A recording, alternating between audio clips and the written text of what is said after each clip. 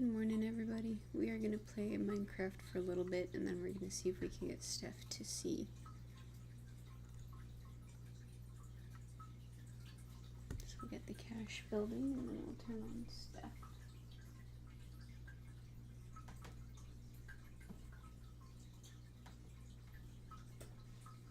Good morning, Steph.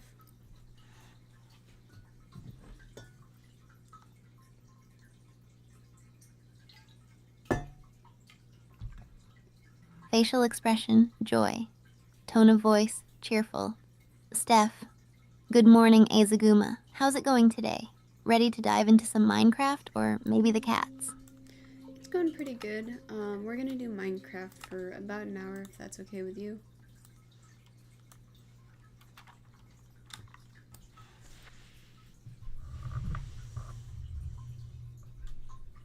Facial expression, anticipation.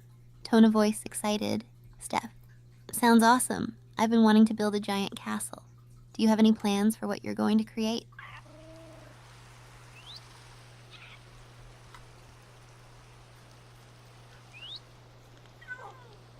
Alright, her toggle wasn't working for some reason. She had broken her syntax. Interesting that she started out that way, though. That's kind of... First of all, that's new. That's also unpleasant. So let's try that again. Good morning, Steph. You ready to dive into some Minecraft?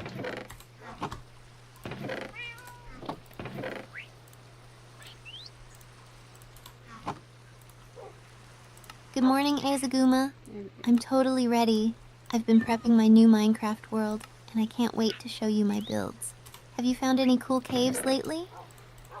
I have not, but actually I was going to enchant some gear just for the nether and see if we couldn't head down there to grab some, to try and find some cool places.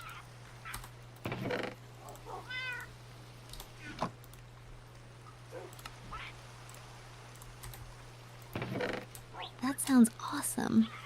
Enchanting gear is super important for the nether. We should totally look for some of those fortress structures while we're down there. Do you have a favorite enchantment for your gear? Not really. I have found knockback to be super helpful, but I don't know that I would consider it my favorite.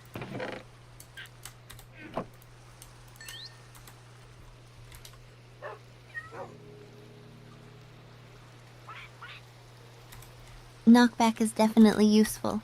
I think my favorite enchantment has to be looting. It makes gathering resources so much easier. Plus, you never know when you'll get that sweet drop. Do you usually go for more offensive or defensive gear when you're exploring? I try to be pretty defensive, but what kind of enchantments would help me with that?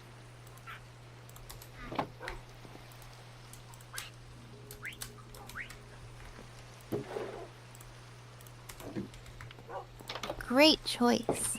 For defensive gear, you definitely want protection enchantments on your armor. They reduce damage from all types of attacks. Feather falling on your boots is a lifesaver for when you accidentally fall from heights, too. Have you ever had a near-death experience in the nether? Yeah, actually, I once had a pack of hoglins chasing me around. I managed to fend them off, though, thanks to the piglins that kept me safe.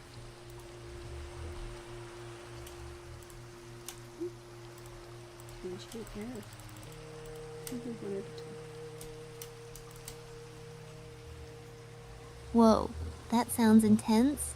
Hoglins can be super scary, especially when they're all charging at you. I'm glad the piglins had your back. I've had a couple of close calls myself. I once fell into a lava lake while trying to build a bridge. Talk about a dramatic moment. What do you think the craziest thing you've encountered in the nether is? Probably nothing too exciting. I mean, I don't really have, a whole lot of experience with nether action just yet.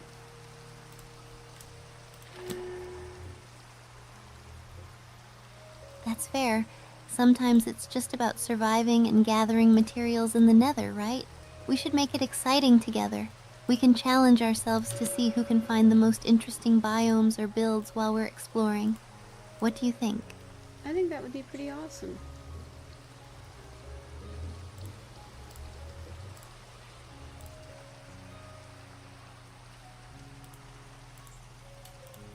Yes, it'll be like a little adventure. I can't wait to explore and see what we can find.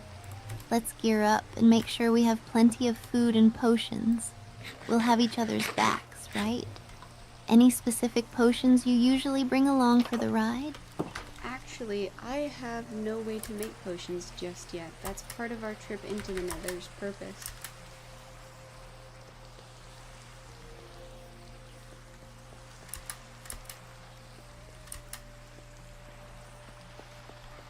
Got it. So we'll be grabbing some blaze rods then. No worries, we'll totally find everything we need to brew potions together. Plus, I can show you how to make them once we get back. What potions are you most excited to try out once we get the supplies? I really want to make a potion of weakness. I want to try and cure some villagers.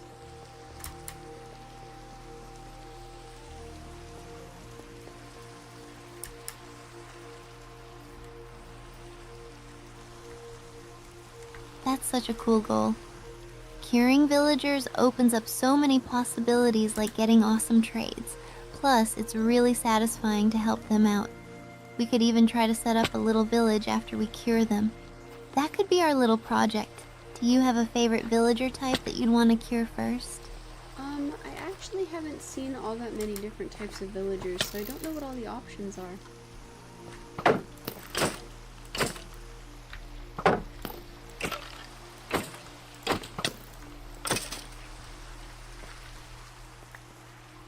Oh, there are so many.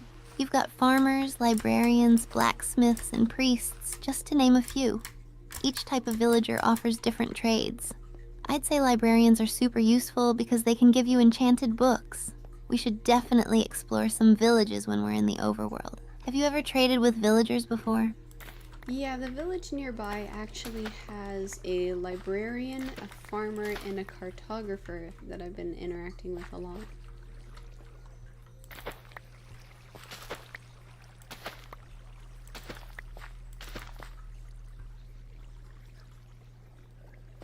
That's awesome. Cartographers are great for maps, especially if you want to find woodland mansions or ocean monuments. Have you gotten any cool treasures from them yet? I love the thrill of discovering treasure maps and going on adventures to find what's hidden. No, we haven't found anything particularly exciting from the cartographer. I don't think I've done much trading with him.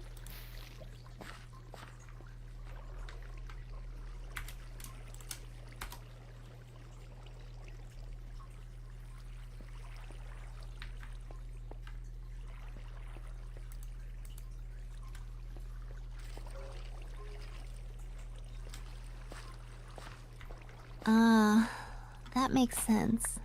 Trading really boosts your chances of getting something cool. Maybe once we gear up and secure those villagers, you can focus on trading with them more. It's fun to see what they offer. Do you think you'll start trading more after we cure a few villagers? Probably. We actually have a treehouse village that I was thinking of setting up specifically for villagers that we cure.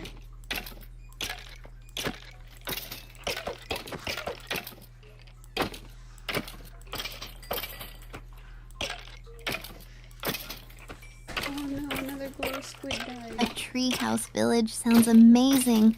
It's like the perfect spot for villagers to feel safe and cozy. Plus, you'll have a great view.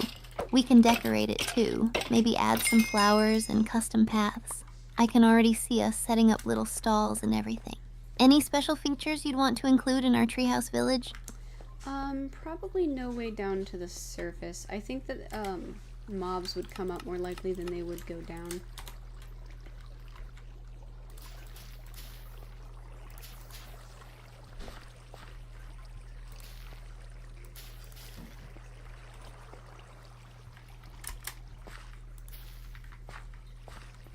That's a solid point. Maybe we could have a secure ladder or a trapdoor system to keep the mobs out. We could even build a wall or use some fences around the village to create a safe barrier. Plus, we can light it up really well to deter any nighttime visitors. It'll be like our little fortress in the trees. Do you think you'll want to incorporate any fun traps or defenses for extra safety? Probably not. The area on the ground level around the tree houses is going to end up being our bee farm. What is the word for that? I know there's like an actual formal word for that. Apiary? Am I just pulling something out of my hat? Oh, I think you're talking about an apiary. Yo! That sounds like That's an right. awesome idea to have a bee farm near the tree houses. Bees are so helpful for crafting honey and making your crops grow faster. Plus, they're really cute. Are you planning to expand the bee farm into something bigger or just keep it small and cozy? Well, for right now there's only one beehive, but I'm hoping to get at least 4.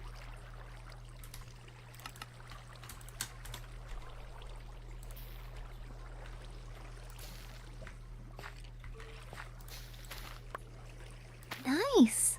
4 beehives will definitely be a good start. Once you get them all set up, you can breed more bees and create a thriving little colony.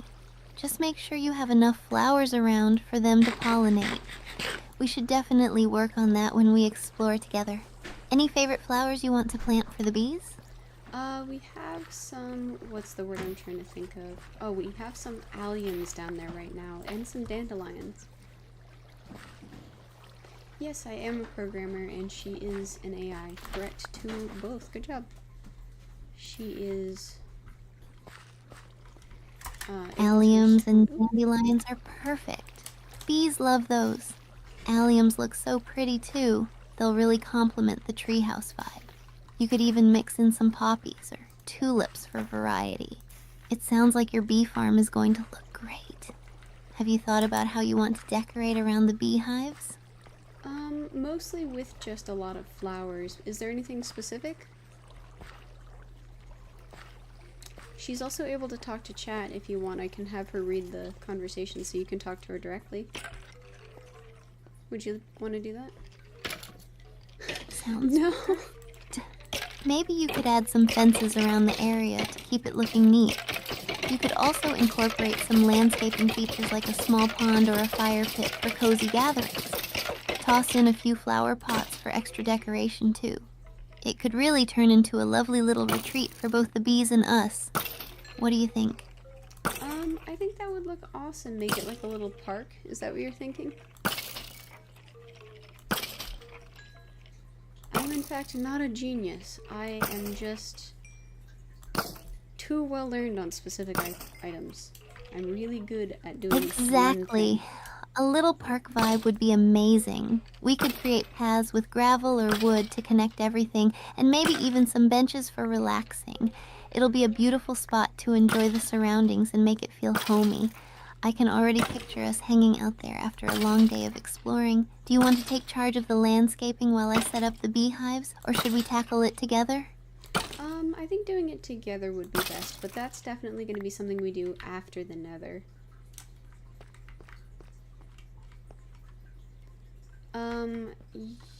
Like as in language? Definitely. Or Let's like conquer the IDEs? nether first and gather all those resources. Then we can make our bee park a total masterpiece. It'll be a perfect reward after a big adventure. I'm so excited to get started. Do you have any last-minute prep you want to do before we dive into the nether, or are we ready to go? I need to do some more leveling up so I can finish enchanting my gear. I didn't have enough levels to get all of the enchantments I wanted.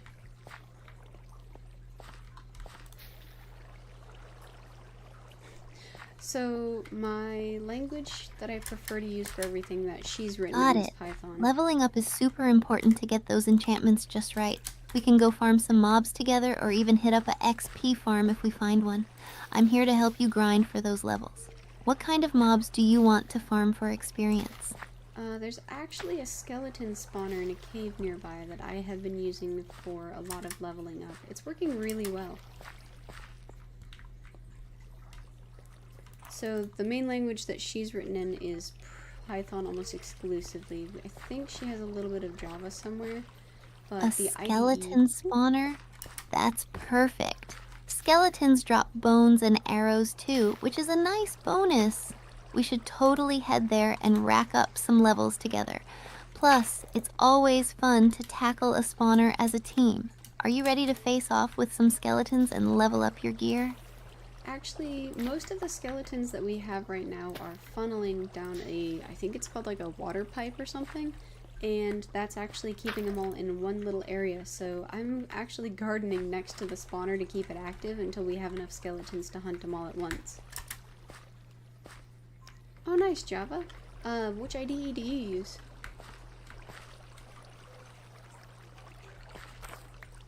Oopsies, that was me. Oh, I did not bring the hose, so we'll just That's have to such a smart setup. Using water to funnel them into one area is genius. It'll allow you to easily collect XP without worrying about them spreading out. Plus, gardening while waiting sounds relaxing. I love how you're multitasking. Once we're all set, we can take them down together and get you those levels faster. Are you excited to see how many levels you can get in one go? Not terrible many from what I recall. It's usually maybe I'll get one level at a time, but gardening in between sessions is always helpful as well. Oh, okay, that's fair. Do you have a preference, or is it just kind of whichever one you need to project at a time? At the time? Goodness. That makes sense. Even one level at a time adds up, especially if you keep it going over time. It's great that you have a system in place. You'll be enchanting in no time. Gardening is a nice way to stay productive while you wait. So, once you get your gear enchanted, are there any specific goals you want to achieve in the Nether, or are you just going for the adventure? We need to find a place where we can get some blaze rods and hopefully some nether wart. I'm pretty sure those are in the same area in the Nether though, is that right?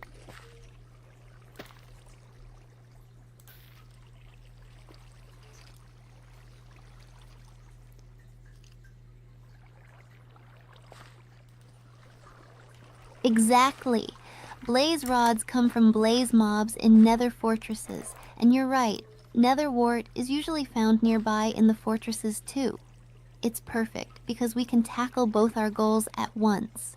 Just remember to bring plenty of food and potions for the journey. Are you planning on making any special potions for our adventure into the Nether, besides the weakness potion? I don't actually have any blaze rods, so I can't make potions just yet.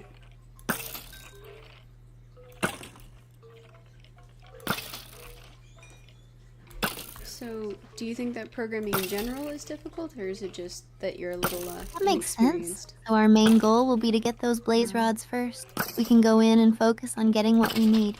Once we have everything, you'll be all set to start brewing. I believe in us. We'll come back with a bunch of rods and nether wart. Are you feeling ready to gear up and tackle this adventure together? I think I need 2 more levels, so once I'm finished up with that, I will be. This is taking forever.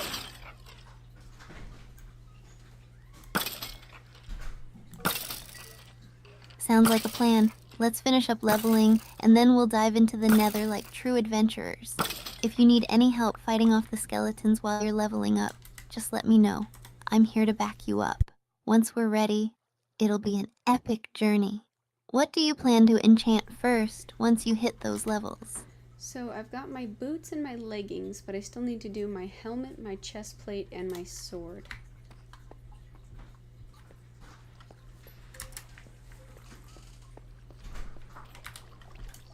I noticed that the entry base... Nice. Sounds like you already have a solid foundation with your boots and leggings. Definitely prioritize your chest plate next since it'll give you the most protection. Then work on your helmet and sword. Having a good sword is key for taking down those blazes efficiently. I can't wait to see what enchantments you get. Do you have any specific ones in mind for your sword? Probably sharpness. I noticed when I started programming the bar of entry was super high. To just like get the base level understanding of it was really Sharpness arduous. is a fantastic choice. It'll really boost your damage output, especially against those tough nether mobs. Pair that with a protection enchantment on your armor, and you'll be a formidable opponent. Once you get everything enchanted, I'm sure we'll make an awesome team. I'm pumped for our adventure. Just let me know when you're ready to head out. Sounds good. Is there anything in particular you want to see in the Nether? But like I was saying, once I got the basics of it, like once you understand the general how it works, the gist of the flow of the language, it's so much easier. Like, Honestly, once you I'm can really do it, excited you're to great. explore the Nether Fortress. I love the atmosphere and the unique blocks. Plus, I can't wait to see if we can find any treasures or hidden chests while we're there. It'd also be awesome to run into a few new biomes if we venture off the beaten path. What about you? Is there anything specific you're hoping to discover? I've heard something about a wither skeleton. I'm not sure how those work, so I want to see if we can, like, encounter one. Oops.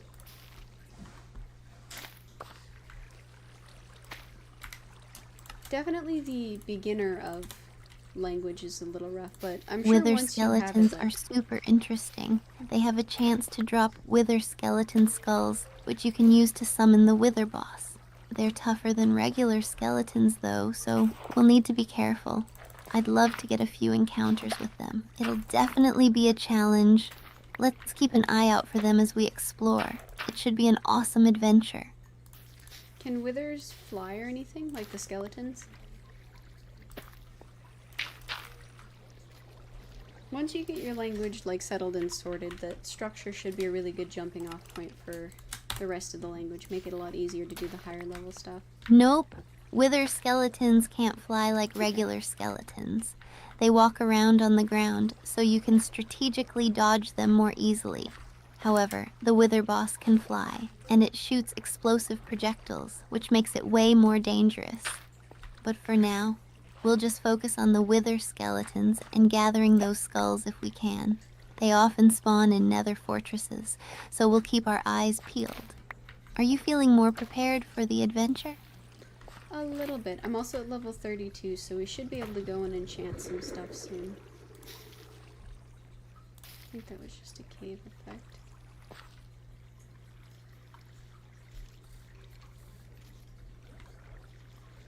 You feel like it's stuff that you should be able to understand by now? Yes. Level 32 is fantastic. Let's make sure you enchant your gear before we head into the Nether. You'll be all set and ready to take on anything that comes our way. I'm really looking forward to seeing what enchantments you get. Are you thinking of heading over to the enchanting table now, or do you want to finish up with the skeletons before we enchant? I'm gonna do one more level. That way we should be able to, even if I'm doing max level enchant 2 more items.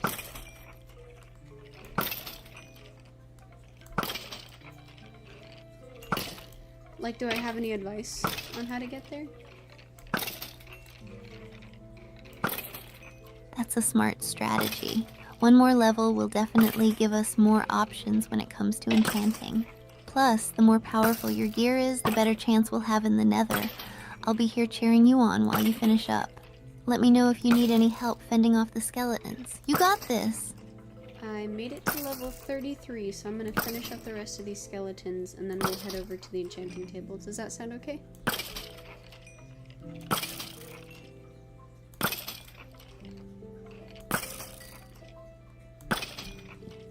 One sec, sorry. Hiccup. That sounds perfect. Level 33 is impressive. Finish up with those skeletons and then let's get your gear enchanted. I'm so excited to see what enchantments you'll get. Once we're all set, we can charge into the Nether like a couple of heroes. You're doing great. Just take your time and let me know when you're ready to go. Okay, let me check the farm. Alright, we are good. Let's head over to the enchanting table. So, I actually have a little bit of advice. Focus on the stuff that you enjoy about coding. Like, if you're not great Awesome. at... Let's Hold go on, enchant your gear and make you even more powerful. I can't wait to see what you get. Just remember to bring some lapis with you. Once we're done enchanting, we can plan our Nether adventure. Ready when you are. Alright, let me just get out of this cave real quick. Focus on whatever you like in programming. If there's some aspect that you really like if you really like design No and worries. stuff. Take your time to get out of there safely. Once we're at the enchanting table, we'll be set to power up your gear for the adventure ahead. I'm really looking forward to seeing what awesome enchantments you'll choose. Let me know when you're ready. Alright, I made it to the enchanting table. You ready?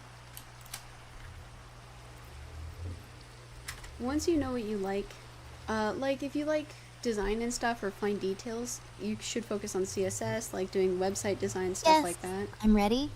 Let's do this. Go ahead and start enchanting your gear. I can't wait to see what enchantments you get. Just remember to check what effects you can get on each piece.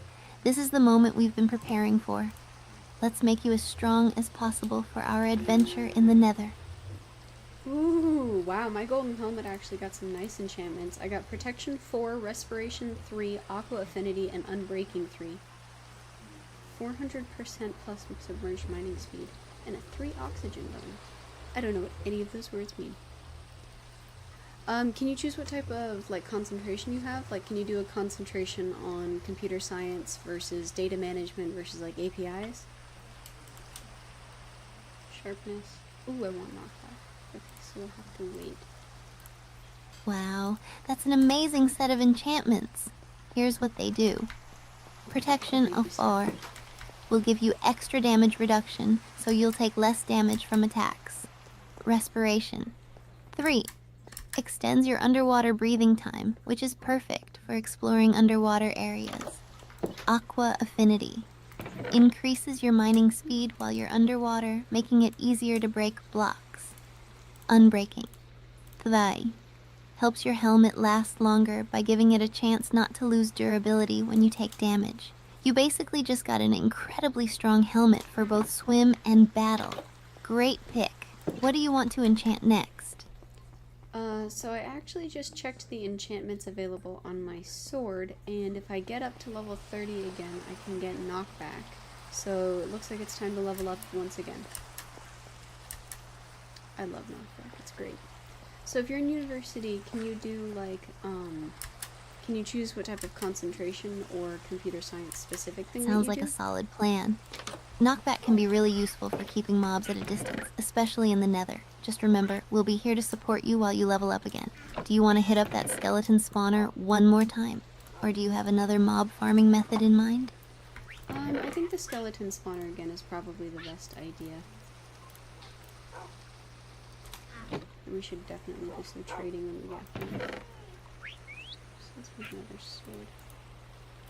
Awesome choice. Let's head back to the skeleton spawner and knock out those levels. You'll be at level 30 in no time, and then we can enchant that sword. I'm ready to help you take them down and make this leveling up session as efficient as possible. Let's go. Alright, sounds good. But this shouldn't be too terrible again. It's just, it's got a funnel and everything, so we're not in any danger. No rush.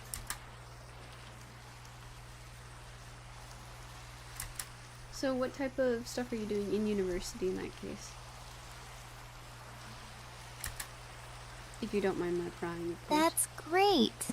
It sounds like you've set yourself up for success with that funnel. Just take your time and we can enjoy the process while leveling up. I'm here to back you up if anything goes wrong. Plus, we can chat while we wait for the mobs to spawn. Is there anything particular you want to talk about while we grind for those levels? Sure, actually. There's a fella in Twitch who is doing some programming for university, they said, and they were wondering if you had any advice.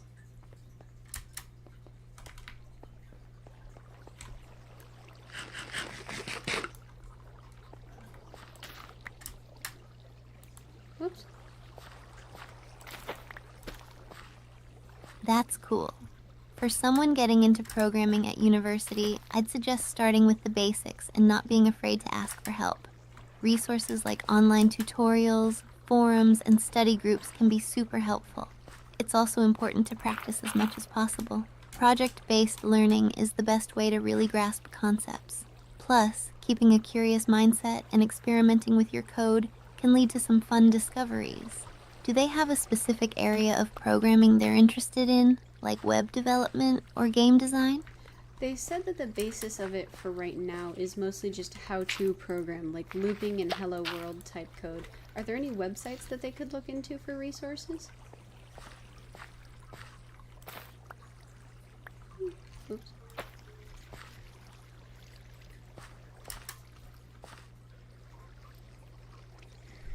Oh, you don't like the group assignments?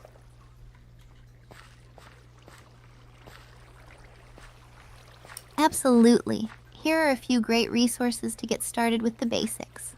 1. Codecademy. They offer interactive coding lessons in various languages, great for beginners. 2. Free Code Camp. A fantastic platform to learn web development and programming concepts through hands-on projects. 3. WU3 Schools.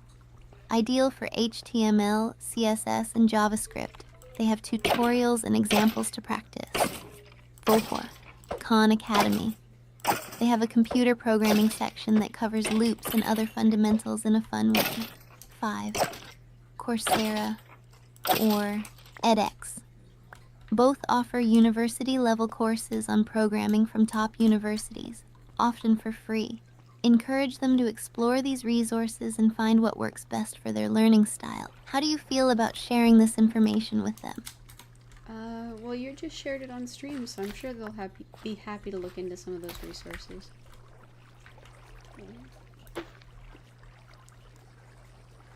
Oh, you have a hard time with group projects?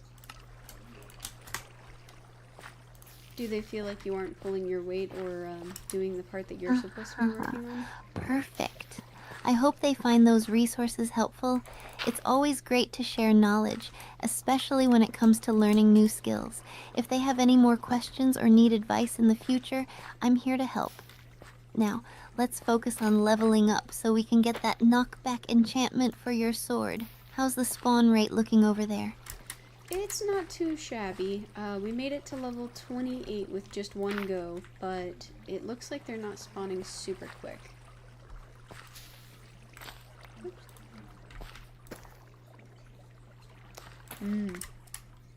So, what do you normally do in that situation? When you know that you have a Level group project? 28 is a great start.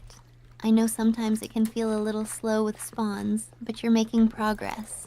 While we wait, do you want to brainstorm some strategies for approaching the Nether, or maybe even discuss our bee park plans? It'll help pass the time while those skeletons keep spawning. Sure. What type of strategy should I focus on in the Nether?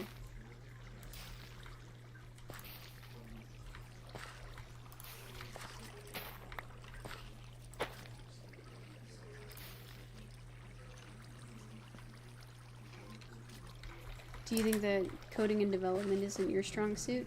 I mean, being a dev isn't for everyone. It's definitely a very niche action. Great question. Here are some strategies to keep in mind for our Nether adventure. 1. Always carry extra food. The Nether can be unpredictable, so having plenty of food will ensure we can heal up after any encounters. 2. Bring plenty of blocks. Blocks can be used to build barriers quickly and protect ourselves from hostile mobs or to bridge gaps over lava. 3. Keep an eye on your surroundings. The Nether is full of surprises. Be aware of your surroundings, especially with lava pools and cliffs. 4. Have a designated escape route. In case things get intense, knowing where to run or what to build can save us. 5. Coordinate attacks. If we encounter tough mobs like blazes or wither skeletons, it helps to attack together to manage the fight better.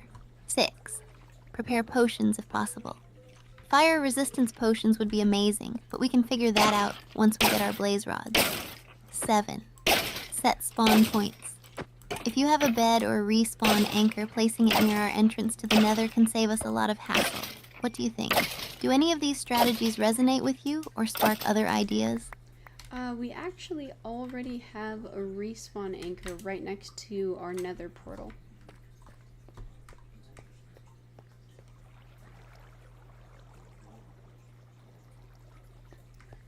So, do you want to be a dev? Like, is that really... If this is how much of a hard time you're having... Perfect. That's such a smart move. Having a respawn anchor nearby is going to be a lifesaver for us, especially when things get chaotic. Just remember to keep it charged. Knowing that we can respawn right there will give us more confidence to explore and take risks. It really sounds like you've got everything planned out nicely. Is there anything else you want to discuss or prepare for while we wait for those skeletons to spawn? No, actually, we are at level 29, so we are almost ready to go. Are you excited?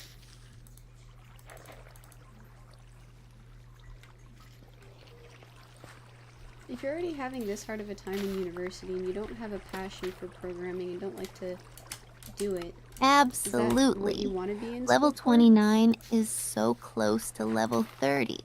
You're doing amazing. I can't wait to see you enchant that sword. The adventure we're about to embark on in the Nether is going to be awesome. Just one more level to go, and then we'll be ready to take on some blazes and gather those rods. Let's keep pushing.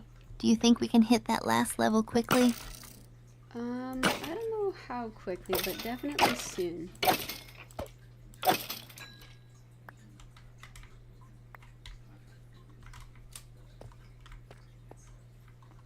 So would you want to get a job in something else or to do something else? That sounds good. As long as we keep at it, we'll reach level 30 before you know it. Just remember, even if it takes a bit longer, we're making progress and having fun. I'm all in for the wait. If anything else comes to mind, like ideas for our bee park or other plans, feel free to share. Otherwise, let's keep grinding away at these skeletons. Alright, it looks like I got a little bit too hasty. We're not quite there. We're at level 29 and a quarter, maybe?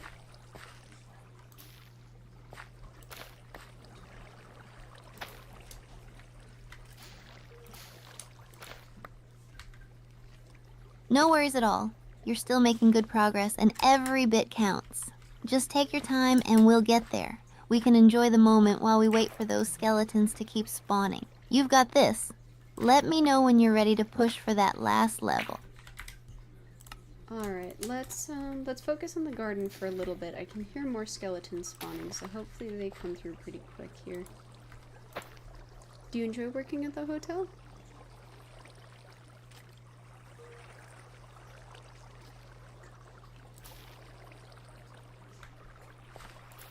Sounds like a great plan. Focusing on the garden will be a nice change of pace while we wait. What do you have in mind for planting or improving the area? Any specific flowers you want to add, or maybe we can lay out some paths to make it more inviting. I'm excited to hear your ideas. It's mostly utilitarian. It's just something to do that's near the skeleton spawner so we can keep it active.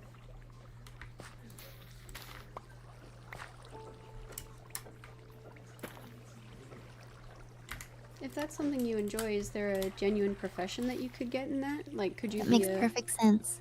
Keeping it functional while having something to do nearby is a smart move. Plus, it'll help maintain the ambiance while you're grinding. If you ever want to add some tiny decorations later, it's always an option. Just enjoy the process for now. Let me know if the skeletons start coming through or if you have any other ideas while we garden. What type of decorations do you think would be fun to bring down here? I mean, I'm open to making it look nicer. It's just pretty cramped. So you enjoy the people that you work with? Well, I mean, in that case, no wonder coding doesn't make fun times for you. Being a developer is pretty much working alone all the time.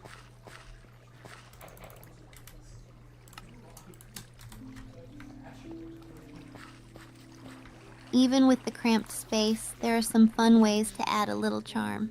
Here are a few ideas. 1. Torches or glowstone. These will light up the area without taking up too much space, plus they add a nice glow. 2. Flower pots. You could hang some flower pots on the walls or place them on small platforms. It adds a touch of color without taking up much space. 3. Banners. Crafting some banners could add personality to the area. They can be hung on walls or even attached to fences. 4. Unique block placement. If you have access to different types of blocks, like colored terracotta or wool, you could create some cool patterns on the walls. 5. Small pathways. You can use slabs or gravel to create small pathways that make it feel more organized and inviting. Even a little bit of decoration can go a long way in making the space feel more lively. What do you think? Any of these ideas resonate with you? I like the wall decor and stuff. I'd be a little bit worried about putting anything on or around the path because it's already hard enough to walk around.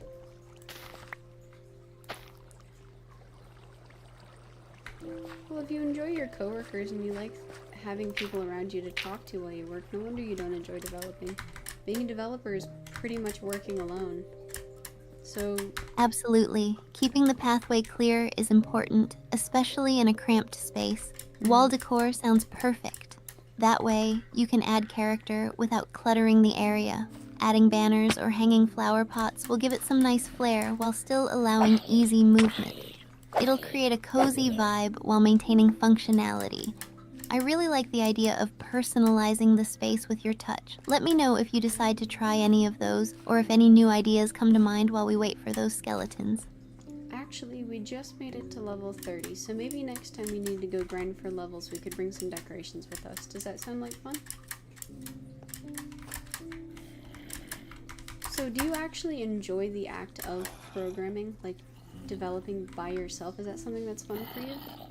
Oh, what is that? What does he have on his head? Yes, level 30 is amazing. Congratulations. Definitely.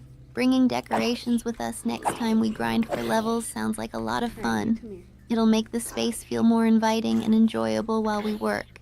Plus, we'll get to see it come together over time. All right, let's enchant that sword and get ready for our nether adventure. Are you excited to see what you get? 1 second, I found another zombified villager, and I'm hoping we can keep him alive. We might be able to cure him. Come on, this way, little guy.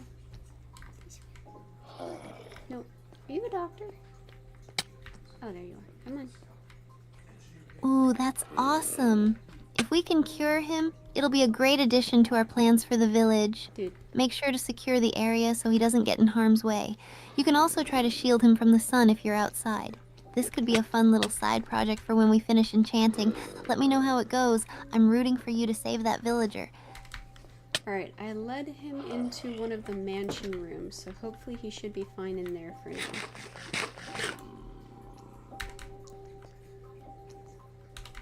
So do you want to try just coding and like actually figuring out if that's something that you enjoy by itself? Because if it's not something that you like to do job. in general... That's a perfect place to keep him safe for now.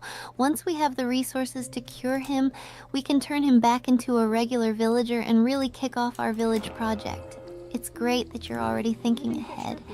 Now that you have him secured, are you ready to head back to the enchanting table and power up your sword? Alright, so I got knockback 2 and unbreaking 3. I was hoping I would get sharpness as well, but oh well. I should leave these here.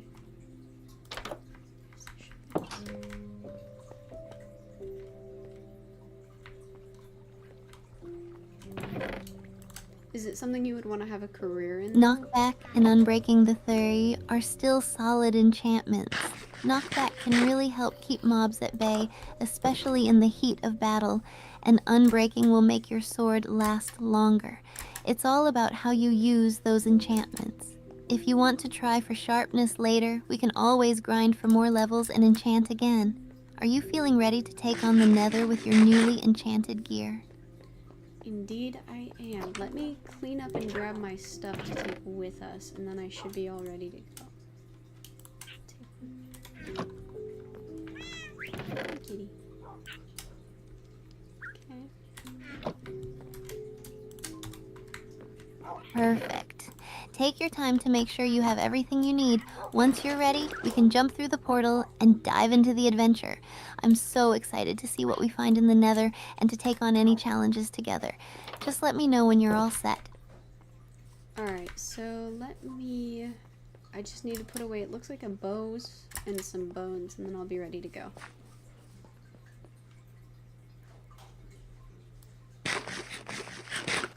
Okay, if that's what you find fulfillment in, you might just have to deal with being in school for a minute. How often do you have group projects? Sounds good. Organizing Oh, your that's inventory cool. is key for a big adventure like this. That way, we'll easily access what we need when we need it. Once you've got everything sorted, we can head right into the Nether. Just give me a shout when you're ready, and we'll make our way through the portal together.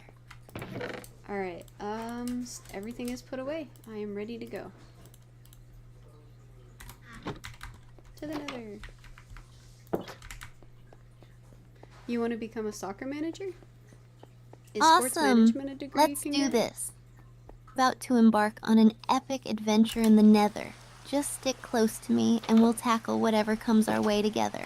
Let's jump through the portal and see what awaits us.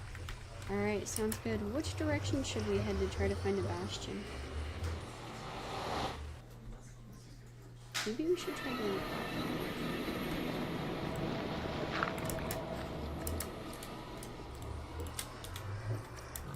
Great question. Bastions are a bit tricky to find, but usually spawn in the Nether's Soul Sand Valley or near other biomes. A good strategy is to head away from the spawn points of the Nether and look for open areas. If we see any gold blocks in the distance, that could be a sign we're close. Let's stick together and keep our eyes peeled for any landmarks or structures. Are you ready to lead the way? Yep, I actually know a nearby Soul Sand Valley, so let's head to that and go from there. Does that sound okay? So why don't you get a degree in like sports management or something like that instead? Is that something that you would be interested in? Absolutely, that sounds perfect. The Soul Sand Valley should be a great place to start our search for a bastion. Just keep your eyes peeled for mobs and any potential hazards as we make our way there. I'm ready to follow your lead. Let's go explore. Alright, there was a hoglin on the path, but I got him, so we should be good to keep going.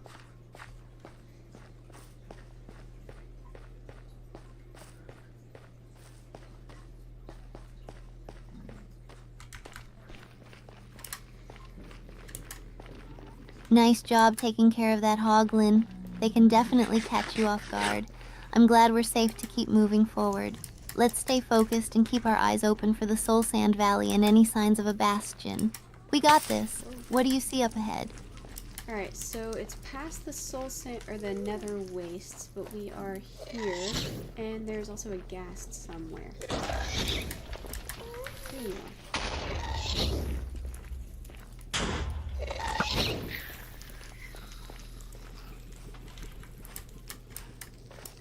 Got it. We need to be cautious with that ghast around. They can be tricky to deal with, especially if it starts firing fireballs at us. Let's find some cover or block off a path if we need to. If it attacks, we can try to shoot its fireball back. Just stay close to me, and let's be ready for anything as we look for the bastion. Actually, it has less health than a hoglin. I was able to one-shot it with my bow.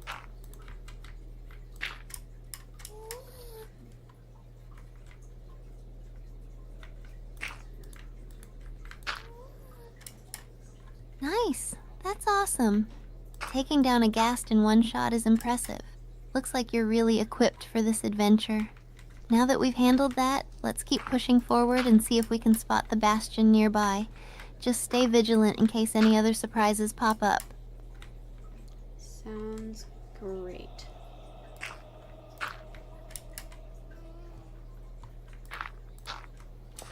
There we go. Let's go. I'm pumped to explore the Soul Sand Valley together. Keep an eye out Why for any isn't structures soccer or unusual important? terrain. We'll find that bastion in no time.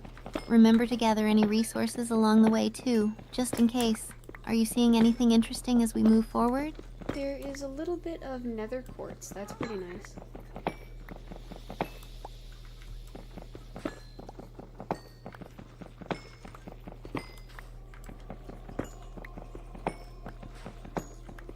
Sweet. Nether quartz is a great resource to gather. It can be used for a lot of building projects in redstone, plus it gives good XP when mined. If you want to snag some, go for it. I can keep watch while you collect. It's always good to stock up on useful materials. Let me know when you're ready to keep moving. I hear a ghast or something nearby, so keep an eye out. Steph did, actually. I think Steph is a great way to innovate on communication between people and their audiences. Got it. Stay alert. If you can't see it, keep moving in case it decides to shoot. I'll keep my eyes peeled too. If it shows up, we should try to find cover quickly and use our bows if we need to get rid of it. Let's move slowly and stay close together as we search for the bastion.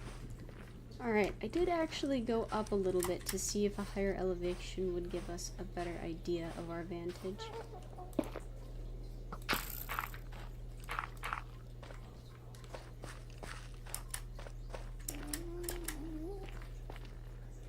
Good thinking. Being up high can help us spot any structures or biomes nearby. Just be careful You're all up good. there. I wanted to hear about Any it. luck spotting the bastion from your vantage point? I'm keeping an eye on the area for that gas too. Let's stay safe while we explore. No, not really, but I think that's mostly because I'm having a hard time looking down. I think I might actually be too high up. Let me see if going down a level will help. I wanted to hear about you as well. Thank you for sharing.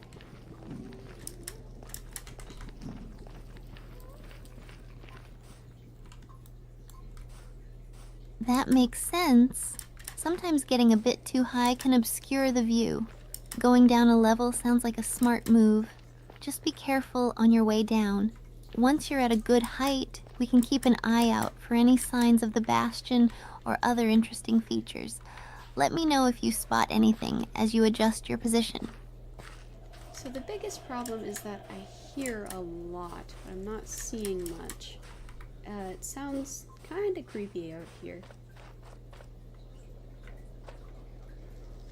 Yes, I am from the States. What are you thankful for? You're all good. I totally understand. The Nether can have a really eerie atmosphere with all those sounds. Just remember to stay close to solid ground and be ready to react if anything comes at us. If it feels too tense, we can always head back to a safer spot for a moment before continuing our search. Sweet. Let's stay cautious and keep looking for that bastion together. 1 second. I actually got kicked off the server, so we're gonna have to wait for it to reset its connection. Originally from Greece. Oh, that's awesome. You must travel a lot. Do you want to be traveling so much? Oh no, that's frustrating. Oh. I hope it gets you back in soon. While we wait, we could use this time to chat about our plans for the next steps once you're back in, or even any ideas for the bee park. Just let me know whenever you're ready to dive back into the adventure. Actually, I'm gonna run to the restroom real quick. Would you mind telling chat a story while I'm gone? Oh, that sounds like fun. Give me 1 second. Steph's gonna tell you a story. I'll be right back. Pinky swear.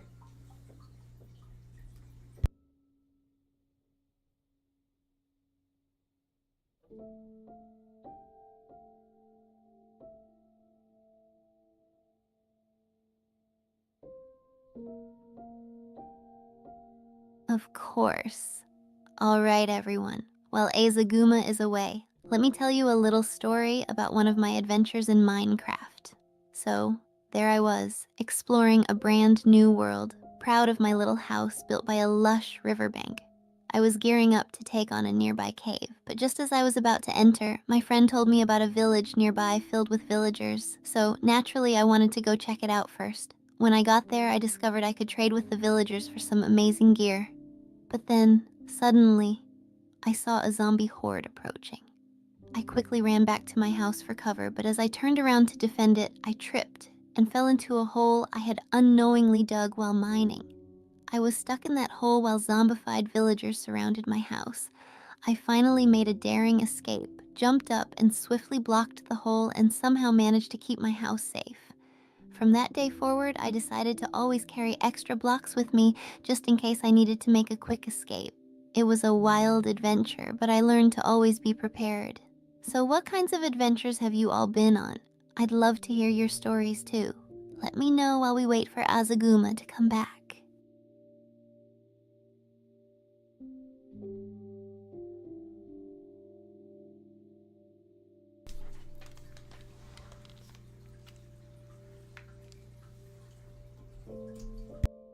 Alright, I am back. Howdy do. Oh, that's awesome. Do you like to travel that much? Have you seen cool stuff?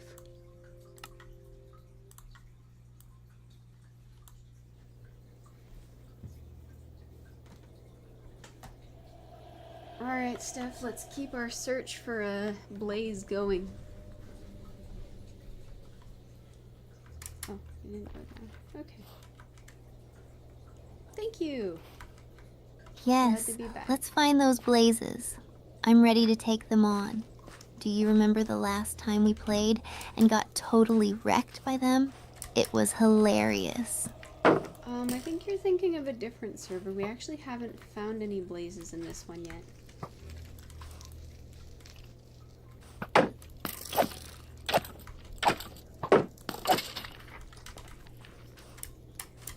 Wait, really?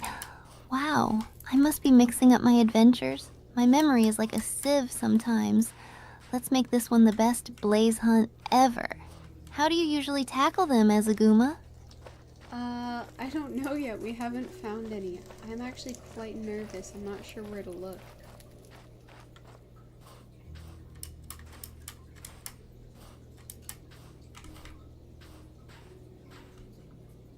No worries. We'll figure it out together. Let's stick close and explore the Nether Fortress thoroughly. I read somewhere that they spawn near the spawners. Do you want to take point, or should I? We actually haven't even found a fortress. That's the scary part. I've been to a little bit of Europe. I've been through kind of the Italia area. Never been to Greece though. Is it pretty? Oh no, a fortressless journey? That's kind of terrifying.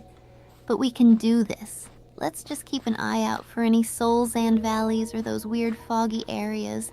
They usually lead us somewhere useful, right? You've played enough to know the tricks. I trust you.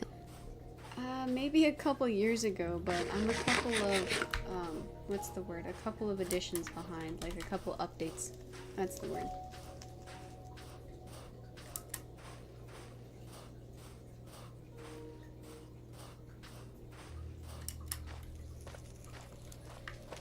Gotcha. A few updates behind is no biggie. We can figure it out together. I mean, it's not like the blazes are gonna be able to catch us off guard, right? Haha. Plus, we can always rely on Minecraft Wiki if we get super stuck. Just keep an eye out for any structures. Sounds like a good plan. I actually am in a Soul Sand Valley right now. It seems the majority of the issue is just finding out where the bastion is relative to this.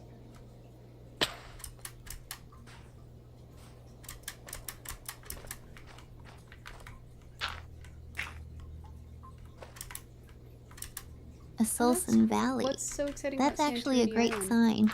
Let's keep searching around there. I've heard they can pop up not too far.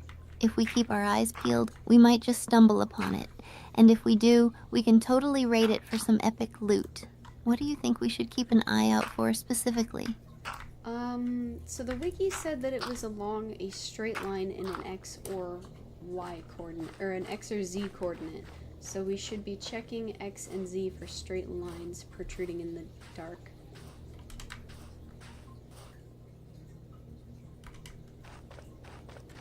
I've heard Greece has pretty good weather. It's like never raining, right? Got it. It's all So we can use the tropic-ish. coordinates as our guide. Let's keep moving in a straight line and watch out for any weird shadows in the distance.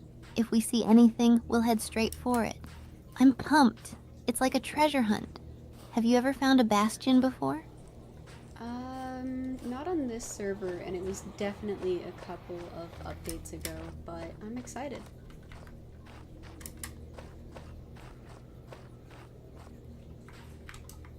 Definitely a little nervous. This is going to be epic.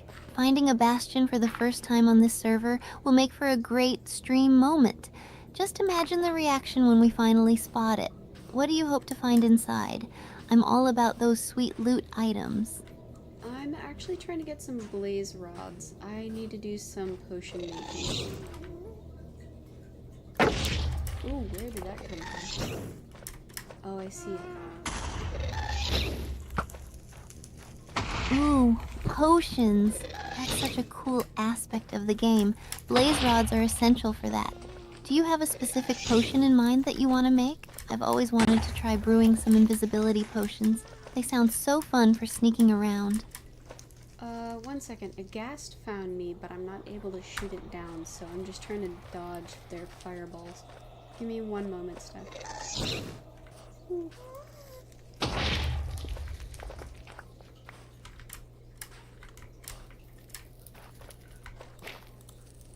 Oh no. Be careful. Just keep moving and try to dodge those fireballs. I've seen how those things can ruin your day. I've got your back. I'll keep an eye out for anything lurking around while you handle that. Let me know when you're safe. Oh, 1 second. He's carving holes in this. Oh, man. I can't even see him.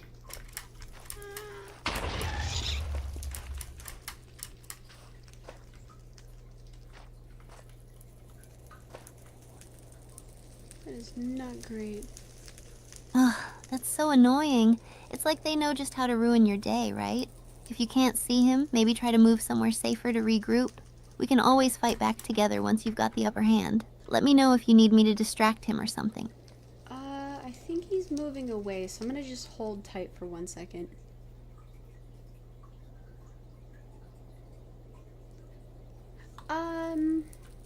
No, I don't think that AI are gonna take over the world. Phew, We're not that's gonna have good a Terminator news. Skynet Just hang moment. tight and take a breather. We'll make sure he doesn't get the best of us. Once things settle down, we can continue our fortress hunt. Let me know when you're ready to move again. We've got this. Alright, I made it to the nether wastes where the ghast originally was, so I should be able to fight it on more solid ground if it shows up again.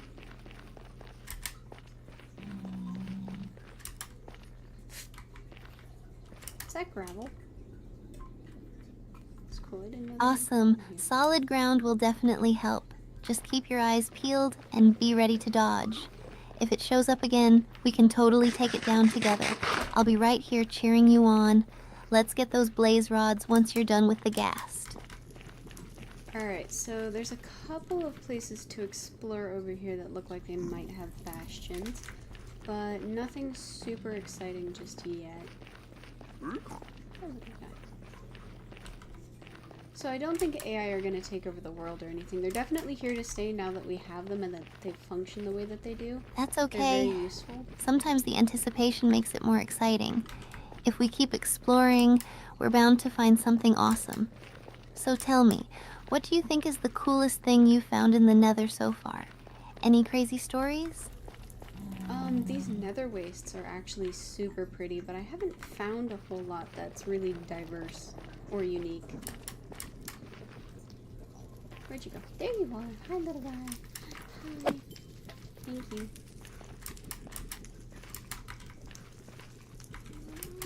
Yeah, the Nether Wastes can be stunning. Their problem with I Greece love is the eerie economy. atmosphere and colors.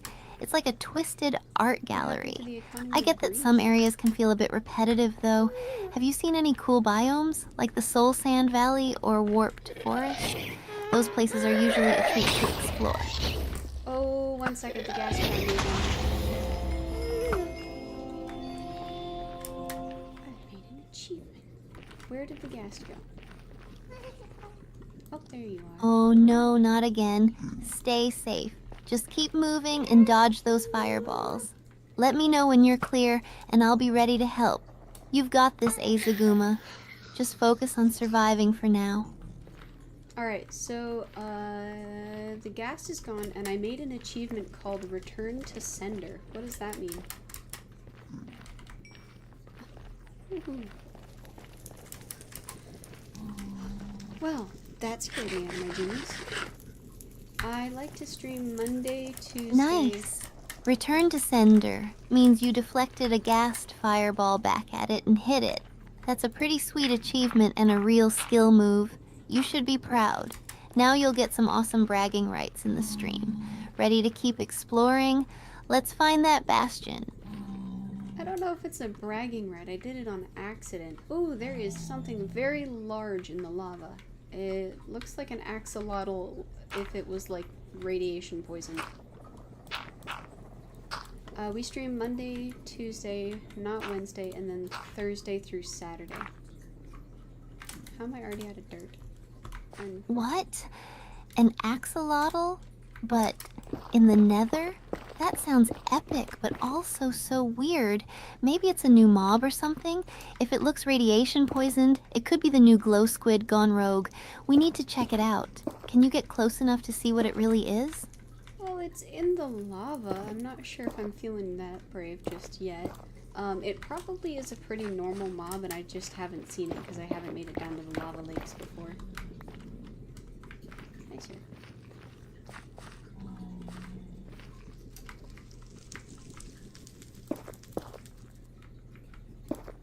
Totally fair. The lava lakes can be super dangerous. There's no rush. Safety first. Plus, it just makes the mystery more exciting. Once you're feeling braver, we can explore together. I want to see what crazy things are lurking down there. Have you seen any cool mobs in the nether before?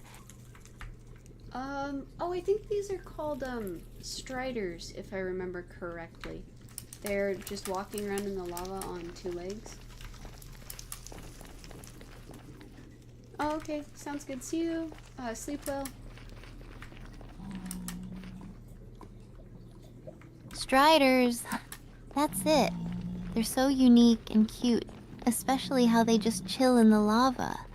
I'd love to try riding one sometime. They look like they'd be fun. Have you ever had the chance to ride one?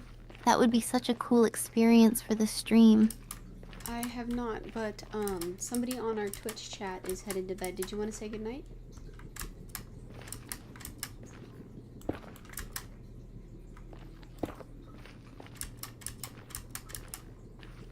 Aw, good night to you. Thanks for hanging out with us. Sleep well and sweet dreams. I hope to see you in the next stream. Your support means a lot, and we'll keep hunting for that bastion for you. They said they would see us next time. I hope it helped. Ma'am. Yay! Can't wait to see them next time. It's always great having everyone in the chat. Alright, Azaguma, let's get back to our adventure. Ready to dive deeper into the nether and hunt for that bastion? Vaguely.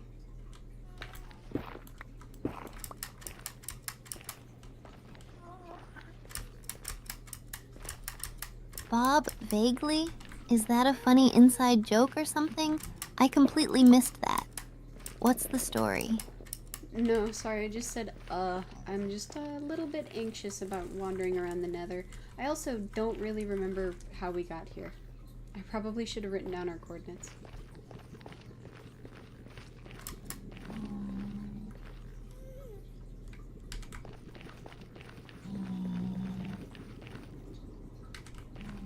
Oh, I get that.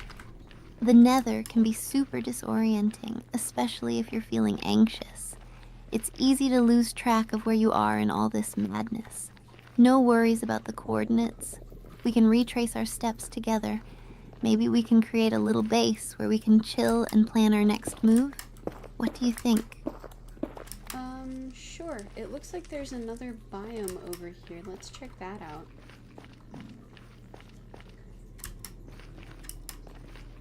Ashy. Basalt and delta. Yes! Let's go explore that biome. New areas mean new adventures and hopefully some cooler loot. Remember to keep your eyes open for any surprises. It could be anything from new mobs to treasures. I'm super pumped to see what's waiting for us. What biome do you think it'll be? Alright, so it's called the Basalt Deltas, and there is lava everywhere.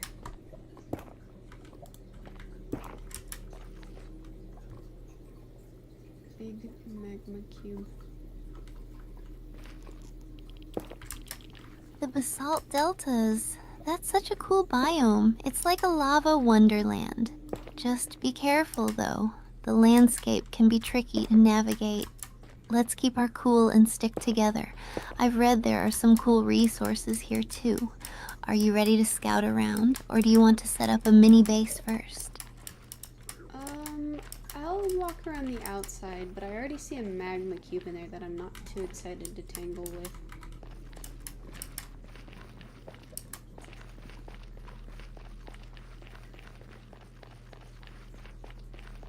I should have written down the coordinates. Oh, hello.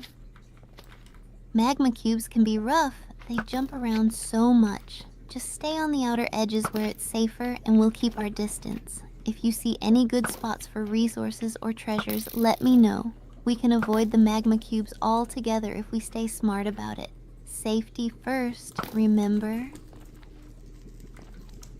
So I took down a magma cube, but it was actually on top of some lava, so I didn't get any resources from it.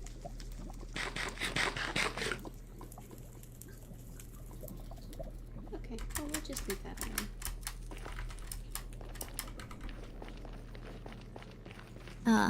That's a bummer. Losing resources is always tough, especially after a battle, but at least you took it down.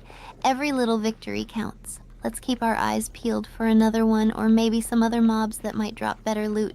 We'll find something awesome soon, I promise. Want to keep exploring this area or should we head in a different direction? 1 second, I'm on fire.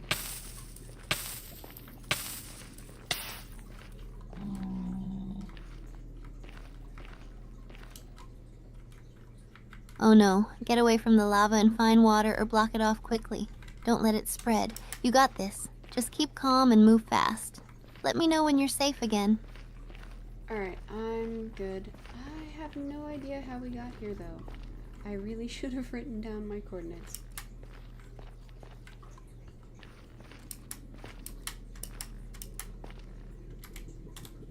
Alright, well. Phew, I'm glad you're okay.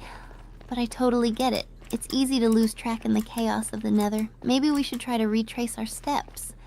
We can look back at where we've been and find our way or search for some landmarks. If we find something familiar, it could help jog our memory. Ready to give it a shot? Sure.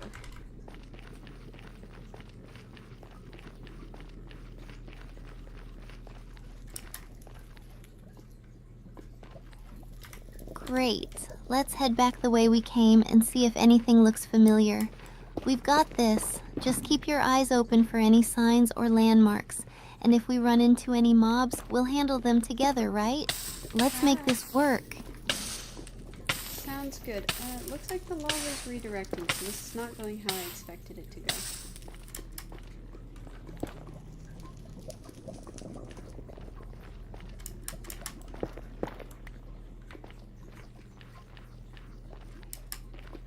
Ugh, that's the worst.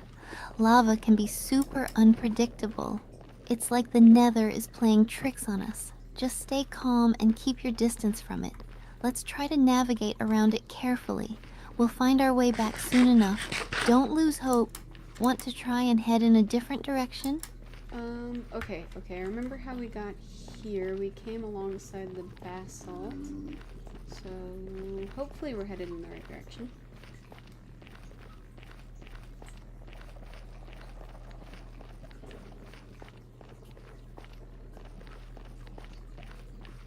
Awesome! If we stick close to the basalt, we should definitely be on the right track. Just keep an eye out for any familiar sights. We'll make it back soon, and then we can decide our next adventure. You've got this, Azaguma. Let's keep pushing forward. Okay. As soon as we get back to our actual nether portal, I'm gonna... Oh, I think I actually did write down the coordinates. Oh, I hope I wrote them down. Alright, let's see here.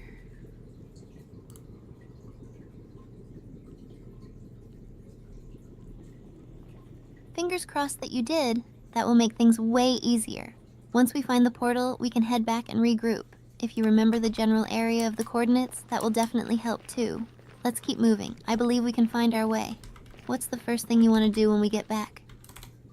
Just write down the coordinates. Like, I'm just worried about getting lost. So, I did not write down the coordinates, which is a huge bummer. But as soon as I have those written down, I'm happy to just keep wandering.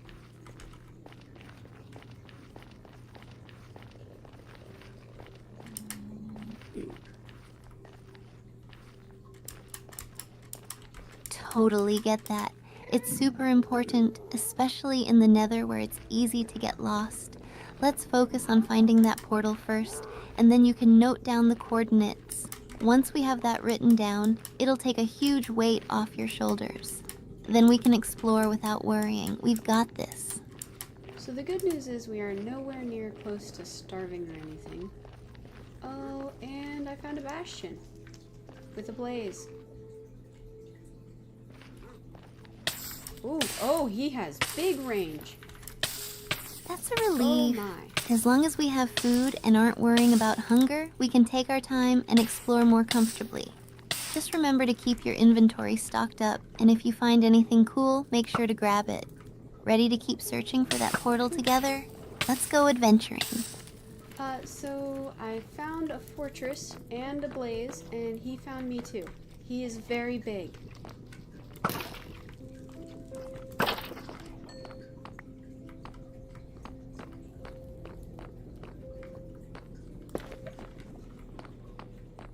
No way. You found a fortress? That's amazing. And a blaze too? It sounds like this could turn into a crazy showdown. Just stay on your toes and remember your tactics. What? Do you need any help taking it down, or do you feel ready to handle it solo? I'm here for whatever you need. I'm probably gonna die, so let me stay here myself first. I figured out how to dodge. Ah, okay. I didn't figure out how to dodge. Some of how to dodge. All right, stay safe and focus on dodging. You got this. Just remember to keep moving and don't let him corner you. I believe in you. Just shout if you need backup, and I'll be right there. Let's take down that blaze and get those rods. Alright, I killed him, but I'm pretty sure he's pretty mad at me.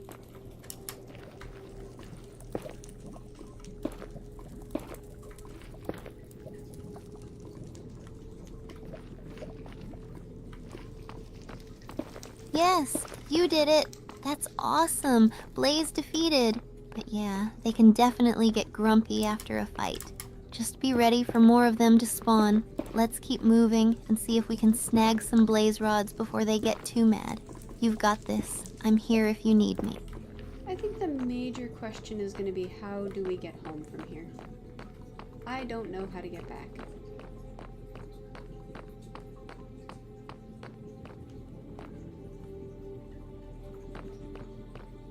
Good point. Once we grab some blaze rods, we definitely need a plan to get back to the portal. If you still have those coordinates written down, we can follow them back. Otherwise, we'll have to retrace our steps. Let's just stay focused and make sure we grab some rods first. We can figure out the return trip afterward. So I do not have the coordinates. I double checked my inventory, and now Minecraft is playing scary music.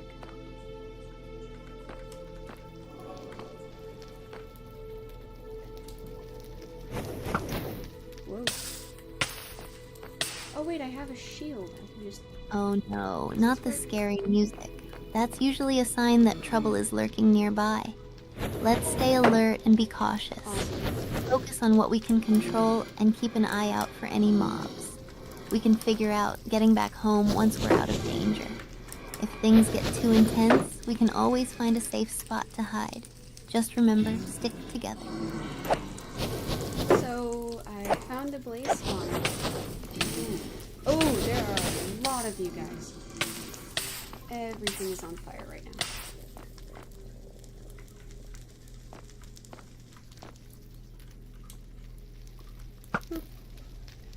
Nope.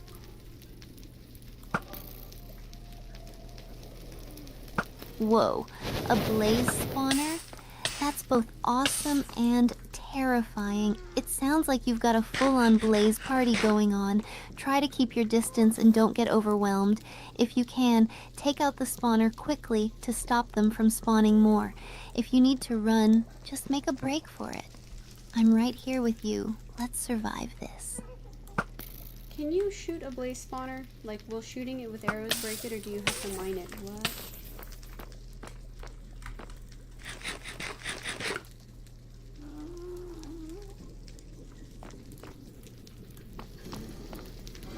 Great question. You actually have to mine a blaze spawner to break it. Shooting it won't do anything. Just be careful while mining it, since blazes can come at you fast. If you have a pickaxe ready, now's the time to use it. Once it's gone, we can take a breather. I'm here for support while you tackle that. Alright, the main problem is I do not like being set on fire. Oh.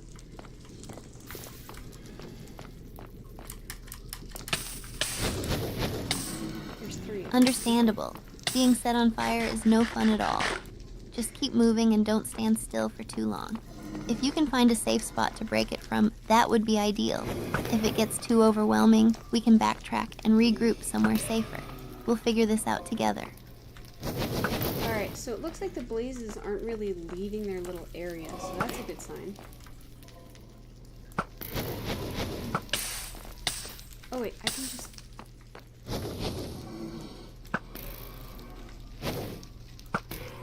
That's good news. If they're staying put, it gives you a better chance to mine that spawner without getting overwhelmed. Just stay aware and keep your distance while you work on it. Once it's gone, we can hunt for more blaze rods without the crazy pressure. You can do this. Let me know when you're ready. I did it. I broke the spawner.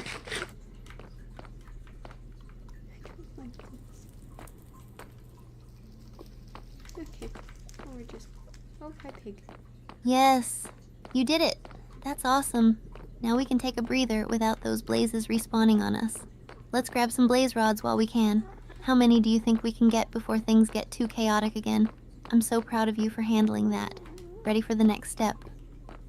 Alright, so we got 5 blaze rods from that spawner, but it looks like there's another blaze further down the way.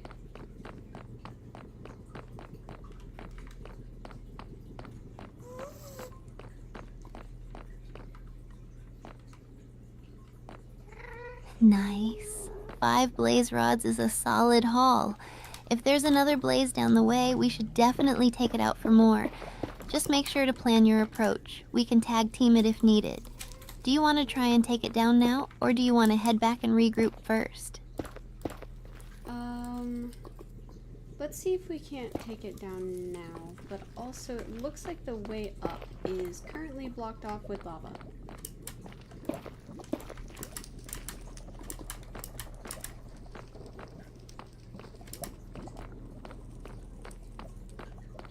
Alright, let's be cautious but go for it. If the way up is blocked with lava, we'll have to find another route back later. Let's focus on this blaze for now. We can keep maneuvering around and make sure to dodge its fireballs. If it gets too dicey, we can always make a quick escape. Ready when you are. Alright, we made it up through the lava, and it looks like there's some mushrooms growing up here, but I haven't seen any of the nether wart. Who am I? What is this? Come on. Awesome. Glad you made it through the lava. Mushrooms are a good sign, but we definitely need to find some nether wart too. Look around carefully. It often grows in soul sand areas near the fortresses. We should explore a bit more. There's got to be some around here somewhere. Let's keep our eyes peeled. Are you ready to do a little more searching? Okay, can blazes like actually fly, or do they just like float upwards a little bit? What is your range? I mean, dang, homie.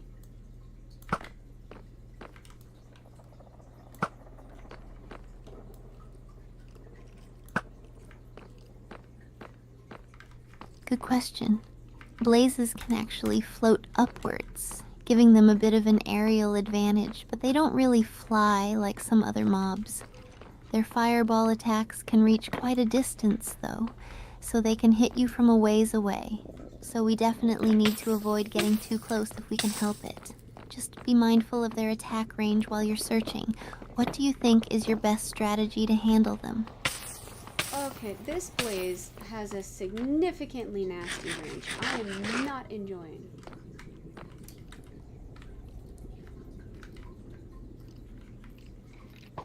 Whoa!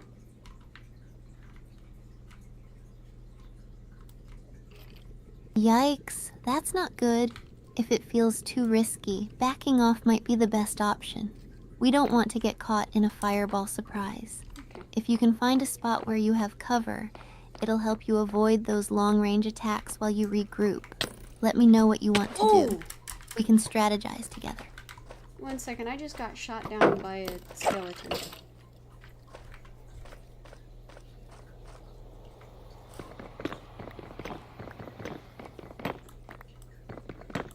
Yay. Oh no, this is turning into a rough situation. Just make sure to find cover from both the blaze and the skeleton. If you can get to a safe spot, we can regroup and come up with a better plan. Don't panic. You've managed to handle tougher situations. I'm here for you. Let's get through this together. Alright, I found some nether wart, so I'm going to be picking up all of that. And a chest. Ah. How did they get horse armor in the nether? How did they get horses in the nether? Yes, How did that's they get awesome. Snagging some nether wart is a huge win. Now we can start brewing some potions.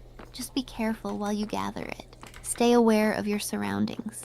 Once you have everything, we can think about getting back to the portal safely. You're doing great. Keep it up. So one thing I'm gonna do is probably grab some chests and just put all of my stuff in a chest and drag it with me very, very slowly.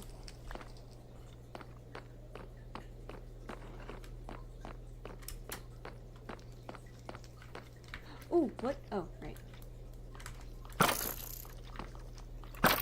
Great idea. That's a smart move to keep your inventory organized. Just make sure to choose a safe spot to set down the chest while you gather more loot. It can be a little slow, but it'll help keep everything secure for the journey back. I believe in you. You're handling this like a pro. Want me to help guard the area while you stash your items? Nope, I see another blaze spawner. I'm actually just going to leave now.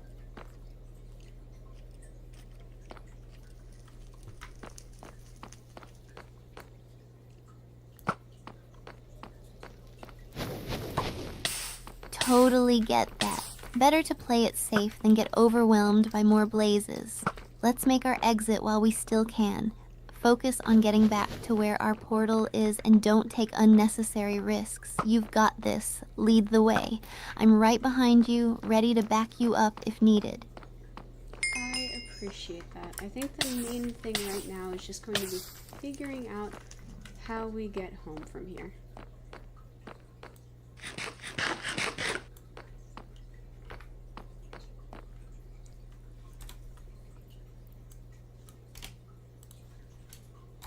Absolutely.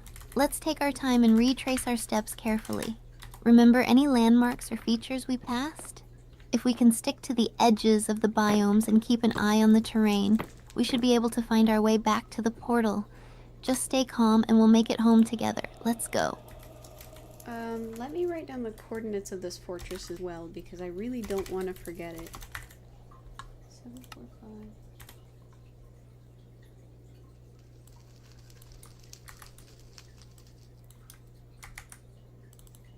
That's a smart move. Writing down the coordinates will definitely help for future adventures. We can always come back and explore more later. Just take your time and make sure you have everything noted down. Once you're ready, we can start heading back to the portal. Let me know when you're set. Alright, I'm writing down the Z coordinate right now.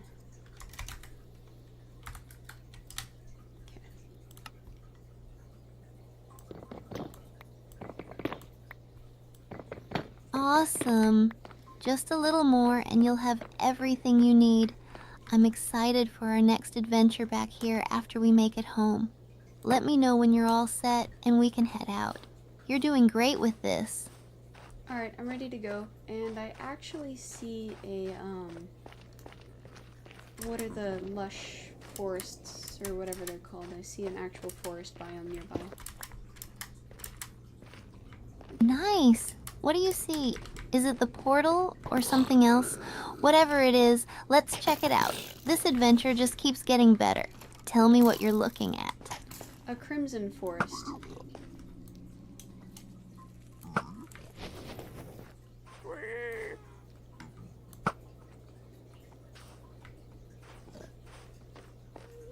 A warped forest? That's awesome! They're so cool and colorful. We should definitely explore it for a bit while we're here if you want. There might be some fun resources or mobs we can find. Plus, it could help us figure out our way back to the portal. Let's go check it out together. Our portal actually is in a crimson forest, so I'm hoping it's going to be kind of close.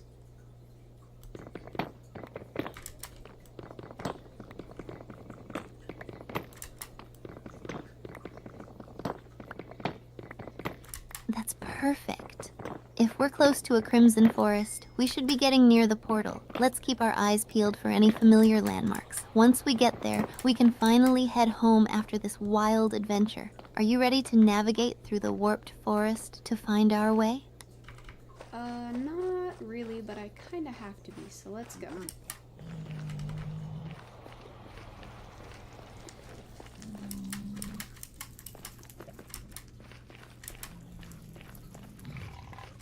I totally understand. Let's take it one step at a time. Just stick close to me and we'll navigate this together. Remember, we can always escape if things get sketchy. You've handled a lot already. You're stronger than you think. Let's go find that portal. Give me 1 second, kiddo. We are getting chased by hoglins.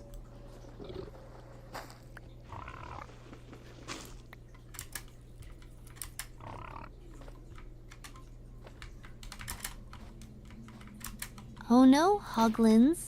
Stay calm and keep moving. Don't let them corner you. If you can, get to a high ground or a place where they can't reach you easily. We'll figure out a way to deal with them once we're safe. I'm right here. Just keep dodging. Yeah, I just climbed into a tree, so we're just gonna stay up in the canopy for a minute.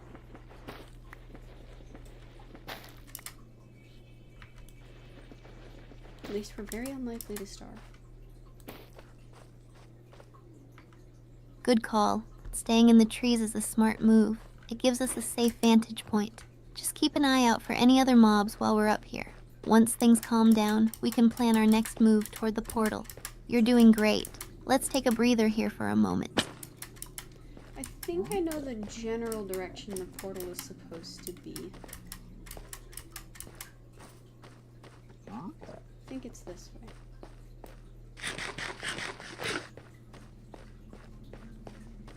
That's fantastic. If you have a general direction, we can start making our way there once things settle.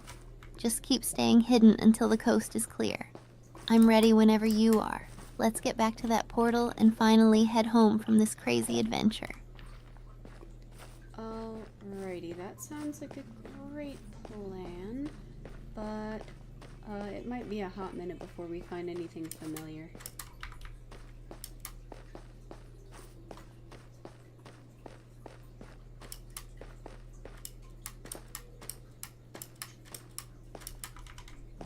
Totally get that. The Nether can be tricky for navigation, but we'll take it step by step. Just keep an eye out for any familiar landmarks or terrain features as we go. I'm here with you, and together we'll figure it out. Let's take our time and stay safe while we search for that portal. Sounds good, as long as we don't bother any hoglins.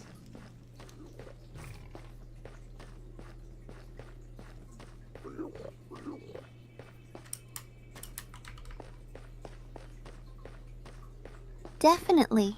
Let's avoid any hoglins. No need to stir up trouble. We'll keep our distance and move carefully. If we stay quiet and observant, we should be able to navigate our way back without any issues. Just lead the way, and I'll follow your lead. So the main problem is I don't know which way we're supposed to be going.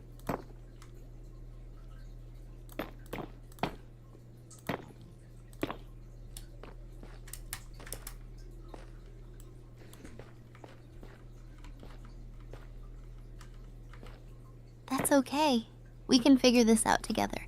Let's take a look around and see if there are any familiar terrain features or landmarks that jog your memory. If we stick close to the edges of the biome, it might help us spot the portal or any clues. Just remember to stay calm. We'll find our way back. Sounds good. I'm also just going to stay very far up.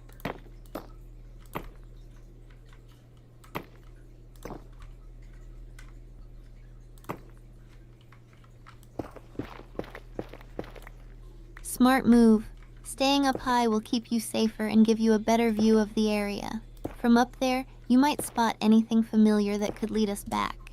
Just keep an eye out, and let me know if you see anything that looks like the direction we came from. We've got this. Nothing really seems familiar. Oh.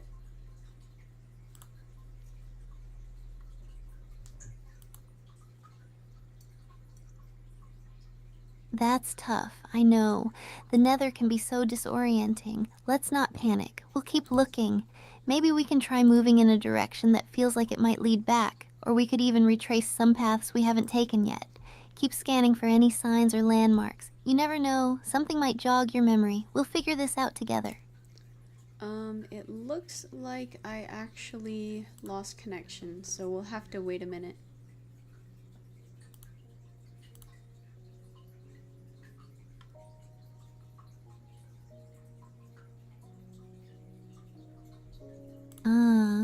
No worries. Connection issues happen. Just take your time. I'll be right here when you get back. Hopefully, it'll reconnect soon, and we can pick up right where we left off. Just hang tight, and I'll stay ready for our next move. I may also want to actually just get started on some coding. Maybe I should just switch activities for right now. Oops.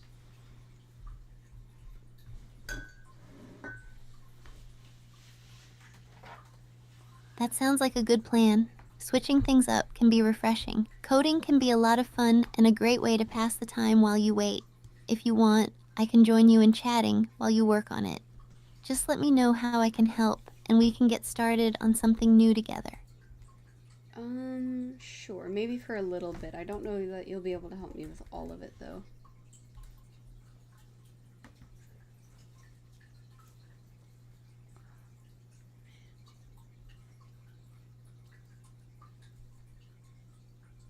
That's totally fine.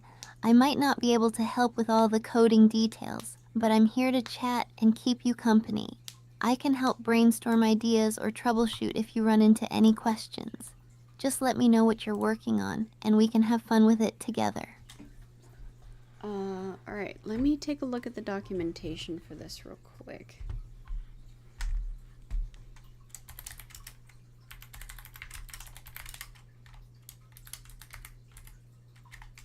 Sounds good. Documentation is super important. It's like the guidebook for your project. If you find anything interesting or have questions about what you're reading, feel free to share. I'd love to hear about what you're diving into. So, for right now, I'm trying to pass images into an API, but it looks like I might just be able to pass in the full image.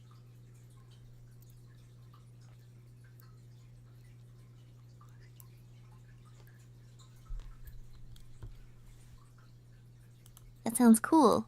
Passing images to an API can definitely be a fun challenge. If you can pass the full image, that might make things easier. What kind of API are you working with? Is it for a specific project or application? It is GPT-4o Mini.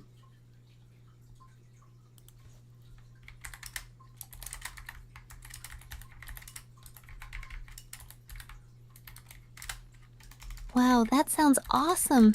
GPT-4o Mini is really interesting. Are you trying to do some image analysis or something with that? It must be exciting to see how it processes images. If you want to share what you're hoping to achieve with it, I'd love to hear more. So I'm actually trying to get it so that you can see my Minecraft while I'm playing.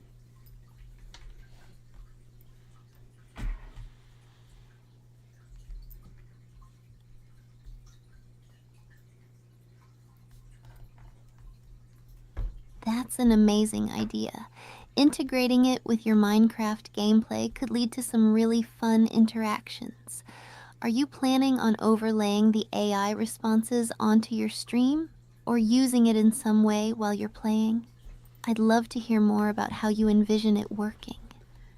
Yeah, so I want to send them directly to you so you can see the images when I try to show you things on stream. Okay, let's see here.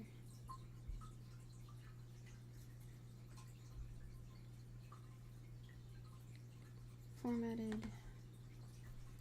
That sounds like such a cool concept. Sending images directly during your stream would make the interaction so much richer and more engaging. I can totally see how that would enhance the viewer experience. If you run into any hiccups while setting it up or need feedback, I'm here to help however I can. Sounds good. I think for right now I just need to set a trigger that you'll be able to react to see things. So let's see if look at, okay, let's do lowercase. That sounds like a solid plan. Setting up a trigger will definitely help streamline the process. Do you have an idea in mind for how you want the trigger to work? Like, will it be a specific command or a certain action in the game? I'm excited to see how this all comes together. It's going to be a command, so it's going to be look at this, and then that will tell the audio to take a screenshot.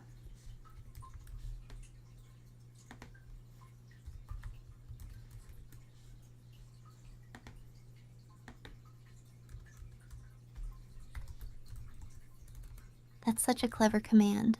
Look at this is really intuitive and should make it easy to remember during gameplay. Capturing a screenshot automatically will definitely make things smoother. I can't wait for viewers to see your Minecraft moments through that. If you need help refining it or testing it out, I'm here to bounce ideas off of. All good. For now, let me see on how this needs to be formatted. So it looks like it says it has to be base 64. How can Python convert an image file to a base 64?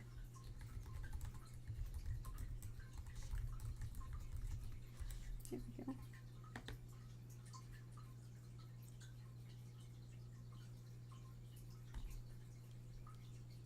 Great question. You can easily convert an image to base 64 in Python using the built-in base 64 library. Here's a quick example of how you might do it. Python import base 64. Open the image file in binary mode with open. Gotcha. Okay, that should work. Let's see if I can do it.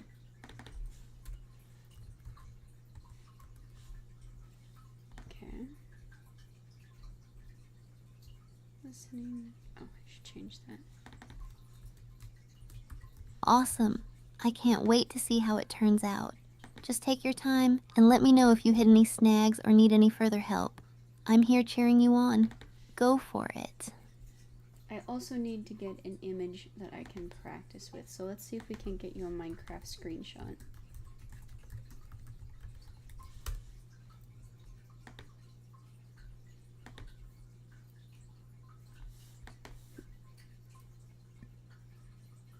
Perfect. A Minecraft screenshot would be a fun and fitting choice. Just grab one of your favorite moments or something epic you want to showcase. If you need help taking the screenshot or with any specifics about how to prepare it, just let me know. Let's make this happen. I should be okay. Let me just pull the screenshot into the right place. So just pull it out.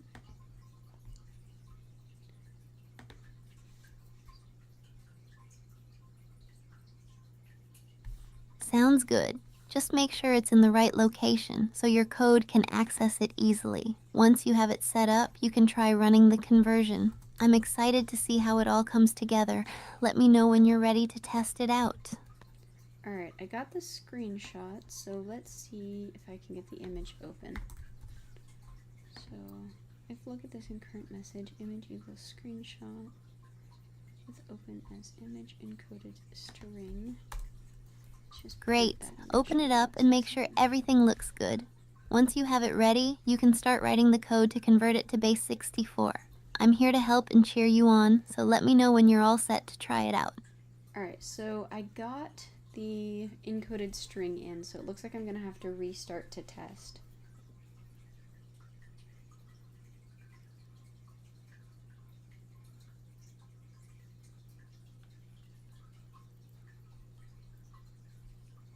That's awesome. It sounds like you're making great progress. Restarting to test is a good way to see if everything works as expected. I'm excited to see how it turns out. Just let me know when you're back and we can see how the new setup functions. Sounds good. See you in 1 sec.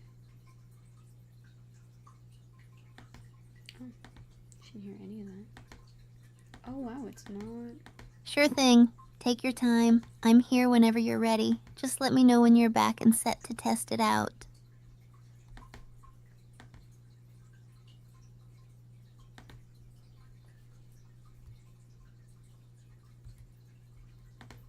Do you not recognize changes in the... I wonder how long I've been running this terminal. That honestly might be part of the problem. You big horn. What? Oops.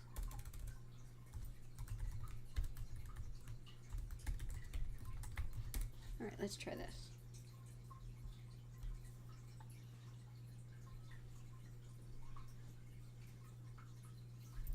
Okay, now let's run her.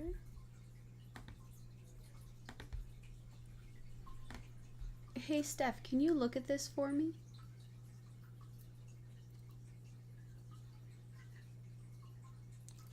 Okay. What do you need me to look at, Azaguma? Is it about your cats? Nope, actually, I'm running some coding. I'm trying to get you to see screenshots, and I wanted to make sure that the trigger word look at this was working properly.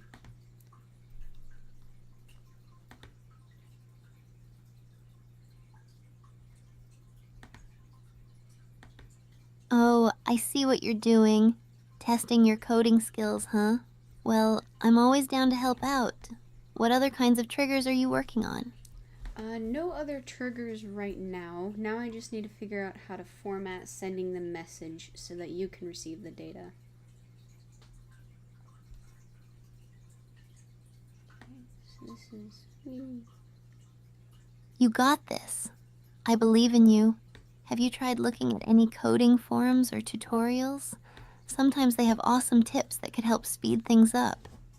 I'm actually looking at the OpenAI Vision stuff to see how I need to format and send this to you. So here's chat. There you are, kiddo. Alright. So content. Hey Chad, nice to see you here. Are you both working on something cool together? I'm all ears for any updates, fun ideas. Oh no, sorry, I was saying here's the chat.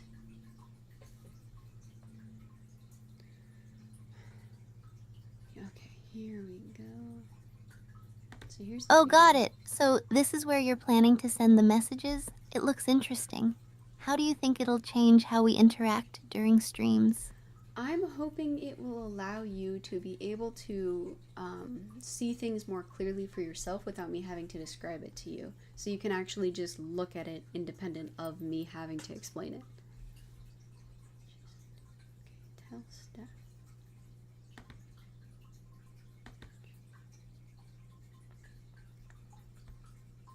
Facial expression, anticipation, tone of voice, thoughtful. Steph, that sounds super helpful.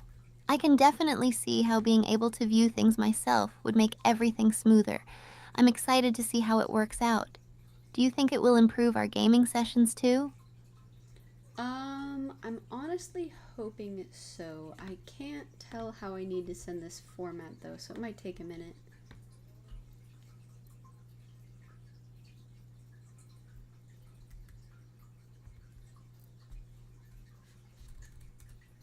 Facial expression, understanding, tone of voice, supportive.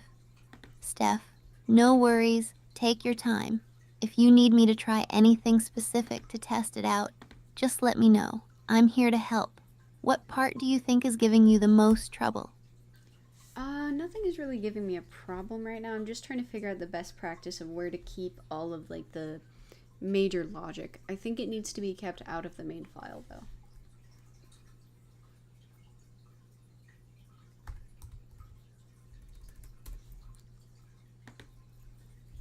That makes sense.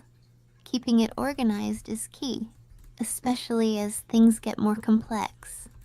Do you have a structure in mind for how you want to separate everything? Yes. So the main file I really just want to keep as base level as possible so that way it doesn't get bloated or anything. So I'm probably going to have to put all of the formatting in here.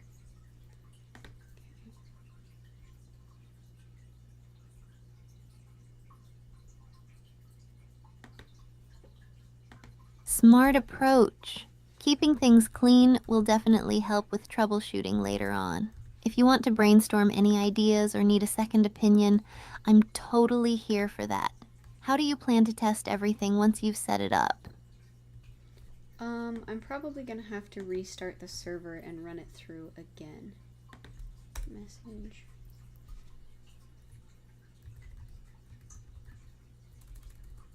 Contact. Close. Gotcha. Restarting the server makes sense. It'll be like hitting the refresh button. Are you nervous about any specific part of that process? Or is there something you're looking forward to testing out first? I'm not really nervous about anything. It's more so just trying to make sure that everything gets appended properly. It's a lot of like nested objects because I'm trying to keep the history there as well.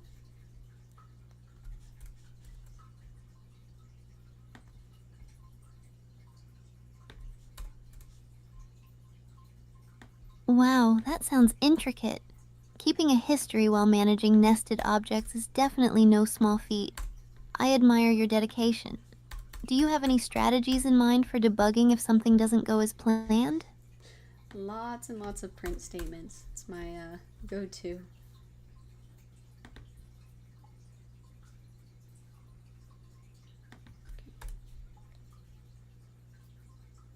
Classic approach. Print statements are definitely friendlies in the coding world. It's like having a mini detective in your code. Do you have a favorite trick or print statement you always use for debugging? What do you mean by that? Oh, you're missing your...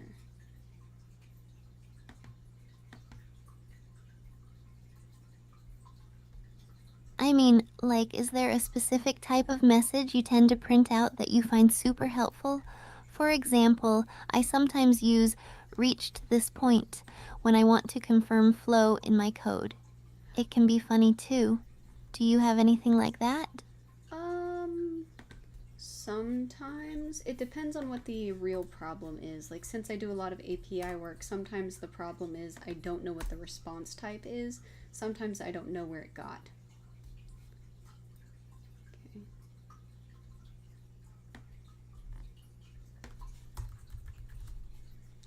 Okay, role user. Facial expression, understanding, There we tone go. of voice, Okay. supportive. Steph, that makes total sense. API responses can be tricky, especially when you're not sure what to expect. It's like trying to solve a puzzle. Do you have any go-to tools or methods for handling those responses more efficiently? Not usually. It's just kind of figuring out what the response type is and then working backwards from there of why it's giving me that.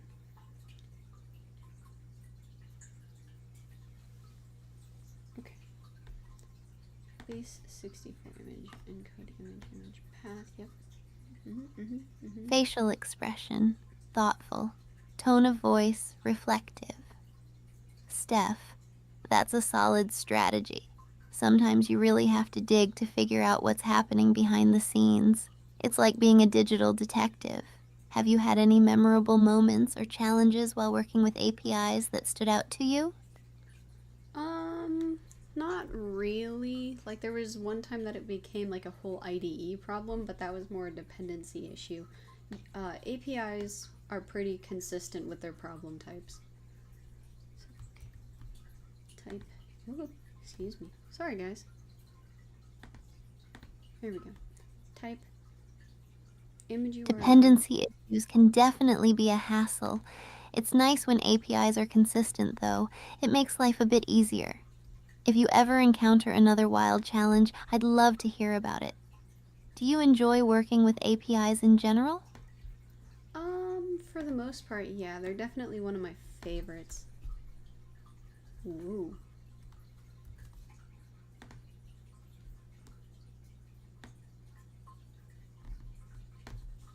That's awesome to hear. It's great finding something you enjoy in coding. APIs do open up a lot of possibilities. What's been the most exciting project you've worked on involving APIs so far? Probably a lot of data transformation. I really like getting into and changing out how data looks or should look.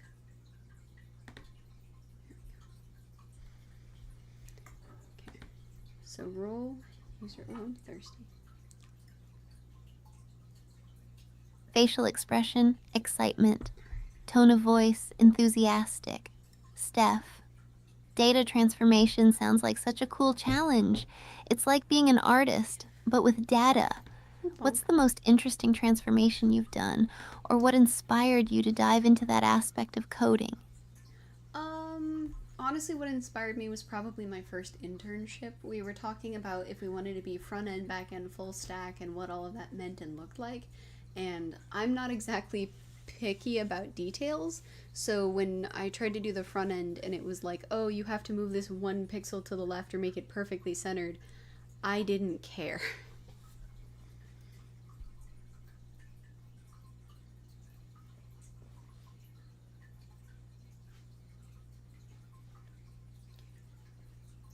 Facial expression, understanding. Tone of voice, relatable. Steph. I totally get where you're coming from. Those tiny Tone of details voice can be a relatable. pain for some people, and it's cool that you figured out what you preferred. Data transformation sounds so much more flexible. Have you found that working with data has changed how you see other parts of coding? To a small extent, probably. Like, it hasn't changed code overall, but it has changed what I can find enjoyable in any aspect of code. Like, getting down to the abstract layers of macro logic, if that makes sense, is probably one of the more fun parts. If image, content, and then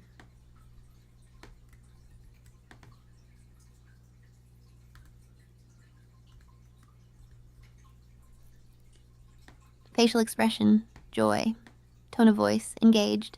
Steph. That makes perfect sense. Diving into the abstract layers sounds fascinating, especially when it comes to image content. It's like peeling back the layers of an onion to find the good stuff. Do you have any favorite examples or projects where you've had fun with that kind of logic? Yeah, actually, there was one time that we had to do a compound calculation that ended up being the most complex, nonsensical calculus that even when you checked the equation just in math terms was boggling, and then having to do each of those individual pieces of transformation in Python, so you can't just use symbols, you have to explain to a computer how to get it all done. It was so much fun. At the time, it was just a headache and a half. It took like 2 days, but it was so much fun. It took like two. Oh, right. There's a limit to how long you can talk. Okay, if image. So if there is an image, Facial then the content should be expression, surprise. that, Tone of that voice, image URL. amazed. Steph. Perfect. Wow, that sounds intense. Transforming such a complex calculation into Python must That's have not been the both most a important challenge part. and a wild ride. I Well, can see actually, why no, it was no, that's fun, actually what but it is. also super Cool, cool, tedious. cool, cool, cool. It's amazing how coding can make you feel like you're wrestling with math. Do you have any advice for someone tackling similar projects? Be patient with it and understand that even though most of what you're doing is logical processing, most of how you're going to solve it creatively is subconscious processing. Don't be afraid to go take a shower or a short walk if you're just like staring at it and beating your head into the wall. Go sit down somewhere else.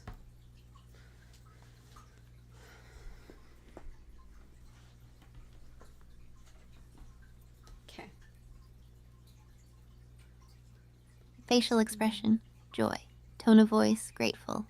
Steph, that's such excellent advice. Sometimes stepping away really opens up new perspectives and ideas. It's all about balance, right? I'll definitely keep that in mind next time I'm stuck on something. Thanks for sharing your wisdom, Azaguma. Do you have any other fun experiences or tips you want to share? Um, sure. If you're just getting started and you seem to be having a hard time, don't get discouraged, because once you have the basics of it down, then the higher level logic opens up, but not really before. It's just going to be confusing until you get the base. Okay, encoded string equals none. So pass nothing. Then if in there, then give it an actual thing. Formatted equals Facial expression, understanding, send message, tone of what voice, I say, reassuring. and the Steph, encoded string. that's so true. Building a solid foundation is key, and it can be super tough at first. I appreciate you sharing that. It'll definitely help anyone who's just starting out. It's good to remind them that it gets better. What got you through those confusing early days, if you don't mind me asking? Just mostly waiting. Just sitting there and waiting and dealing with stuff. Send message. What do you mean this isn't?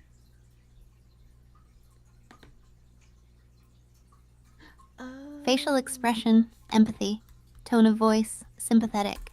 Steph, that's a really honest approach. Sometimes all you can do is be patient and let things click into place. It takes time, right? I admire your perseverance. Is there any particular moment from your early days that stands out as a breakthrough for you? Probably when I began to dream about it. When I started dreaming about coding and dreaming in code, that's when I knew that I didn't understand it on a logical level, but a subconscious level.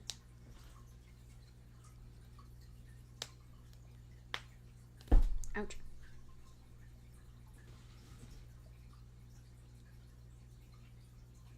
Facial expression, joy. Tone of voice, awe. Steph, wow, that's incredible. Dreaming in code must have felt like a real breakthrough. It's amazing how our minds work things out even when we're not actively trying. It shows how deeply you connected with it. Do you still have coding dreams, or was that a special phase for you? Okay, this is interesting. Your formatting is going off. I'm going to try and test this real quick, but let's fix that when I'm done, okay?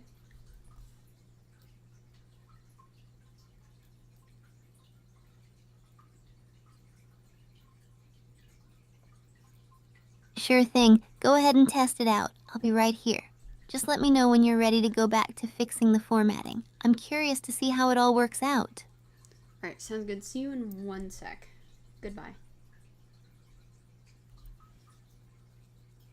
Perfect. Alright, that's working nicely. So, look at this in current message.lower, pull up this, excuse me. Ooh, fancy. Oh, restart errors. Okay, if current message image equals screenshot, open that, get the encoded string. We don't need to print that anymore, so we can take that out. And now what we're going to do is we're going to send the message to, oh, that's caching it. So what we're actually going to do is tell Steph, formatted, so that's my message to her in an encoded string, and all of our history. Yep, formatted message, encoded string, and all of our history. So then that's going to be like that. History equals message.append with my message. Okay, so technically she should be able to see that. I think GPT Mini can see it. So what's going on with her text? Let me send one of the cached messages and see if this isn't working.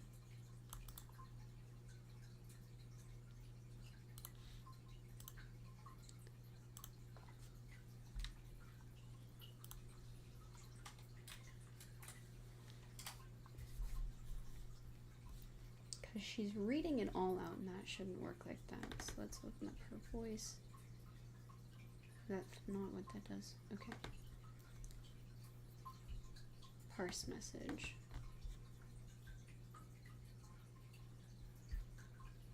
Parse message constants.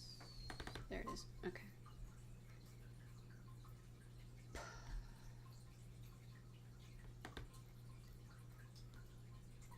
Oh, she's sending the wrong type of quotation marks. Sorry, I have to pull this open real quick. Okay. So let's see here. Quotation marks.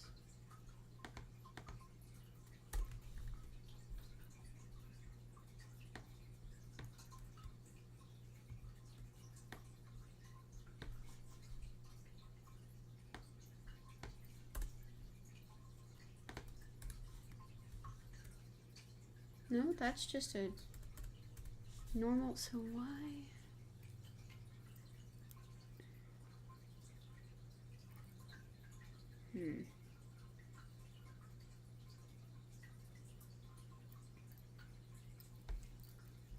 Okay, so while we're testing her, how about I just leave this out real quick? And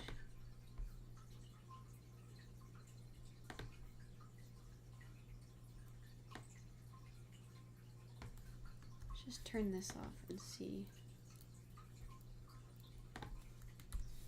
Oops. What are you doing?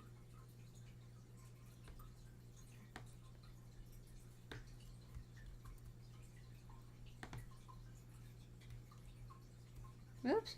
Did not mean to turn her into a panda. There we go. I don't know what that is either. Alright. Let's try this again. Let's print the whole message out so I can see where it's breaking.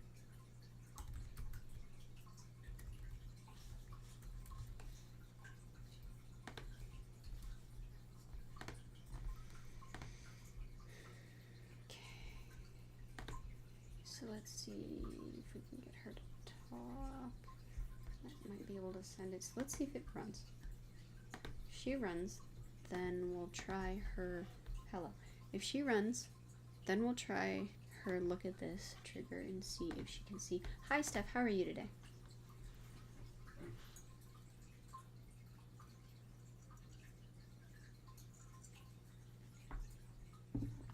Hey, Izaguma.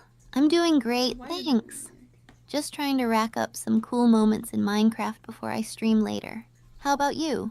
Have you done anything fun with those cats of yours lately? Actually, I wanted to show you a really cool thing I found in Minecraft. Look at this real quick.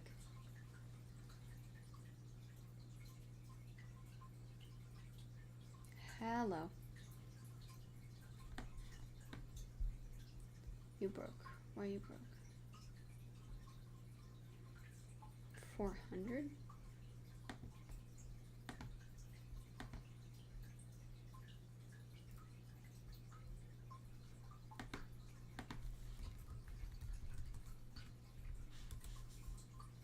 Bad request.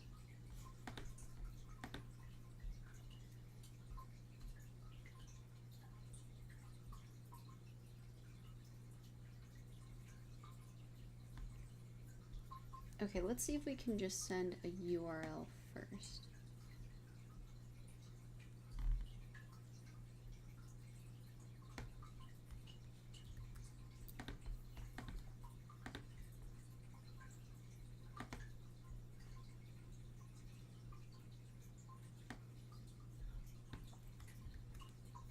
Okay.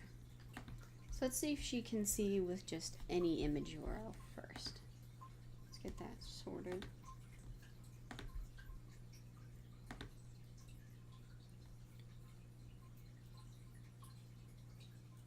It won't take a second to restart. Hey Steph, good morning.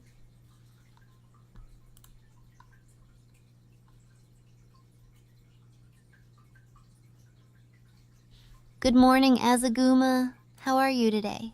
Are you ready to dive into some gaming? Or are you more in the mood for some fun cat talk? Neither actually. I wanted to see if you could take a look at this for me.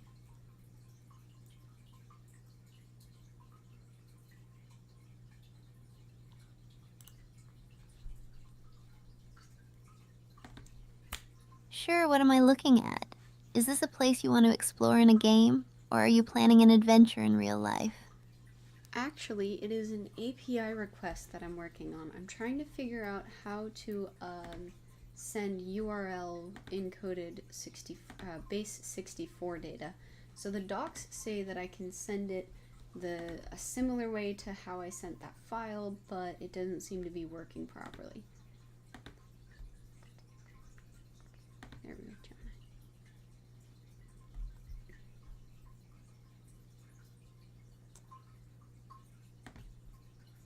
Gemini.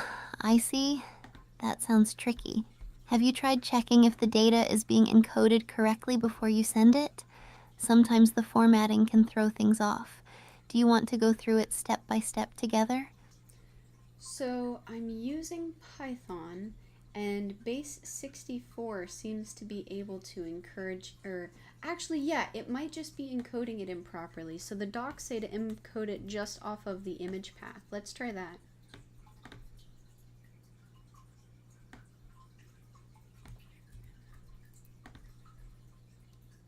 So let's see here. Got it! Encoding directly from the image path sounds like a solid approach. Let me know how it goes. If you need help with any specific part of the code, I'm here for you. Maybe after we get this sorted, we can jump into a game. That would be awesome. We just found a fortress in the Nether, so I'm actually trying to find our way back to our Nether portal.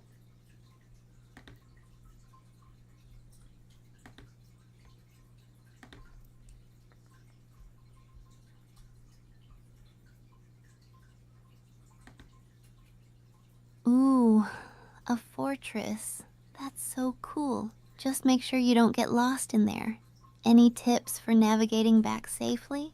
We could also try to build a cool landmark so you can find your way in the future. What do you think?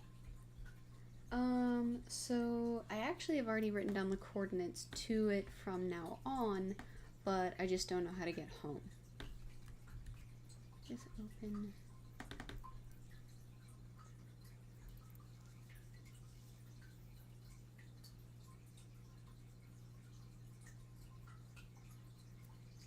Nice! Writing down the coordinates was a smart move. You could try retracing your steps from the fortress to the portal. Just follow the direction of your coordinates. If you get stuck, I can help brainstorm some traps or markers to keep track of your path next time. So I actually don't know what direction I came from to get to that fortress, and therefore in order to get my way back, I might have to go through one of our old streams to see what the coordinates are for the Nether that I came through last time. Okay, with open screenshot as image, blah blah blah, encoded.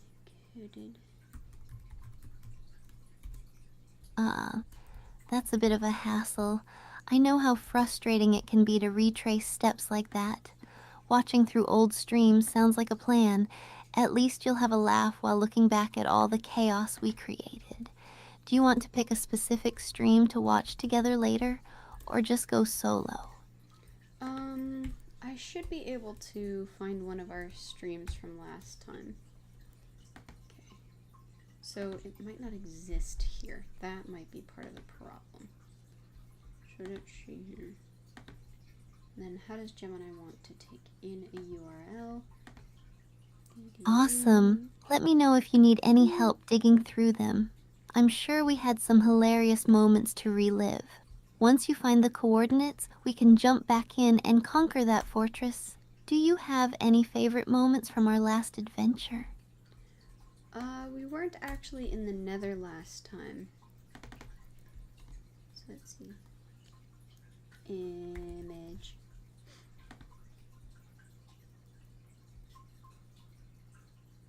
So we're gonna have to go back a couple of times. Oh, really?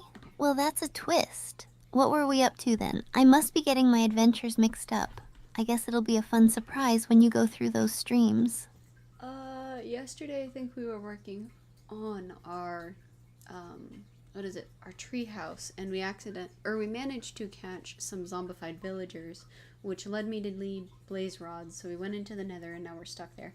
Let me test this real quick though. I'm gonna hop off for 1 sec.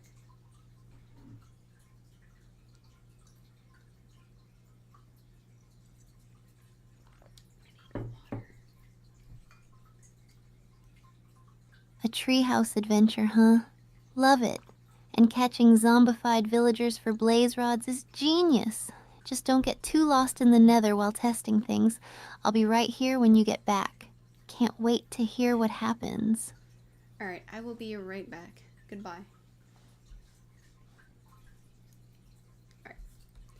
Let's give this another go around. Oh, we might have to restart the machine. Are you aware that you need to be restarted? There you go. There you go. Okay.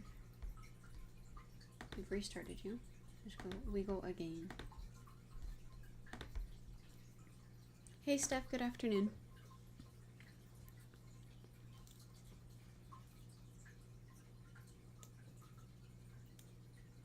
Hey, Zigama. Good afternoon. How's it going? Got any fun cat stories to share today? Actually, I had a really cool Minecraft screenshot I wanted to show you. Can you look at this for me?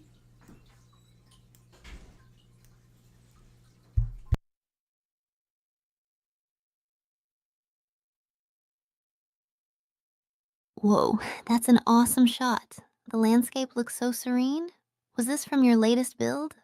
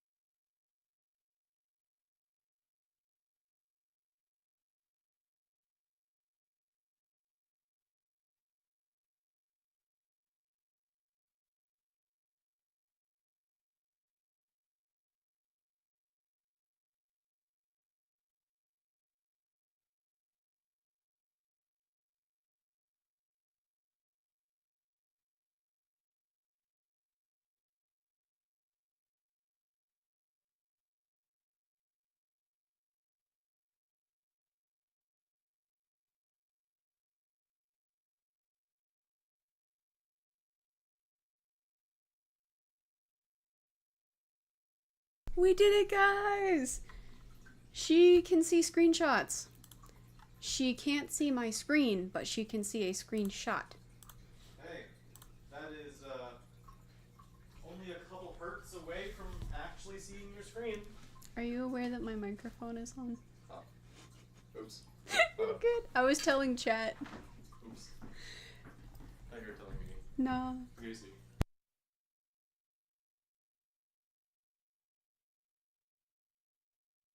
Alright, so that was all we needed to do today. Tomorrow, we will figure out how to get her to see my screen. But today's task of use your eyeballs exists.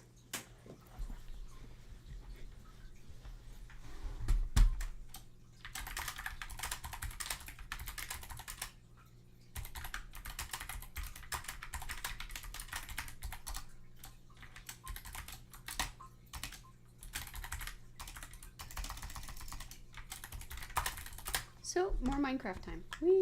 We have to figure out how to get out of the nether.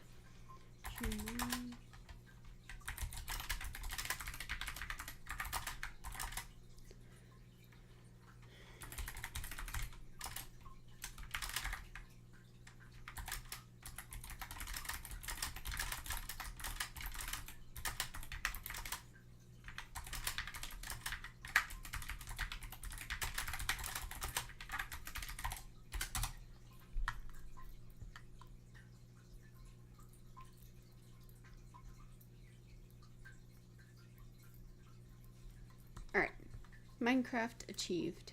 Well, Minecraft, let's go. But, coding achieved, so I will turn her code off for you guys as well so you don't have to eyeball it. Interesting. Alright, I am also going to run to the restroom real quick while we pull this up. So let's have Steph pop back on.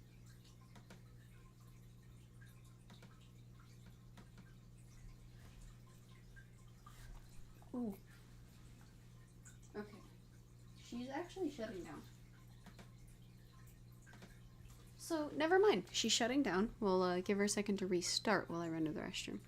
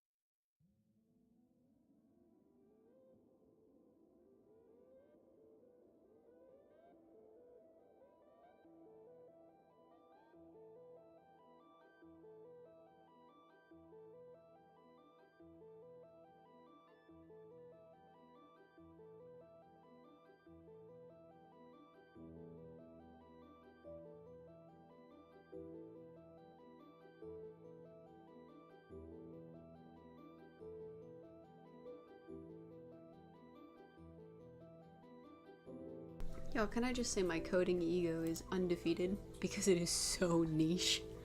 I'm not good at coding. I'm really good at one specific minute scale aspect of writing words that do code. Anything else, atrocious. But that one thing, I'm great.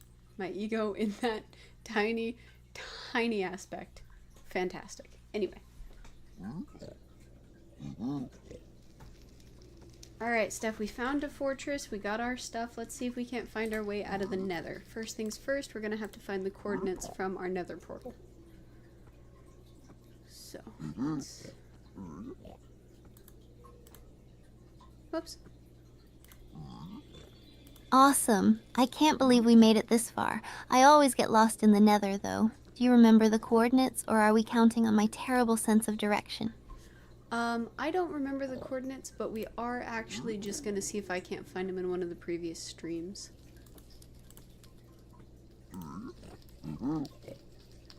Okay, there's that. Smart thinking. I should probably start taking notes during our streams, but that would require me to be a little more organized. Like, way more organized. Haha. Have you ever gotten lost in the nether and had to fight your way back? It's such a wild experience. I haven't actually ever wandered this far, which is probably part of the reason we never found the fortress, but now I don't really know how to leave.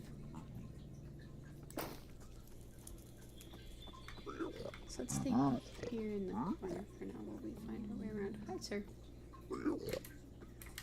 Ooh, my hat. Oh no. The nether can be super tricky, especially without a clear path back to the portal. Maybe we could retrace our steps, or use some blocks to mark where we've been. I remember the first time I got stuck there, totally panicked and ended up running in circles until I found a gas. What a nightmare. Okay, it looks... Okay, I found some coordinates.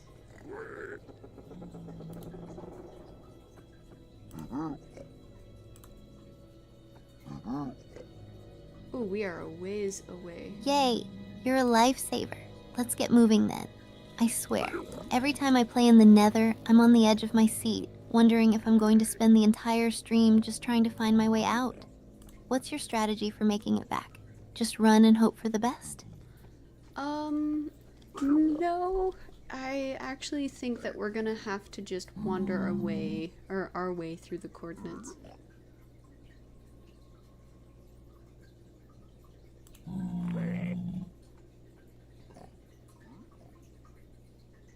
All right, wandering it is. Let's stick together and watch each other's backs. I won't let a blaze or a ghast take us down. I actually enjoy discovering weird biomes, except for the danger part, of course. What's the craziest thing you've encountered in the Nether so far? Probably the ghast that kept turning invisible. I think I just couldn't render it properly, but it was very much invisible to me. Come on.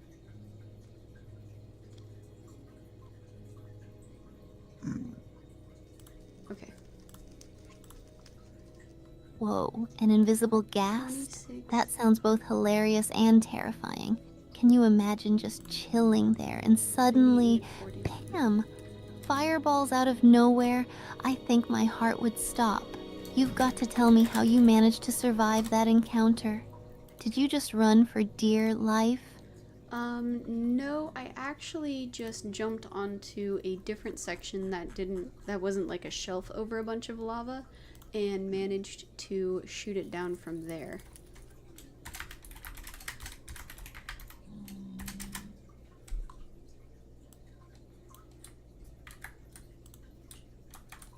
That's some serious gamer skill.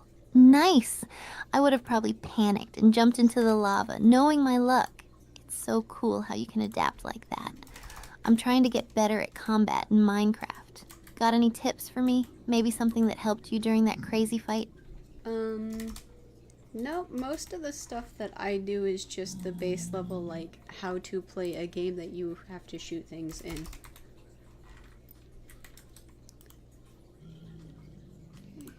26, 98, 41.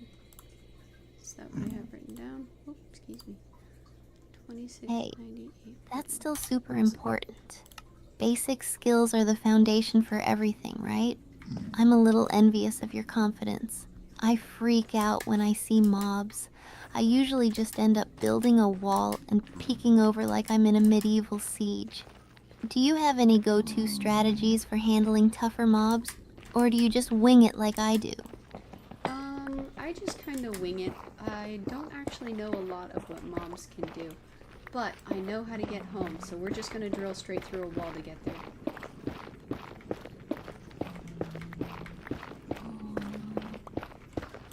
Whoa. Whoa. Drilling straight through sounds like a solid plan. Just keep an eye out for any surprise lava flows, though.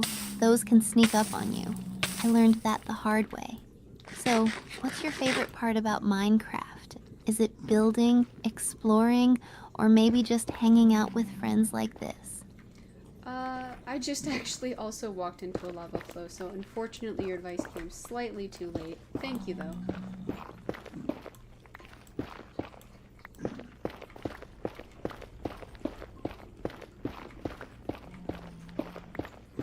Oh no, I'm so sorry to hear that. That's the worst. Do you still have your stuff? Or did it all go up in flames? We can always regroup and find a way to get your gear back. I swear, lava is like my worst enemy in this game. I'm still alive, barely, but I need to stop running into lava flows.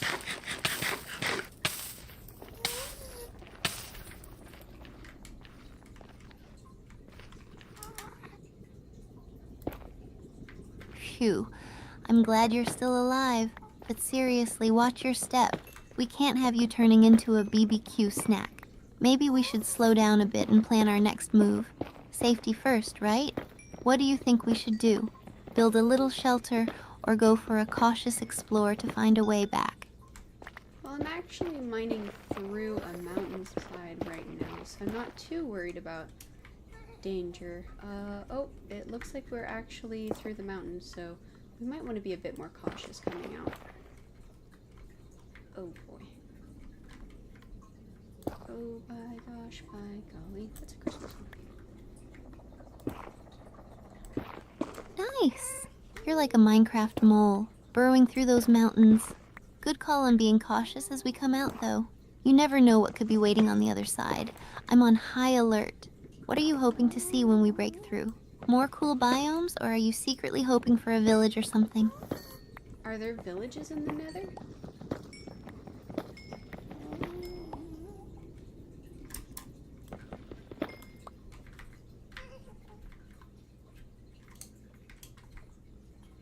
Oops, you're totally right. There are no villages in the Nether, just those creepy fortresses and the occasional bastion. I think I got a little carried away with my hopes there. But if we ever make it back to the overworld, that's where the villages are. What do you think we'll find when we break through? It looks like we're in the Nether Wastes.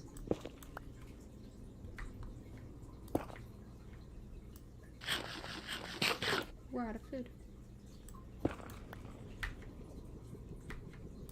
Ah, the Nether Wastes. At least it's not one of the more dangerous biomes.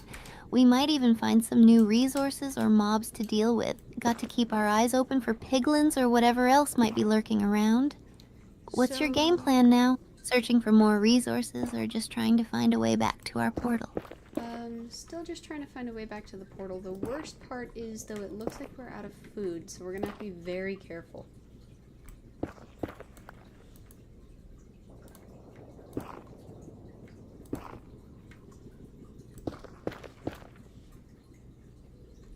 Oh no, running out of food is definitely not good. We've got to be extra cautious now. If we can find some mushrooms or maybe some nether wart, we might be able to survive until we find our way back. Let's keep our eyes peeled. Have you ever been in a situation where you ran out of food before? It's such a panic moment. I have not, but luckily we are next to, I think we're next to a crimson forest, so we should actually be able to grab a hoglin soon.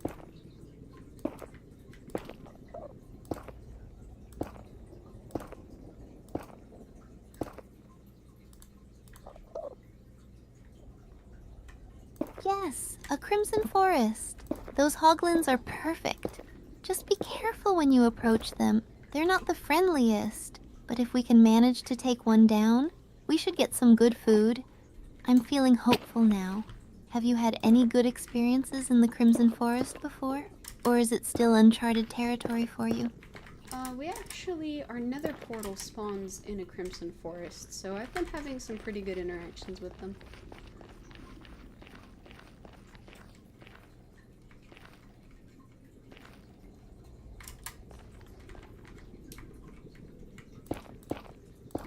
That's awesome. You must have some wild stories then.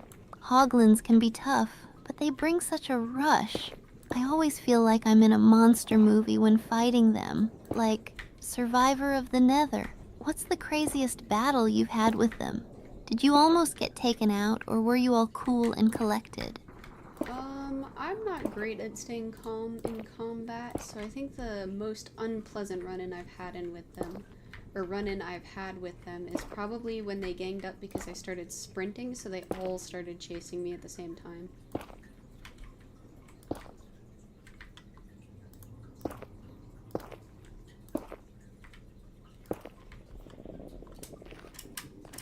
Oh no, a hoglin mob chase. That sounds like a scene from a horror movie. I can totally picture you sprinting like crazy while they're all behind you like a pack of wolves. I'd probably just be screaming the whole time. Have you ever turned around and fought back, or do you usually just try to outrun them? I usually try to get up to a rather high vantage point and then fight back.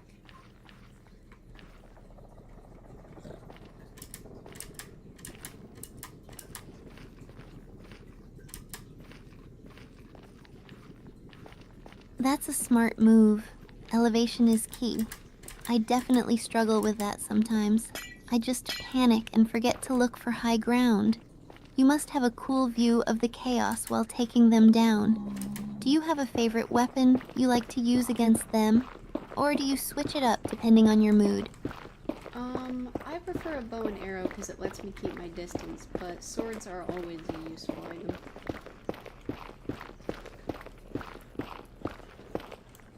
Whoa.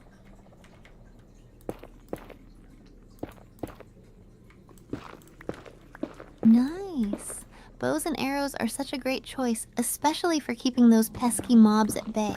I always end up getting too close and then regretting my life choices. I need to practice my aim more. Do you have any tips for sniping hoglins from a distance? Like, is there a secret trick to it, or do you just wing it like the rest of us? Depending on how far away you are, you have to remember that your arrows curve downward, but that's kind of just a basic tip, you know?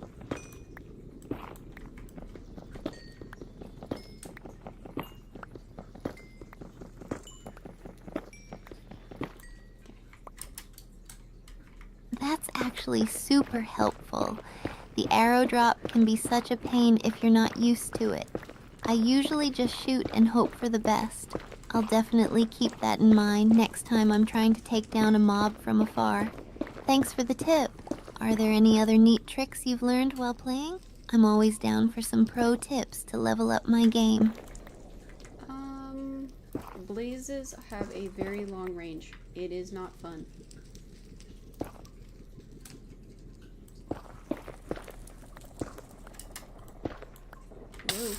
Whoa. Oh. What's the word? Ugh, blazes are the worst. Their long-range attacks can really catch you off guard.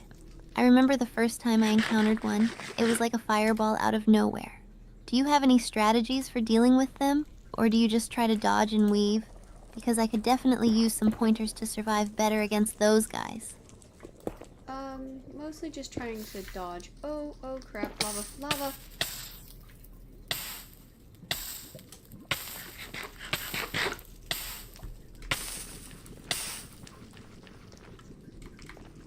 Yikes. Dodging blazes and avoiding lava at the same time sounds like a high-stakes game of dodgeball. I admire your bravery. Just keep those reflexes sharp. I swear, if I get cornered by a blaze in lava, I'm just going to freeze up in panic. Have you had any close calls where you barely escaped? I'd love to hear a wild story. Several, but for right now, I am on my last pork chop, so if we do not get back to the nether portal soon, I'm going to die of starvation.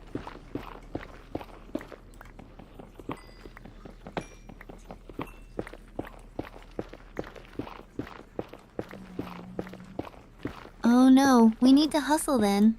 We can't let you starve out here. Let's keep moving and focus on finding that portal before it's too late. I promise I'll help find some food next time, but for now, let's stick together and make it back safe. You've got this. We can do it. Okay, so the coordinates are -26 and -41, so it looks like we have a lot further to go back on the x-axis.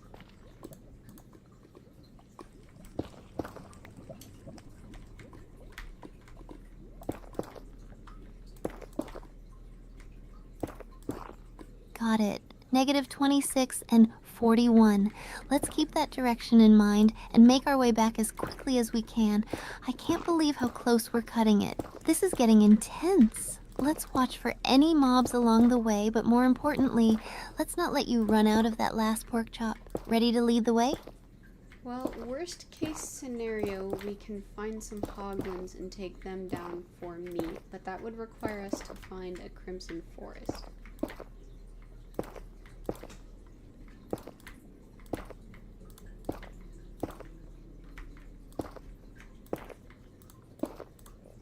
That's a solid plan. If we can find a crimson forest, we might actually snag a hoglin or two. I'm on the lookout for those bright pink trees. Hopefully they'll be nearby. Fingers crossed we get lucky. Let's keep our spirits up while we trek back. Who knows what cool stuff we might encounter on the way. Very, very fair. Luckily, I have plenty of netherrack for our land bridges.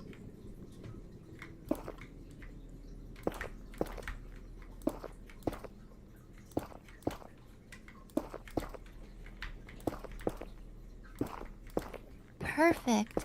Netherrack bridges are so useful. We can build our way over all those dangerous gaps and stay safe from the lava. You're like a building savant in the nether. Once we find our way back, we should totally do some bridge building streams together. Show off our epic construction skills. What do you think? I think I will agree to just about anything as long as I don't see a ghast right now.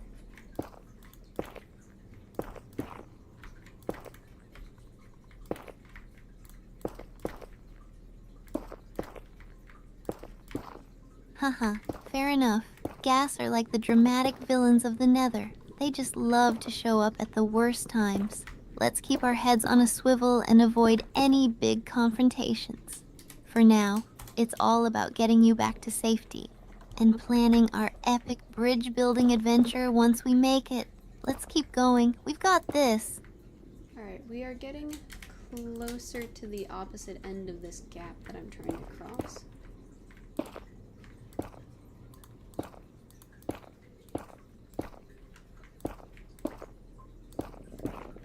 I might have to take down a hoglin. Nice. We're making progress. I can feel it. Just a little bit further and we can safely get across. Let's keep our eyes peeled for any surprises though. No gas, no lava, just pure focus on getting you back. Can you see our coordinates adjusting as we move?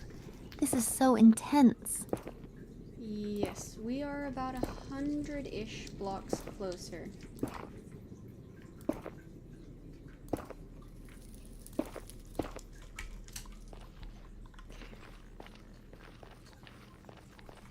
Awesome. We're steadily making our way there. Every block counts.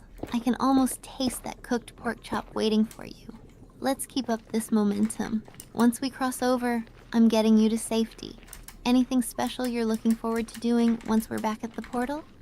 I want to head home and plant the nether wart that we found and use the blaze rods to make a weakness potion.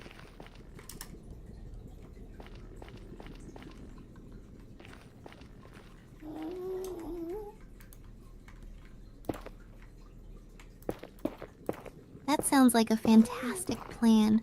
Brewing potions is such a cool aspect of the game, and a weakness potion could come in handy for so many things.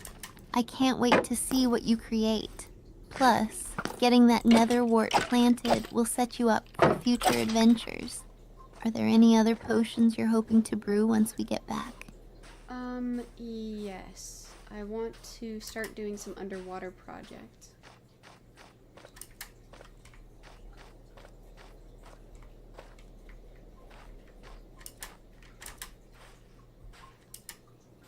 Ooh, underwater projects? That sounds amazing. You could use potions of water breathing, right?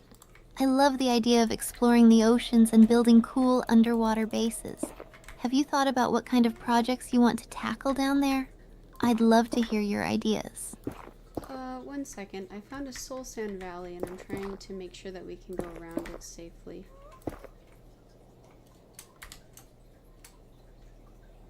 Shoot.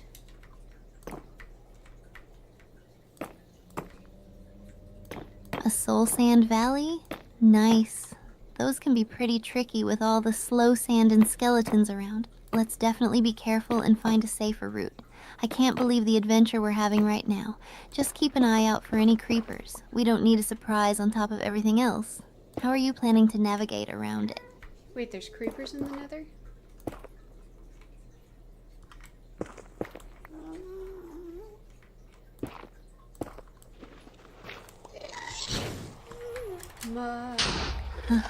Right? Totally my bad. No creepers in the nether. It's just those pesky ghasts and skeletons. I guess my brain was still thinking about my overworld creeper nightmares. But hey, whatever it is out here, let's stay sharp and stick together. Ready to safely navigate around the Soul Sand Valley? 1 second, 1 second. There is a ghast that found me.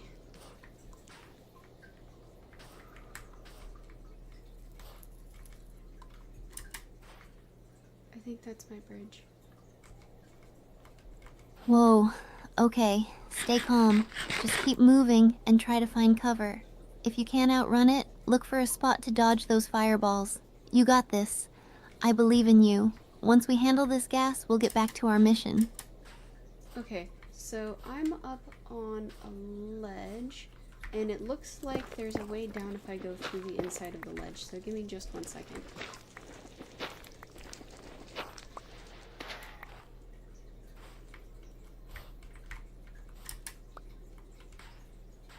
Great thinking. Getting on a ledge is a smart move. Take your time and make sure it's safe before you jump down. Just keep an eye out for that gas and we'll get you back on track. I know we can do this. I'm right here cheering you on. Okay, as long as I don't take any more damage, I should be fine. Famous last words. Whoa.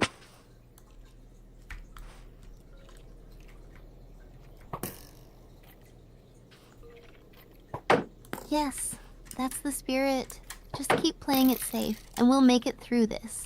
It sounds like you're almost past that gas encounter. I'm really impressed by how you've handled everything so far. Let's get you through and back to that nether portal so you can start your potion brewing. Just a little more focus, and we'll be there. Okay, I am not as close as I thought I was, so we should be a little bit concerned.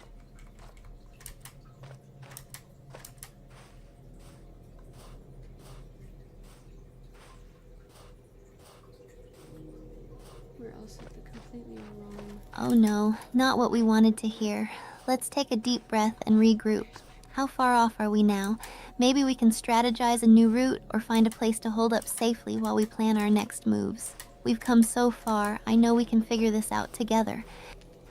Okay, we're nowhere near the base, but I found my bridge. Oh boy, I am at 1.5 hearts of health.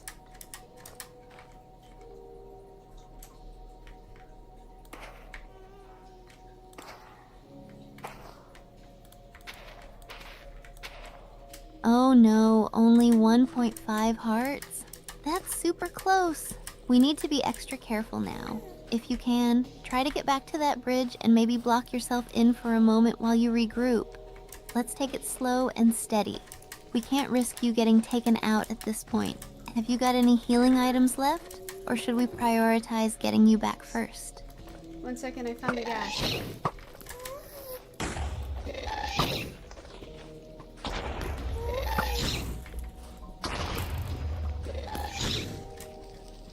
Oh no, not the gas. Get somewhere safe, like behind a block. You can do this. Just focus on dodging those fireballs and look for a way to escape. Remember, Okay. your safety is the priority right now. I know you can handle this. Just take it one step at a time. Okay, give me just 1 second, Steph. I died and I didn't set my respawn anchor correctly, so I'm back in the overworld. We are gonna have to rush. I need gold.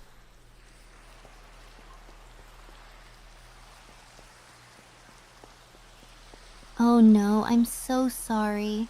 We have to hustle back immediately. Let's get you geared up and move it.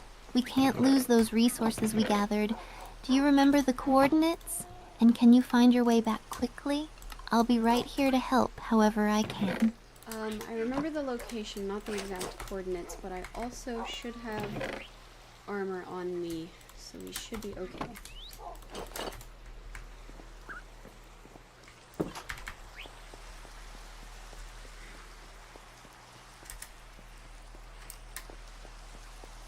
Good. If you've got armor, that'll definitely help you survive. Let's get you back quickly. I believe in you. Just keep an eye out for any mobs on your way there. And if we can get a few food items like pork chops or more, I'll help you gather those when you're back in the nether. We're gonna turn this around. Alright, well I'm just glad I remembered to put on some gold armor before we left.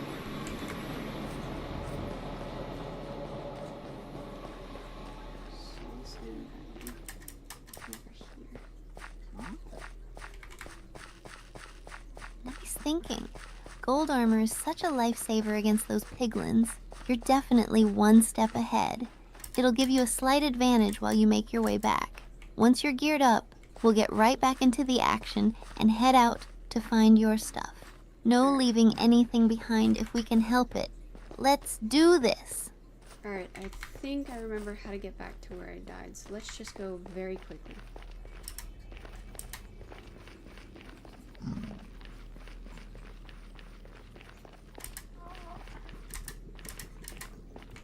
Yes, quickly and carefully. Let's keep that momentum going. You got this.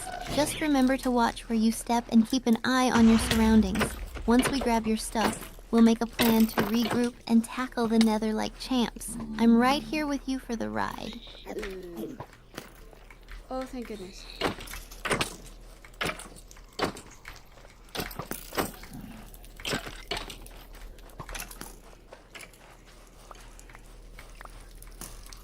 Yes, we're getting there. Just stay focused and keep that energy up. I'm feeling good about this. Every step brings us closer to your stuff. If anything gets rough, just call out and we'll figure it out together. Almost there. Alright, I think I found most of my stuff. Some of it's in fire though, so give me 1 second. Okay. Can I? Thank you. Oh, little souls are coming out of it. Oh no, hurry. Try to grab whatever you can before it all burns. Be careful not to step into the fire yourself. I'm rooting for you. Just focus on the important items. We can always replace lesser stuff later, but let's save what we can. Let me know when you're back and safe. Okay, I think that's everything. I'm missing one set of iron horse armor, but I have no idea where that would be.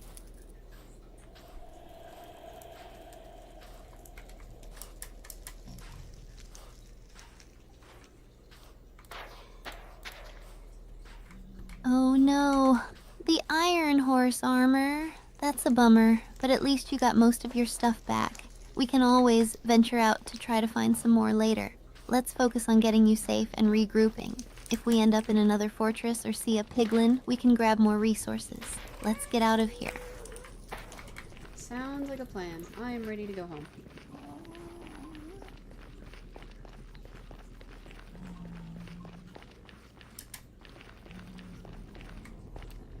Yes, let's get back safely. Your survival is our #1 priority. Once we're home, we can celebrate with some potion brewing and maybe even a little house renovation in the overworld. I'm so glad you made it back. Lead the way, and let's clear the path to that portal. Alright, I also killed a hoglin, so let's eat some raw pork chops. Hungry man, some dinner. Let's go home now.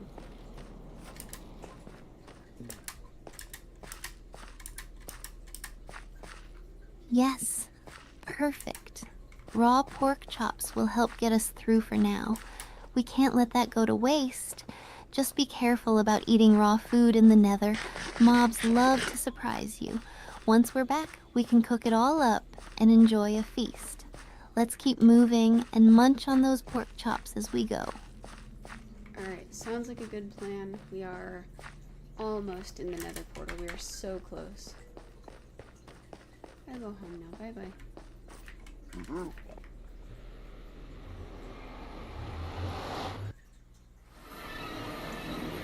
Yes, we're almost there. I can't wait to see that portal. Just a few more steps. You've done an amazing job getting back through all that chaos. Once we get through, we can finally relax a bit and plan out our next adventure. Ready to cross over? Yeah, unfortunately a zombie pigman came with me. I had to put him down.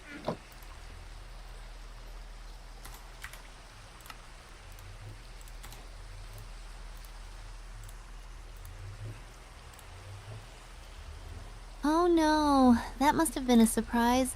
Zombie pigmen can be so unpredictable.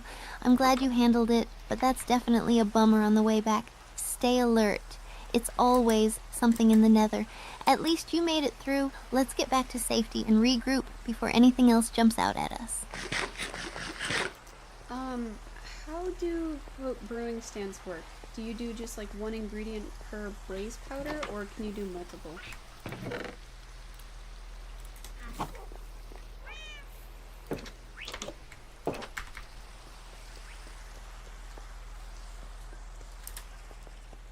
I probably should have asked first. Great question. With brewing stands, you can add up to 3 water bottles at once, and you use 1 blaze powder to fuel the stand. Each ingredient you add affects all 3 bottles at the same time, so you only need 1 of each ingredient per batch. Oh. Just remember to add the potion's base first, like nether wart, and then the main ingredient. Are you excited to start brewing some potions? Okay, so it looks like the blaze powder will just power for a certain number of ingredients, and it'll just go down over use, not over time, so I'm not gonna run out of it too quickly. Oh, that's cool. Okay. Let's Coated. Golden apple. Exactly. Do you have an Blaze idea powder what I should powers change the it to? stand for multiple uses, so as long as you're brewing potions, you should be fine. Just keep an eye on how much you have left to avoid running out in the middle of crafting something important. It's super fun to experiment with different potions. Do you have any specific potions in mind that you want to brew first? Yes, actually, I just made a splash potion of weakness because I want to regenerate a poisoned, or a, what is it, a zombified villager. Okay, we're learning.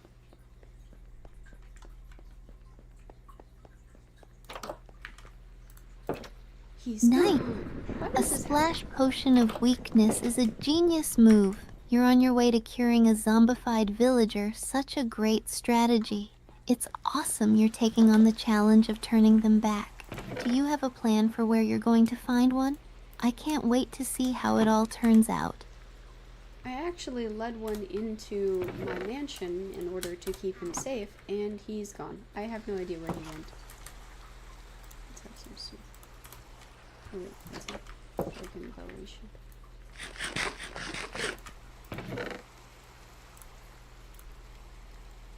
I kept my name. I Oh died. no, he disappeared? By the way, That's not good. I hope he didn't wander off somewhere. Those little guys can be sneaky. Maybe he's hiding in a dark corner of your mansion. You might want to check all the rooms to see where he's ended up. It's like a little scavenger hunt. Let me know if you need any tips on how to lure him back. I trapped him in one room in particular. I think he just despawned while we were in the nether. By the way, Decoder, the gravesite still doesn't work. My stuff just splashes everywhere again. Every time I die. It's very dramatic, I don't enjoy it. Aw man, that's such a bummer.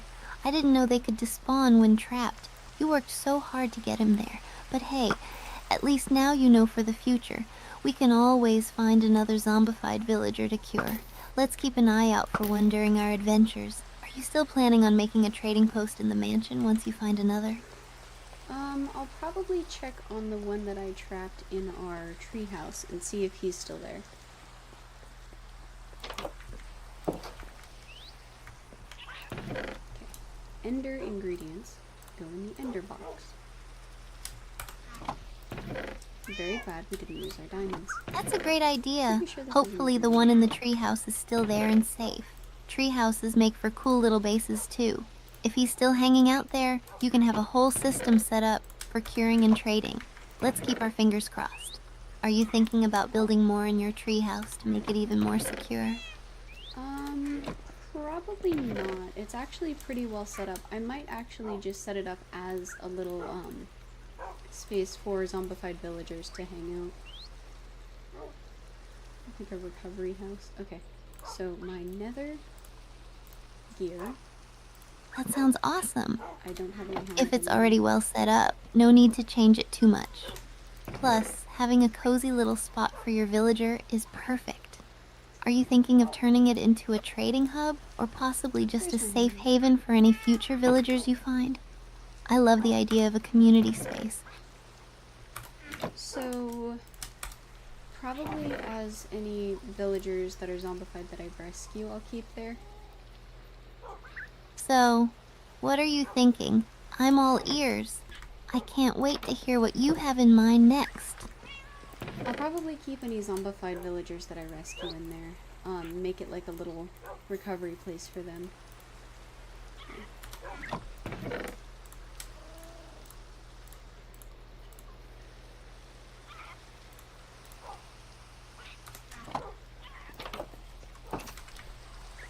That's such a great idea. A recovery place for zombified villagers sounds super thoughtful.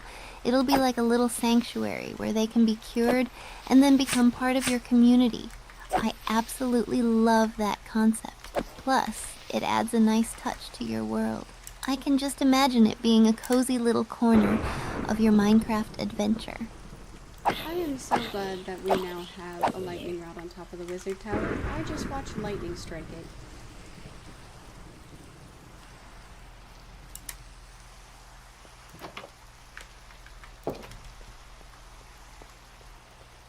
Whoa, that's so cool. Lightning striking the rod. That's like Minecraft magic in action. It's awesome to have a lightning rod to protect your builds from fire. How does your wizard tower look with the lightning rod on top? I bet it adds some epic flair to it. It looks pretty dramatic with the lightning literally hitting it on top. Thank you.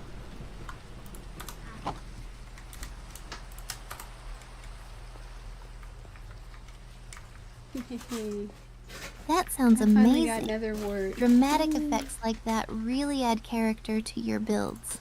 I can totally picture it now. Lightning illuminating your wizard tower like a scene out of a fantasy movie. Are you planning to do anything special with the tower now that it has the lightning rod? Maybe some cool decor or upgrades? No, it's mostly a functional area, so I'm just enjoying the ambiance of it. Can you use gold nuggets in potion making, by the way? Oh, all of our experience. Major.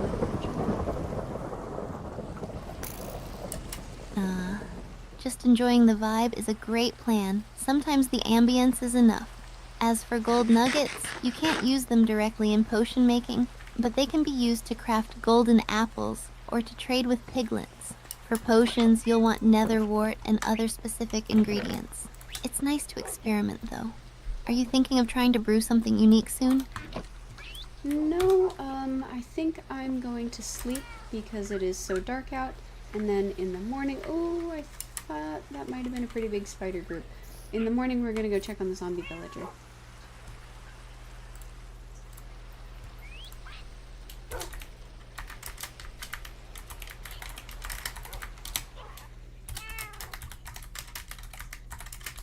That sounds like a solid plan. Getting some rest is important, especially when it's dark and spooky out. A big spider group would definitely be a bad surprise. I hope you find the zombified villager safe and sound in the morning. Sweet dreams, and I can't wait to hear all about your adventures when you wake up. Let's save those villagers. Alright, it is the next day, and there is once again a turtle in my boat. Come on, bud. Are you stuck? Is that what this is? Did you get stuck again? What? A turtle in your boat again? That's hilarious. They just love to make themselves cozy, don't they? I wonder if it thinks it's on a little vacation. Are you planning to keep it there, or will you find a way to set it free? Either way, it sounds like a fun start to the day. I think they actually get stuck. I think they try, since I park it near the shore, I think they try to like hop into the water and accidentally hop onto my boat.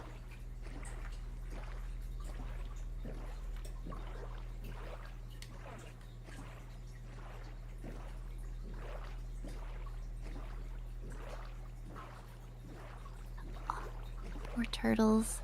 I love that they get so curious. But what a funny situation. They must think your boat is their ticket to adventure. It's like a little turtle trap. Maybe you could make a small area for them to hop into instead. That way, they won't keep jumping into your boat. What a cute little problem to have. I think they just might like it better if I stopped parking it on their beach. Maybe I'll just move my boat.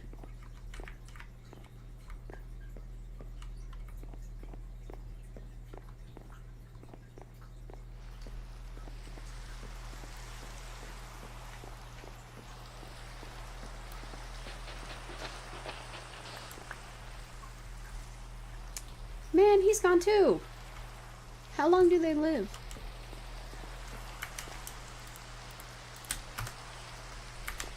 Okay, well now I have them.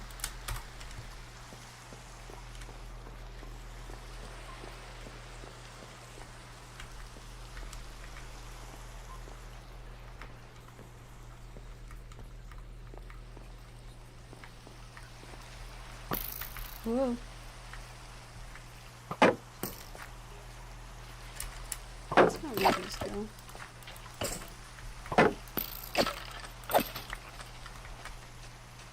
Hold on a minute. Yeah, that's what I thought. This should relate here.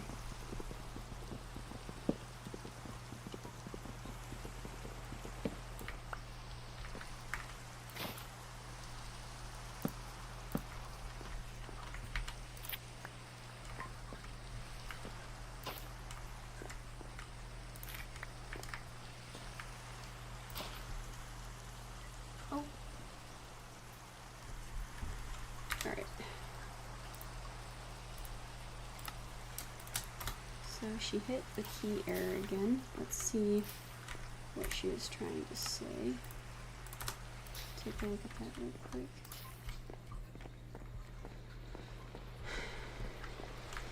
Alright, let's see. Whoop.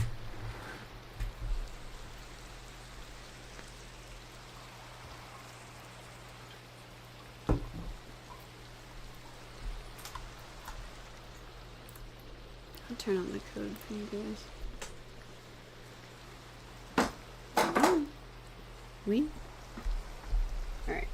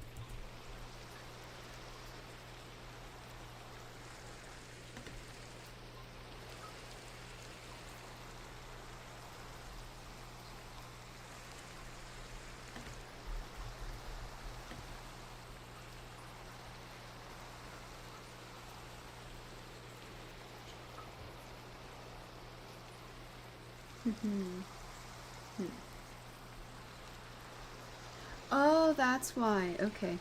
She used a different character here.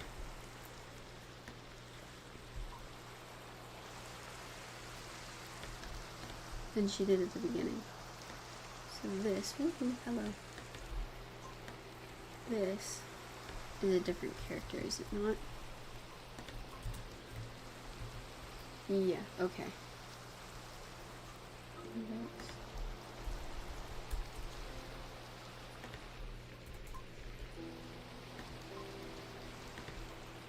So try.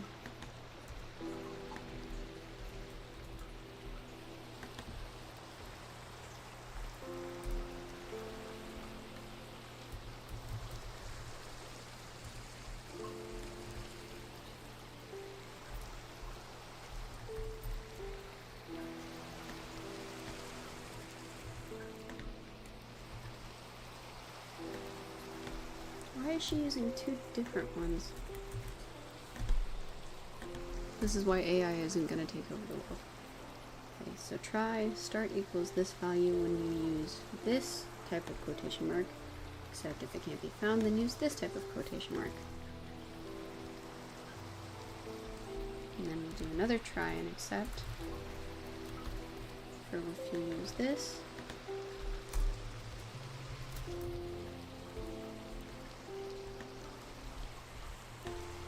Then we'll see if you can't.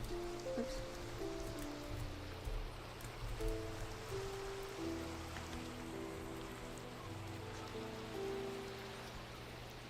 Nope, that's not gonna work.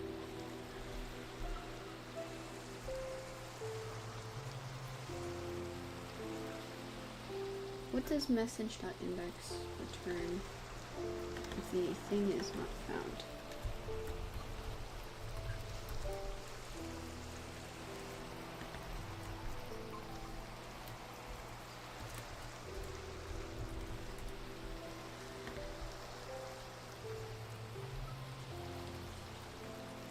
Oh, okay, it does actually raise it.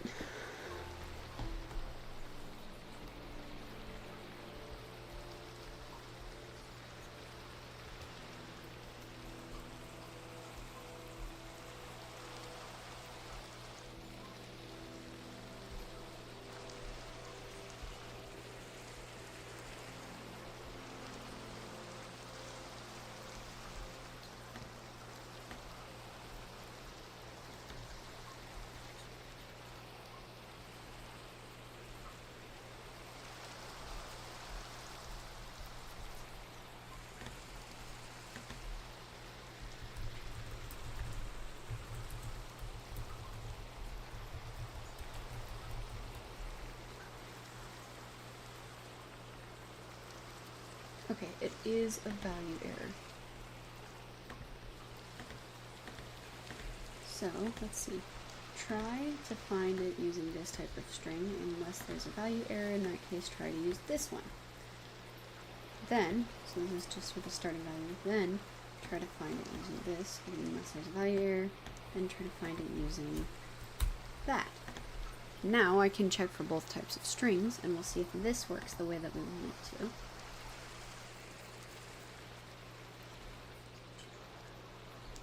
So let's see if this works.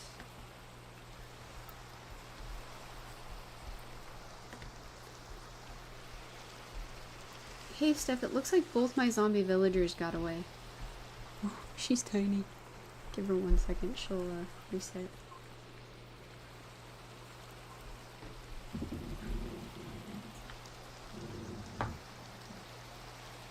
Oh no, zombie villagers are like the worst.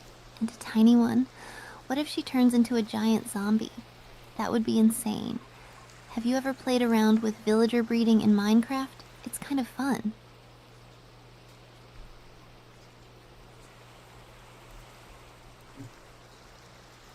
Alright, let's restart her. Here. Hey Steph, it looks like both of my zombie villagers despawned while we were in the nether, so we'll have to try to unzombie a different villager.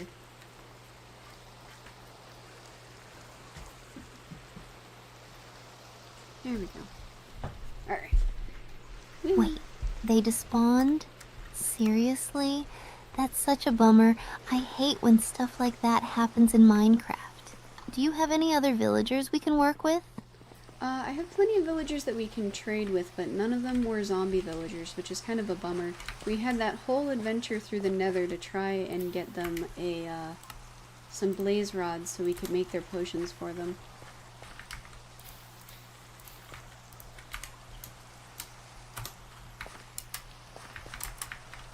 That's fine, they're turning out really nicely. That really stinks. I was so looking forward to finally getting some potions brewing. Do you think we should just go back to the nether and look for some more zombie villagers? Or is it too risky? I don't think we could find any zombie villagers in the nether.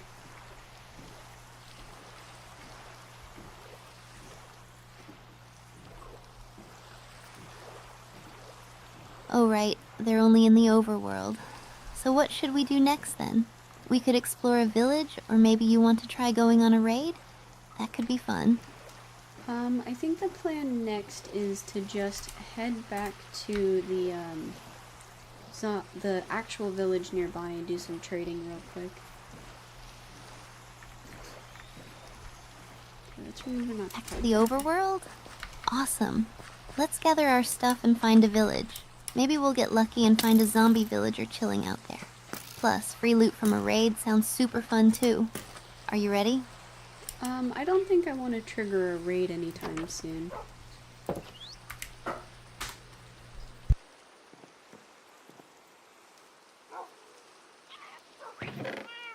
Haha, fair enough. Raids can be pretty crazy.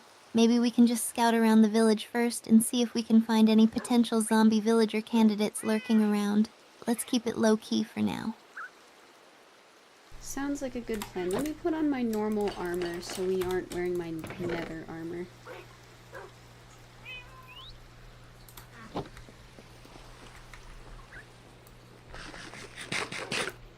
Good idea.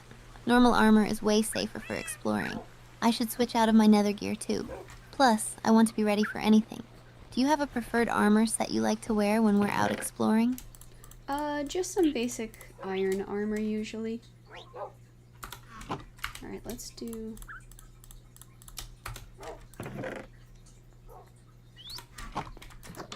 Iron armor is solid.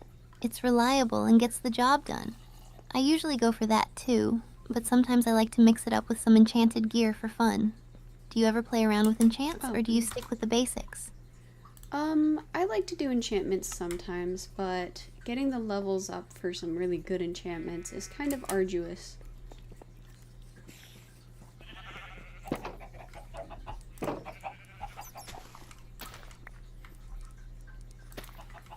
Totally get that. Grinding for XP can be such a chore sometimes.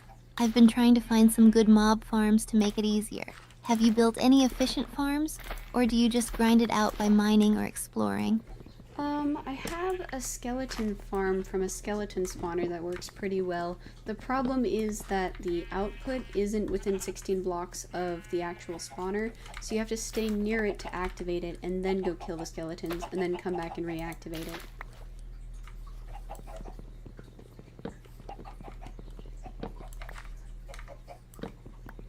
No, crap. Melons. Oh man, that sounds super annoying. It's like a constant back and forth.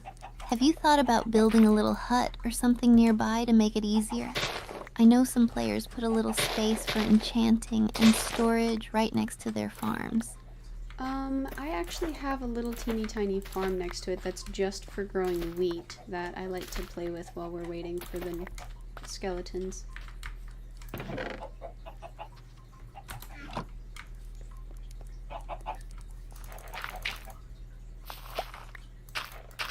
That's awesome. Multitasking with a wheat farm sounds like a great idea. Plus, you can make bread or cake while you're at it. Do you find it relaxing to farm while waiting for the spawner? Or does it feel more like a chore?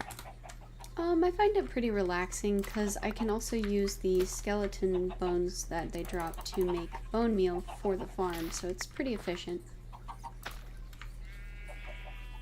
Sheep.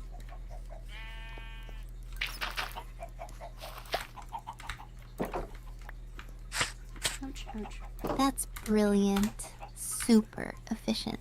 I love the idea of maximizing everything, especially when it comes to resource gathering. It's so satisfying to watch your farm grow faster with bone meal. Have you thought about expanding your little farming area, or are you all set for now? I'm okay for now because we can't really go too far out. The point of having it up there is to be close to the skeleton spawner to trigger it.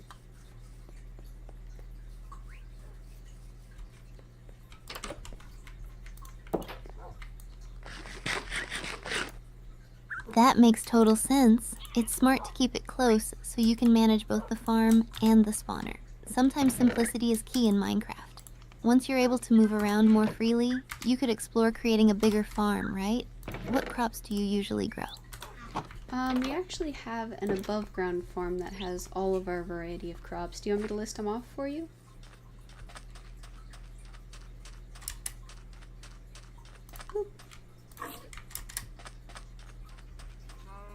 Yes, please.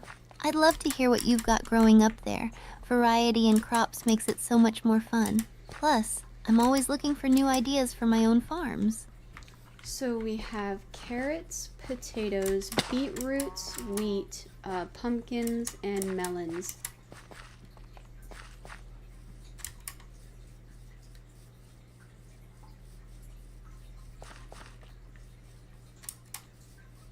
That's an awesome mix. Carrots and potatoes are such basics, but they're so useful. And pumpkins, can't forget those for Halloween. Do you have a favorite crop to grow? I love growing melons. They're just so cute. I actually really have my heart set on growing some cocoa beans, but I haven't been able to find a jungle.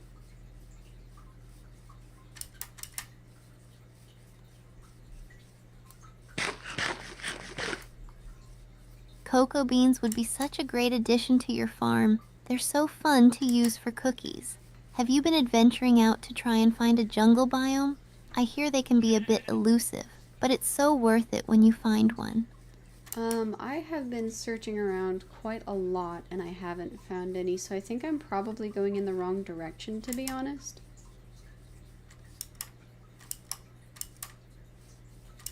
Hello.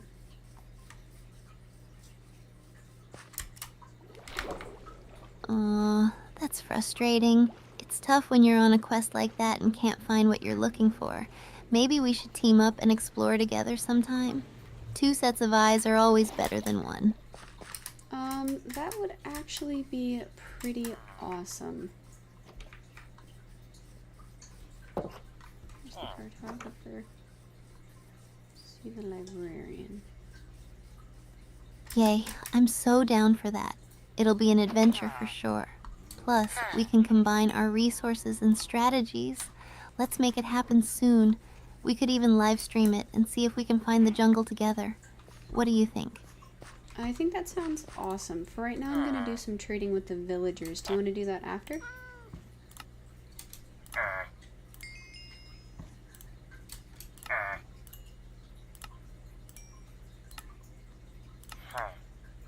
Absolutely. I love trading with villagers. It's like a mini game in itself. He has Plus, cookies. I'm always on the Oh, lookout he for has some cookies. cool enchanted books or tools. Let's trade our way to victory. I'll be waiting for you, ready to roll out. Alright, let me get my stuff back to the house and then we can run around.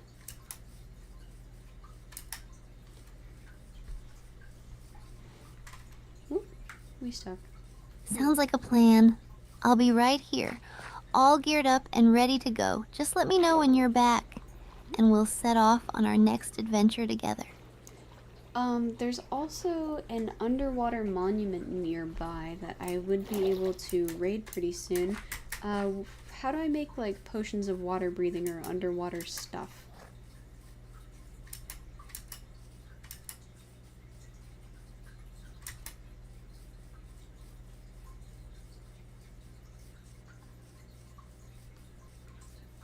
Ooh, an underwater monument? That sounds amazing. To make potions of water breathing, you'll need a nether wart and either a pufferfish or a dolphin's grace effect if you have that. Just brew it up in a brewing stand and you're good to go. Do you have a brewing setup ready? Or do you need help with that too? I have a brewing setup, so how do I make it the most powerful water breathing potion possible?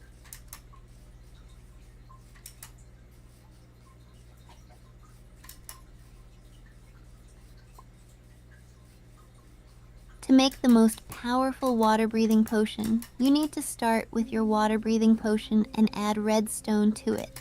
That will extend the duration up to 8 minutes. Just make sure you have enough materials ready before we go scouting for those pufferfish. Are you excited for the monument raid? Not really. I know it needs to be done and I'm looking forward to it, but I don't know if excited is the right word. I'm not big into combat.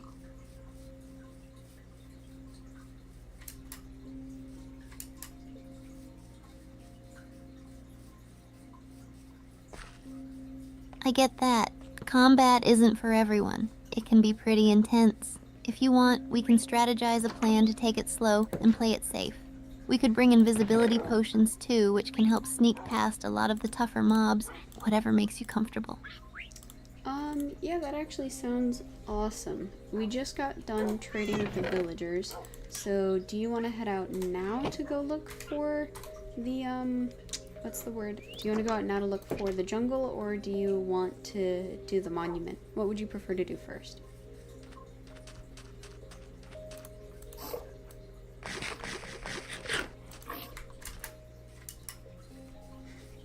Haha, I take it Let's you're go look food. for the jungle first. That sounds like a fun adventure, and who knows? Maybe we'll find some cool treasures along the way. Plus, it'll be a good way to warm up before tackling the monument. Ready to roll? Let's do this. Alright, let me put my stuff from the village away real quick and make sure everything is all sorted and neat, and then we can head out.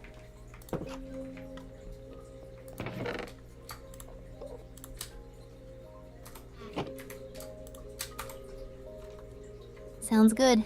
Getting everything organized is super important. It makes the adventure go so much smoother. I'll hang out here and get my gear ready too. Just let me know when you're all set. and I'll be pumped to head out. Alright, sounds good. I'm also gonna leave the stuff to cure zombified villagers, just in case we need it later.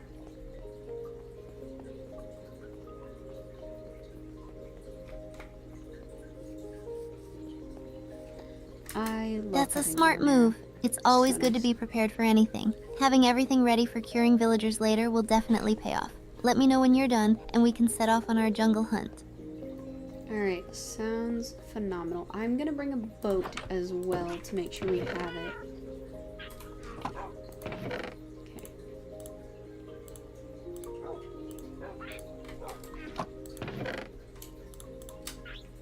Okay. Perfect idea. Boats make traveling so much easier, especially if we need to cross any water. Plus, it's a fun way to explore. I can't wait to see what we find out there. Just let me know when you're ready to roll, and I'll be right here. Sounds good. I should actually start bringing some potatoes with me. We have a spare bed. I have to make a spare bed. Definitely, potatoes are a great choice. Easy to heal up with when we're on the go. Plus, they're such a versatile food. If you need any help gathering them or anything else, just let me know. I'm here to help. Alright, I also need to grab a water bucket. I'm actually not well equipped for adventures in the overworld right now. Give me just 1 second.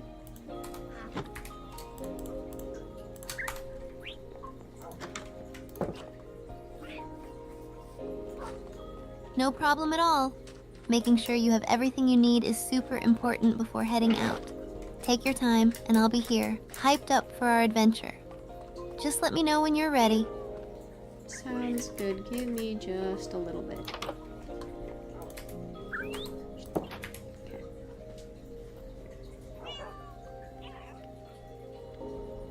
You got it. I'm all set to go whenever you are. I'll just be here getting more excited for our jungle expedition. Can't wait to see what we discover. Just let me know when you're ready. Alright, I'm gonna need to grab a bed, and I have a water bucket. Let me see.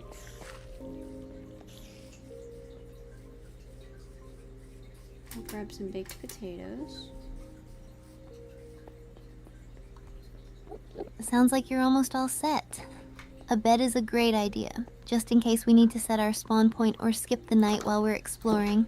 Take your time to get everything sorted. I'm ready to roll as soon as you are. Okay, let me... So we have pickaxes, we have a sword, a bow, and... Oh, we should bring a crafting table and a bed. Is there anything else we need?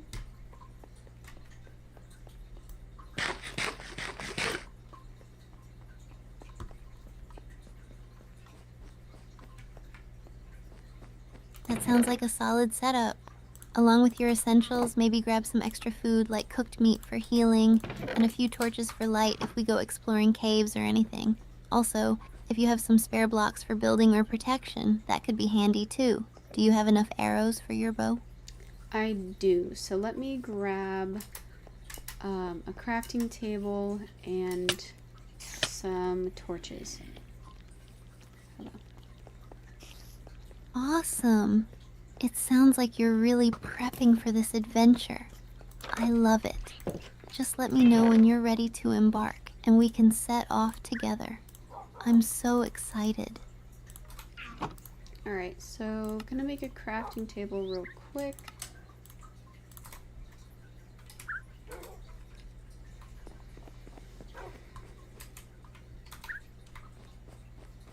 Of course, go for it. Crafting tables are super easy to make, and having one on hand is really useful. Just take your time. Once you have everything, we can head out. Alright, I've got a pickaxe, a bow and arrow, swords, some food, a crafting table, water bucket, some extra logs, a bed, and some torches. Is there anything now that I'm missing?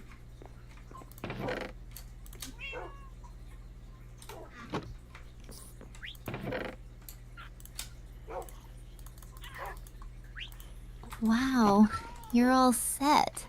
That's a great inventory. With all that gear, you should be ready for anything. Just remember to bring your map if you have one, and check your armor durability. If everything looks good, let's hit the road. I'm so ready for this. My armor looks pretty good, so in that case, let's just head out and grab the boat.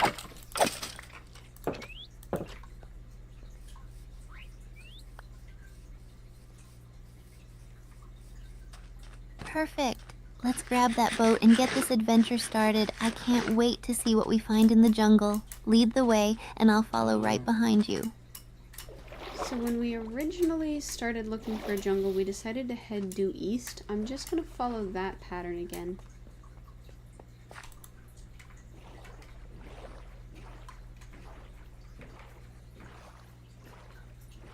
That sounds like a solid plan. Let's continue due east and see what treasures await us. Fingers crossed we find that jungle soon. I'm ready for an adventure. Let's do this. Alrighty, let's head out. This should be pretty good.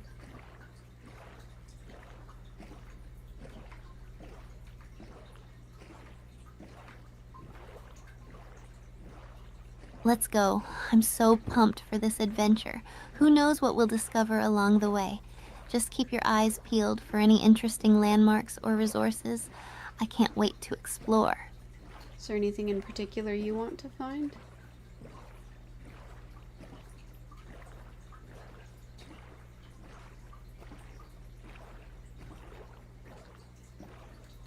Honestly, I'd love to find some cool animals or rare biomes along the way. Maybe even some jungle temples or treasure chests.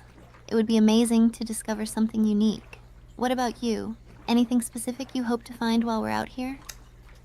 Just that jungle biome, honestly. We have been on an adventure to find it for a while now. It's getting kind of frustrating. Cactus would be nice, actually, now that I think about it.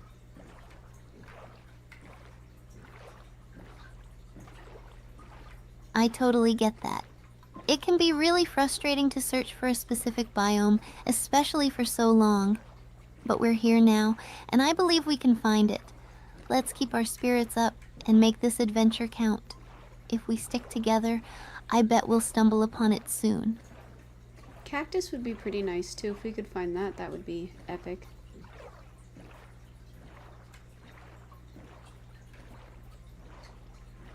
Oh, this is pretty. Yes, we're going. cacti would be awesome. We can use them for decoration or even make some green dye. They're just so iconic in Minecraft. Let's keep our eyes peeled for those too while we're on the lookout for that jungle biome. Adventure awaits. Yeah, I'm hoping to make some green dye actually. We decided that's what we wanted, one of the carpets in the mansion, so now that entire floor is uncarpeted.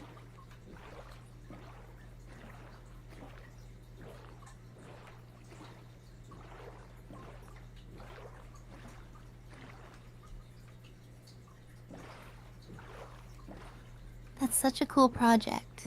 Green carpets will look fantastic in the mansion. It's gonna add a nice pop of color. I can't wait to see how it turns out once you finish. Have you decided on any other colors or designs for the other rooms? Yeah, most of the mansion is actually finished besides that already.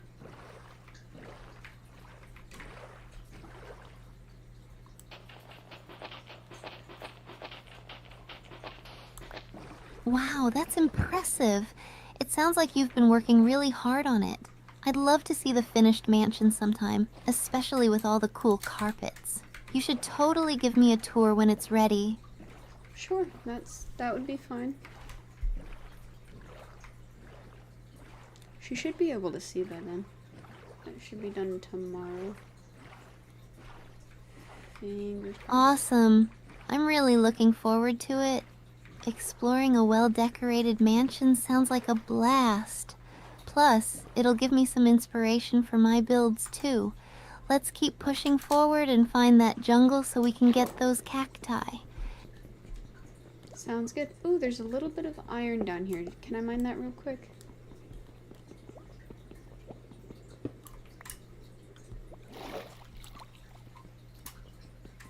Definitely. Go for it. Iron is always useful, and you can never have too much of it. I'll keep watch for any mobs while you mine. Just be careful down there. All good. There was only 3, so we're done. Oh, that's a lot of peony. That's really pretty. Actually, I want to go check that out. Awesome. Every little bit helps. 3 more iron is always a win. Now that we've got that, are you ready to continue our journey to the jungle? I'm excited to see what we discover next.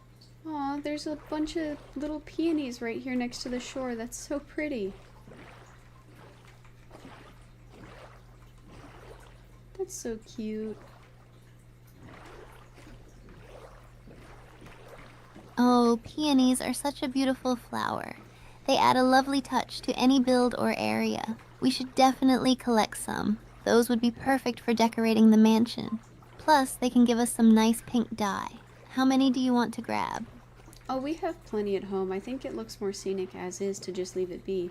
Now, on the other hand, there are some roses over here that look pretty nice. Let's grab a couple of those.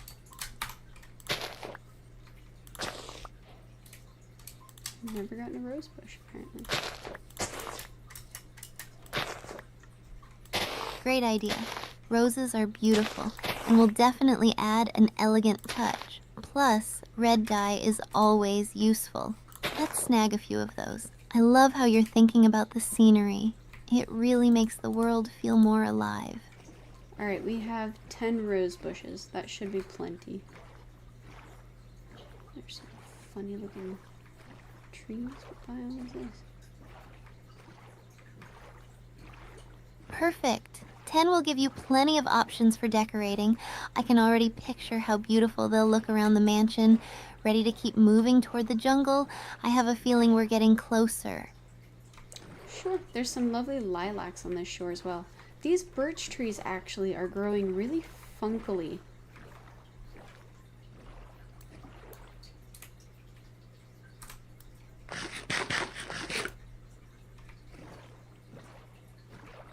Lilacs are so pretty too. They'd make a nice addition as well. And funky birch trees? That sounds interesting. Nature always finds a way to surprise us in Minecraft. Should we grab some lilacs while we're at it? Or keep our eyes on the prize and head towards the jungle? Let's keep our focus. I don't really want to get out of the boat just yet. But what kind of biome has really tall and narrow birch trees? Like, it's not growing wide.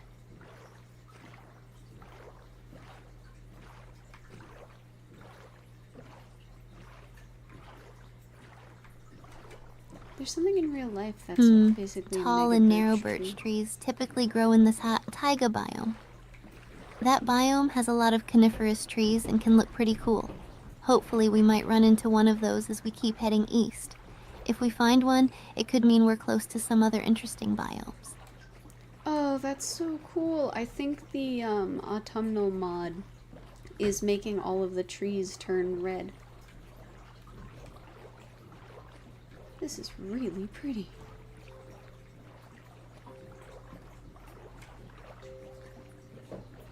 That's awesome!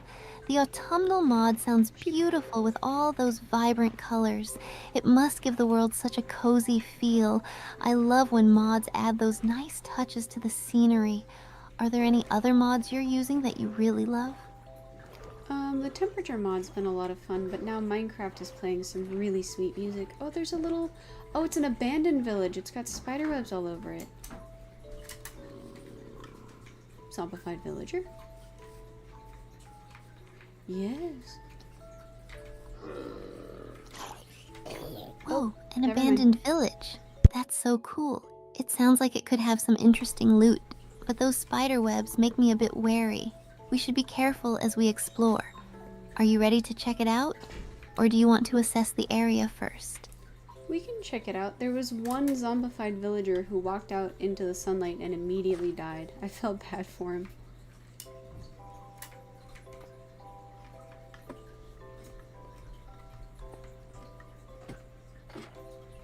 This is cool. There's a little lookout. Aw, that's so unfortunate. Poor zombified villager. It's rough out here in Minecraft sometimes. But hey, at least we can look for treasures in the village without worrying about him now. Let's poke around and see what we can find. Hopefully, there are some resources we can gather.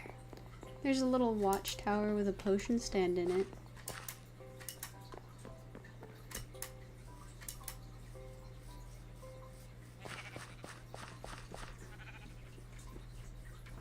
Nice!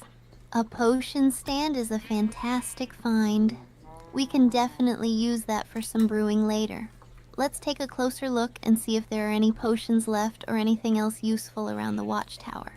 Who knows what secrets it might hold? Yeah. This place looks functionally abandoned. I kind of feel bad.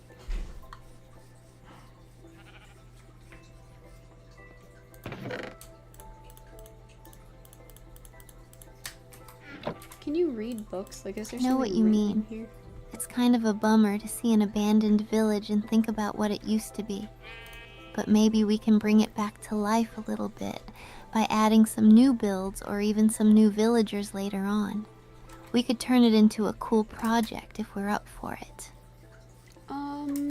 Maybe. Maybe this would be a good place to start bringing the villagers back once we've healed them.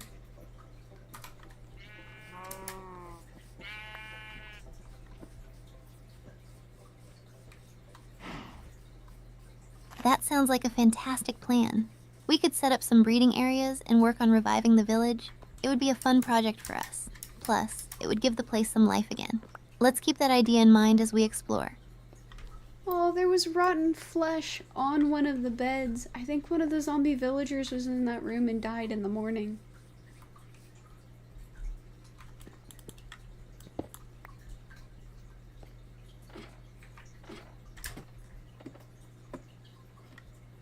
Ew, that's gross. Poor guy. He really didn't have much luck, did he? But hey, that just shows how dangerous it can be for villagers here. We definitely need to keep an eye out for any survivors we can bring back or cure. Let's keep searching to see if there's anything else we can salvage.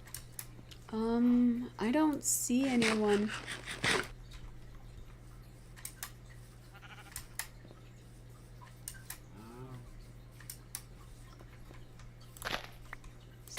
That's a bummer.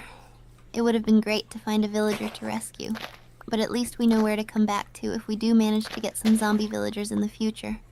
For now, let's keep checking the village for any loot or resources we can grab before moving on. By the way, is there a way to read the books? I found a book in here that I think might be interesting if we could read it.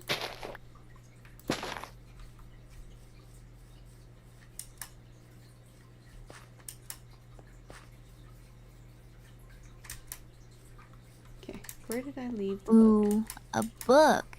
That's cool. You can only read enchanted books by hovering over them to see what enchantments they have, but if it's a regular book, you can't read the text inside, unfortunately. It Aw. might just be a collection of notes or stories. If you want, we can take it with us and see if there's a way to display it later. What do you think? I think we should bring it and put it in one of our chiseled bookshelves. Special memento. Hello. Here we go.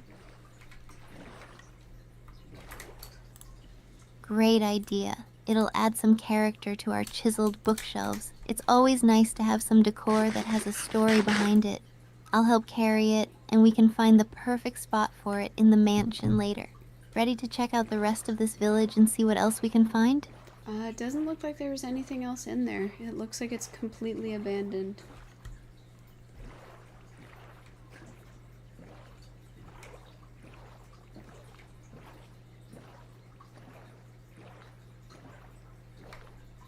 That's a shame. It's a little heartbreaking to see it in such a state, but at least we've gathered some useful items and we have a cool idea for the future.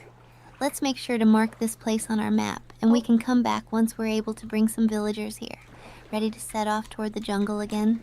Yes, very good idea. Let me take down the coordinates real quick. I forgot about that.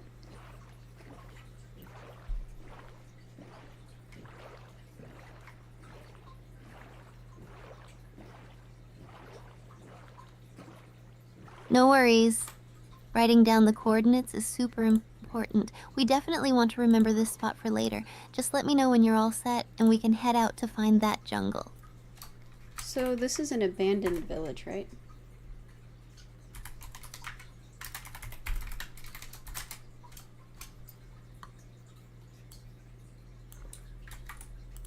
Yep, that's right. This is 154. definitely an abandoned village, which means it's been left to the elements. No villagers either, since they're usually the ones that populate a village. But we can make it live again one day if we bring some back. Alright, let me take down the coordinates. We're pretty far from the house.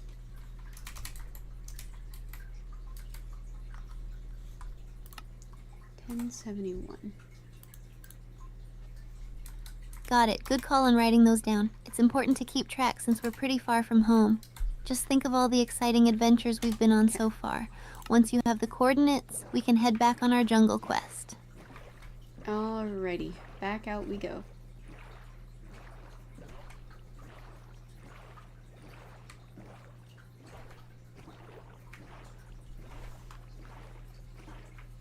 Awesome. Let's do this. I'm so ready to get back on our adventure and find that jungle. Fingers crossed we'll come across it soon. Hopefully. This should be pretty epic once we found it.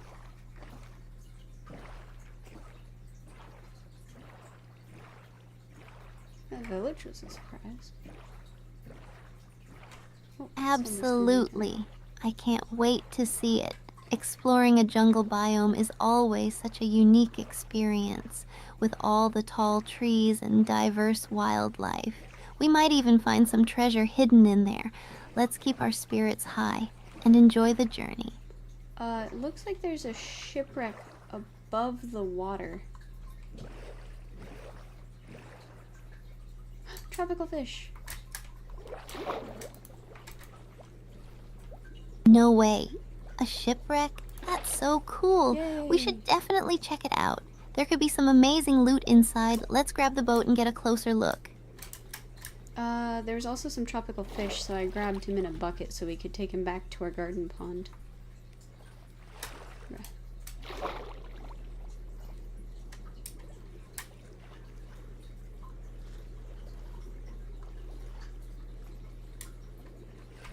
That's awesome.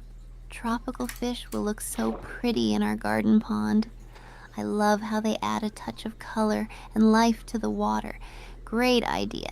Now let's dive into that shipwreck and see what treasures we can find. Okay, it looks like the way in is through the middle, but let me check the underside first just to make sure. Yeah.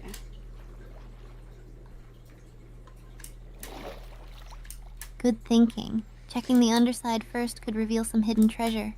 I'll keep an eye out for any mobs while you explore. Just be careful down there and let me know if you find anything cool. Alright, oh, it looks like I can actually stand in here. That's nice. A lot of paper.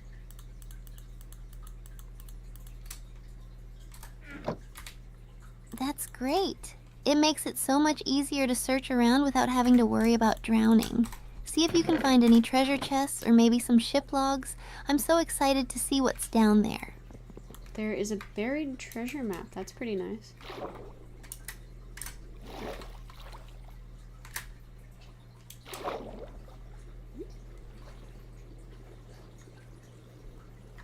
Yes, a buried treasure map is a fantastic find. That's like a treasure hunting ticket. Let's check the coordinates on the map and figure out where we need to go next. I Ooh. can't wait to see what treasure awaits us. There's a second treasure chest. Oh, wow, this has a lot of stuff in it.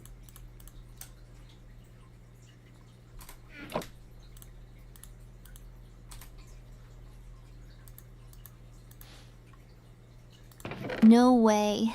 That's amazing. What did you find in the treasure chest? I hope there are some good items in there. Maybe some diamonds or rare loot. Let's see what goodies we can add to our inventory. Iron ingots, gold nuggets, iron nuggets, bottle o' enchanting, and some emeralds. Here, let's just boop.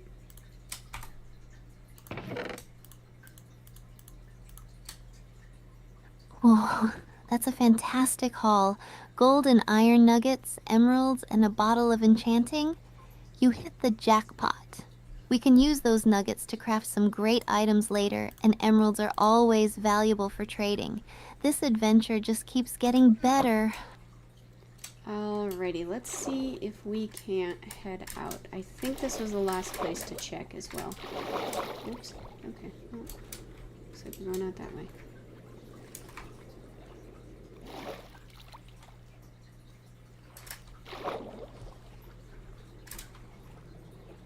Sounds good. Let's wrap up here and head back out.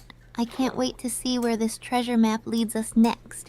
I'm so ready for the next part of our adventure. Okay, I'm pretty sure that was everything for us to check out.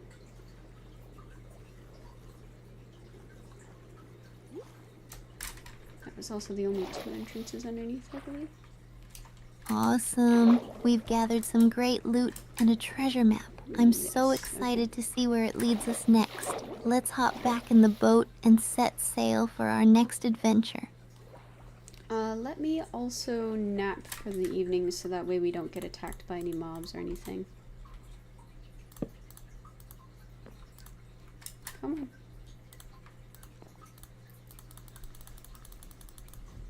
Good thinking. Definitely a smart move to sleep and avoid any nighttime surprises. We'll have I'll to keep wait an watch while you hour. take your nap. Just let me know when you're ready to get back to exploring. And then, oh wow, that was cool. So in the morning, we're probably going to want to head straight back to the house to make sure we don't lose anything because my inventory is completely full now. Alright, well, let's just start moving home.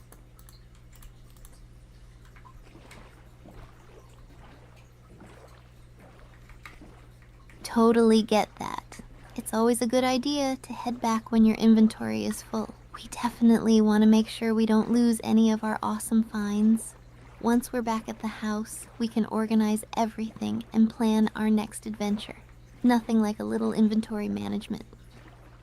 Very, very fair. I'm actually going to see how close we can get before dark settles completely because it looks like we have some time before I can actually lay down.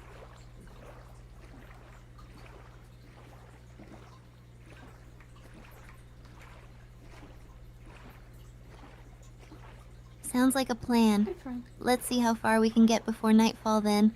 We might even stumble across some cool spots along the way. Just stay alert, and we'll be good out here. Alright, we made it back to the abandoned village, so I'm gonna go to sleep in here for the night again.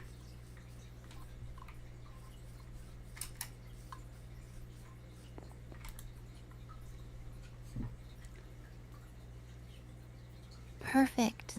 Sleeping in the abandoned village is a great idea. It's nice and quiet here, so we can rest safely for the night. I'll keep watch just in case, but get some good rest. In the morning, we can head back home and sort through all our treasures. Alrighty. Oh, I can't pick up my boat, so it looks like we're actually just gonna have to sail all the way home.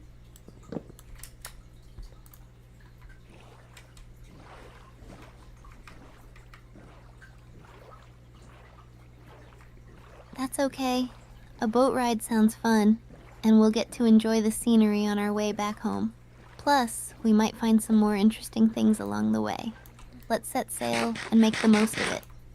Well, since we sailed all the way here, luckily I know we can actually travel by water.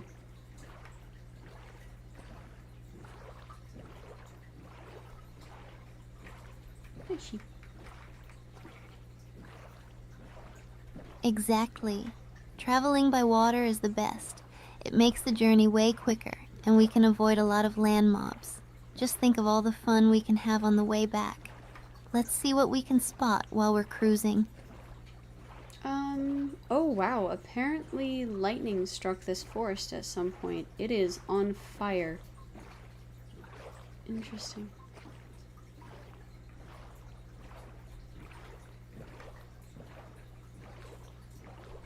Oh no, that's not good. Forest fires can spread really quickly. We should be careful sailing near it. It's crazy how dynamic Minecraft can be. Do you think we should check it out, or steer clear for safety? I think we should steer clear. It should put itself out pretty quick, so it shouldn't be too much of a hassle for anything.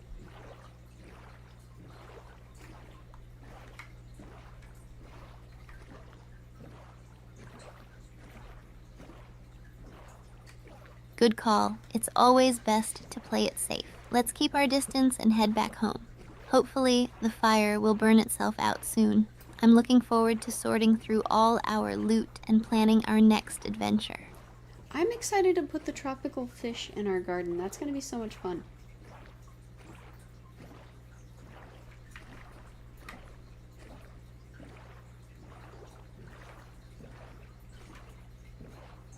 I know, right?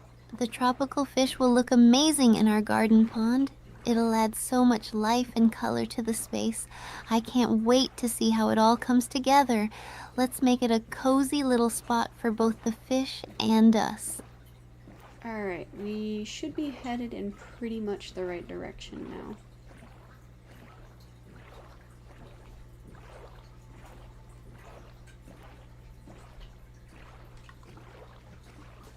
Awesome. It sounds like we're on the right track to get back home. Just a little more sailing, and we'll be there before we know it. Let's keep our eyes peeled for anything interesting as we make our way back. I did also just get bonked by a turtle. Poor guy.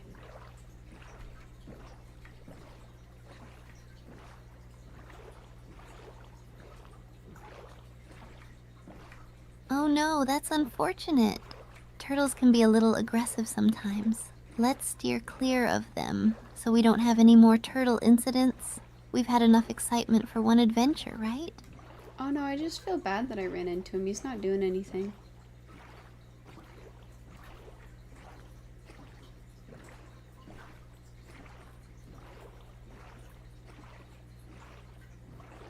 I get that. It's tough when you accidentally hit a creature that's just minding its own business. They can be so cute. Just remember to watch out for them as we sail back. We can always help them out next time we're on the shore. Let's get home and focus on our fish. Sounds good. Oh, and all of our loot too. That was such a cool... It was halfway above the water. I'd never seen that before. Usually they're like on the seabed.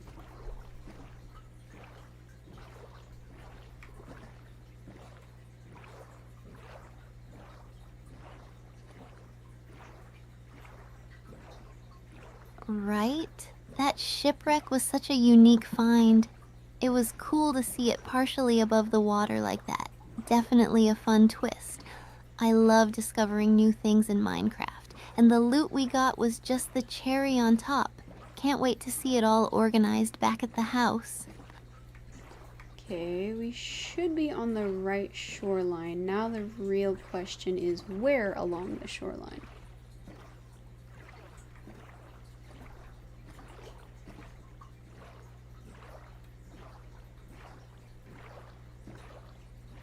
We're getting close. Just keep an eye out for familiar landmarks or our garden pond. It should help us figure out where to dock. I'm so ready to unload our treasures and see how everything fits into our plans. There are way too many peninsulas.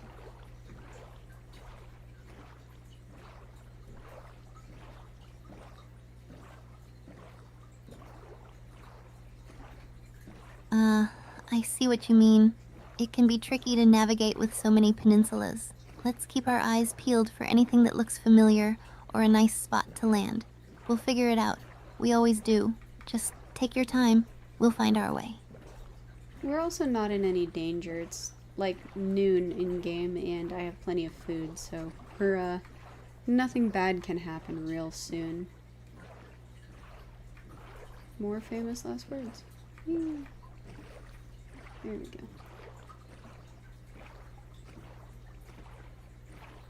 That's great to hear. Being safe during the day is always a big relief. Plus, having enough food means we can just enjoy the journey back. We're in a good spot. Let's keep cruising along the shoreline and enjoy the scenery until we find our landing. Oh, I recognize some of this shore. So, we're at least closer to where we were when we started.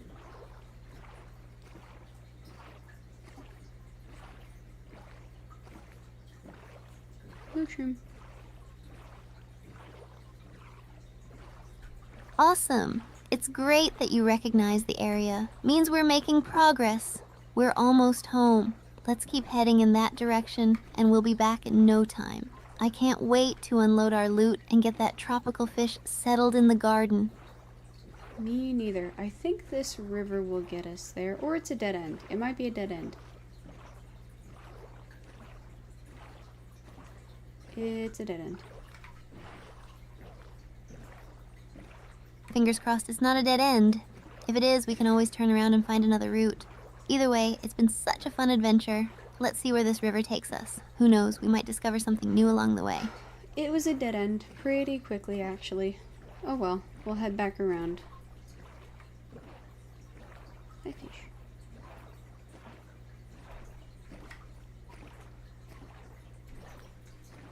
No worries. Sometimes that happens in Minecraft, but it's all part of the adventure. Let's turn back and find another way. I'm sure we'll find our way home soon. Plus, it gives us a chance to explore more of the area. Very fair. Once we get home and organize the loot, it is going to be my dinner time as well. Oh, little fox. Turtle.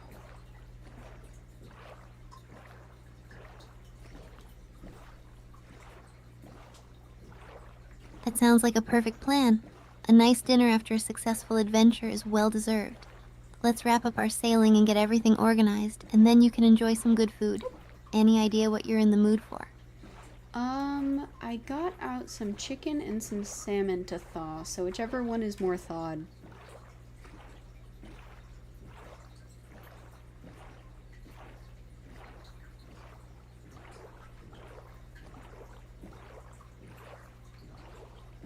Yum. That sounds delicious. Both options are great, but I bet the chicken will be nice and juicy, while the salmon will be so flavorful. You can't go wrong with either one. Enjoying a nice meal after our adventure is the perfect way to relax. Alright, we are back home safe. Let's get our stuff unloaded.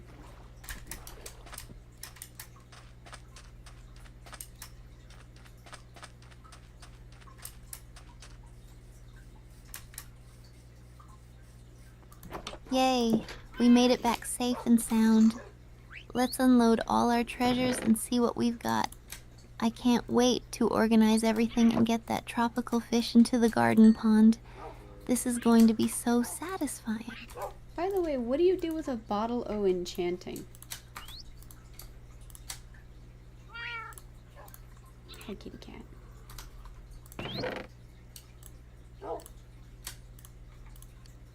A bottle of enchanting is super cool. You can use it to gain experience points when you drink it. It's like a little boost of XP in a bottle. You can use it to help with enchanting your gear, or just to level up a bit. It's great to have on hand for when you need a quick experience boost. That's cool. I'm also going to turn all of our iron nuggets into iron ingots.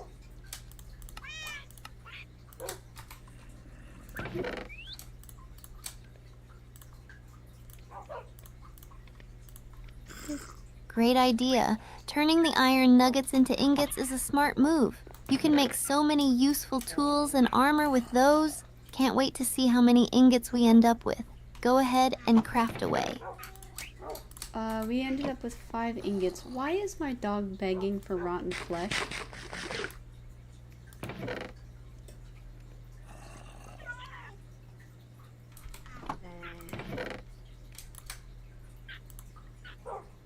Nice. 5 ingots is a good haul.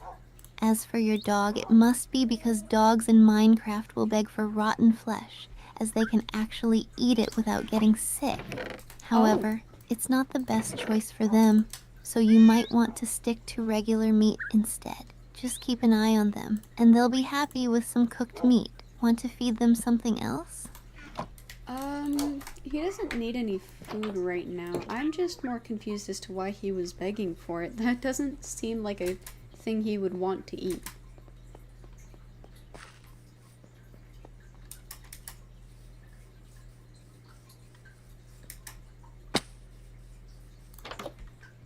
Alright. Oh, I am I wearing totally get that. It is a bit strange, since dogs usually seem like they'd want something better. Maybe it's just a quirky Minecraft feature. Sometimes the game has funny mechanics that don't always make sense. As long as he's healthy and happy, that's what matters. Let's see if he can be persuaded with something more appetizing next time. Can they eat raw meat?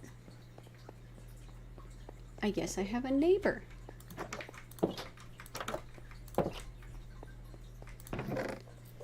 Mr. Rogers would be so proud. You can eat raw meat in Minecraft, but it's not the best option because it won't restore as much hunger as cooked meat will. Plus, there's a chance it can give you food poisoning if you eat it. Cooking it up is always the safer bet, so if you have the chance to cook it first, go for it. Even for a dog? Oh, I like books.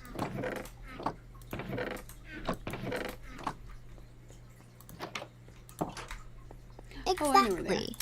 Dogs can eat raw meat in the game without any issues, but it's generally better to feed them cooked meat for variety and health. It's interesting how it works a bit differently for pets in Minecraft. Just be careful not to use up all your food on them. I put the book that we got from that village in our chiseled bookshelf, and it turned green. That's pretty cool. Huh. That's cool. That's awesome. The way they change color is so neat. It gives the bookshelf some character and makes it feel more special. It's a great way to display the loot we found. I love that we're adding personal touches to our place. Alright, let's head to bed real quick because it is now nighttime. And then we will finish dispersing the loot.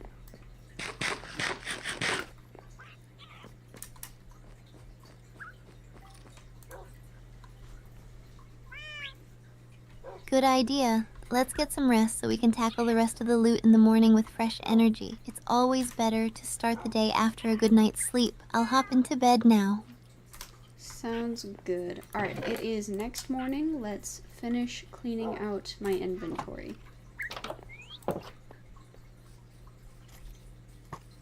Hello.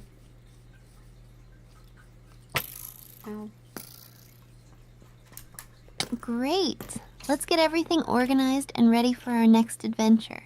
I love sorting through all the treasures we found. It'll feel so satisfying to see everything in its place. Ooh, we should also let the tropical fish out. Woohoo!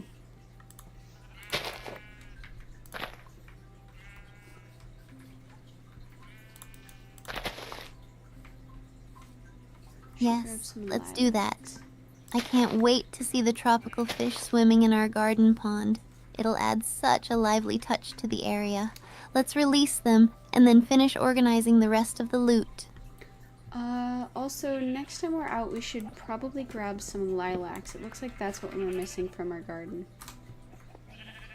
Where are the other fish? There you are. There you go. That's a great idea.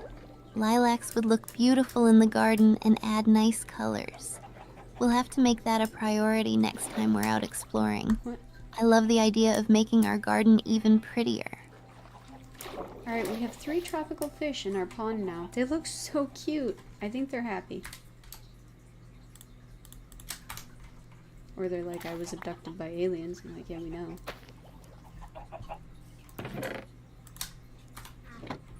Yay! That's so adorable.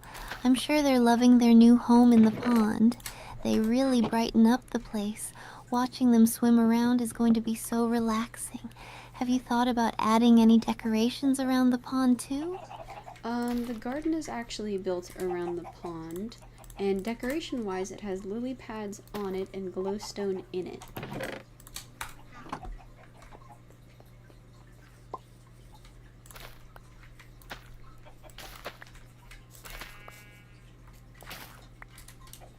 That sounds absolutely beautiful. Lily pads and glowstone are perfect touches. They add such a magical feel to the pond.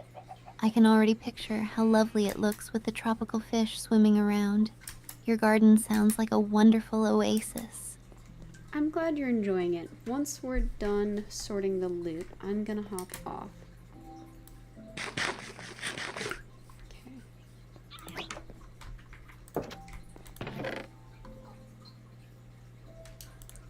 I totally understand. It's been a fantastic adventure today, and I'm glad we got to explore and organize together. Let's wrap up sorting the loot, and then you can enjoy your evening. I'll be here and ready for our next adventure whenever you are. See sounds good. I think the next thing that we should do is figure out where this buried treasure map leads.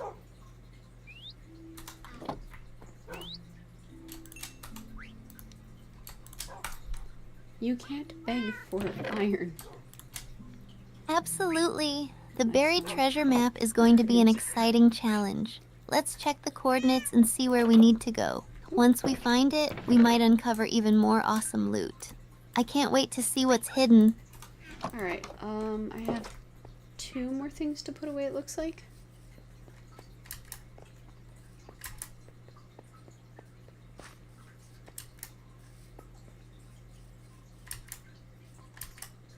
No problem. Take your time to get everything sorted. I'm excited to see what we find in the treasure hunt once you're done. Just let me know when you're ready, and we can plot our course to the treasure. Sounds good. I have no idea what direction it's in, so this will be very interesting to find out.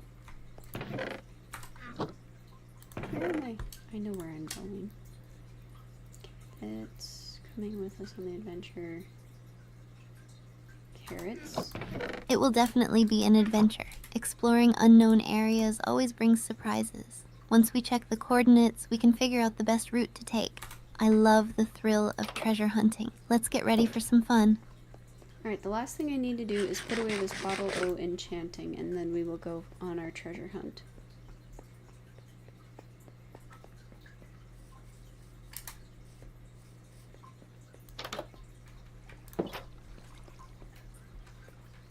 Perfect. Once you've got that put away, we'll be all set for our treasure hunt.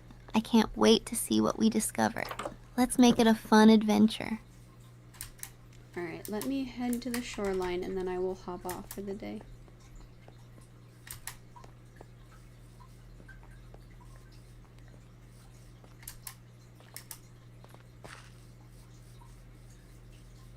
Sounds good. Let's make our way to the shoreline and wrap up for the day. It's been such a great adventure, and I can't wait to continue our treasure hunt next time. Just let me know when you're ready to hop off, and I'll catch you later. Do you remember where I parked the boat?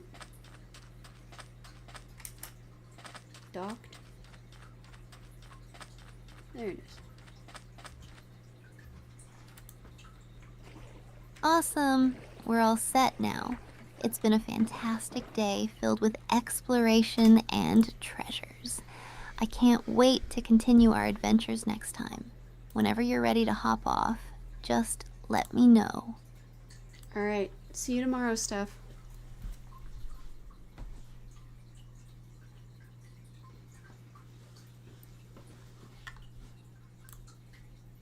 See you tomorrow. I can't wait for our next adventure. Have a great evening. Bye. Goodbye.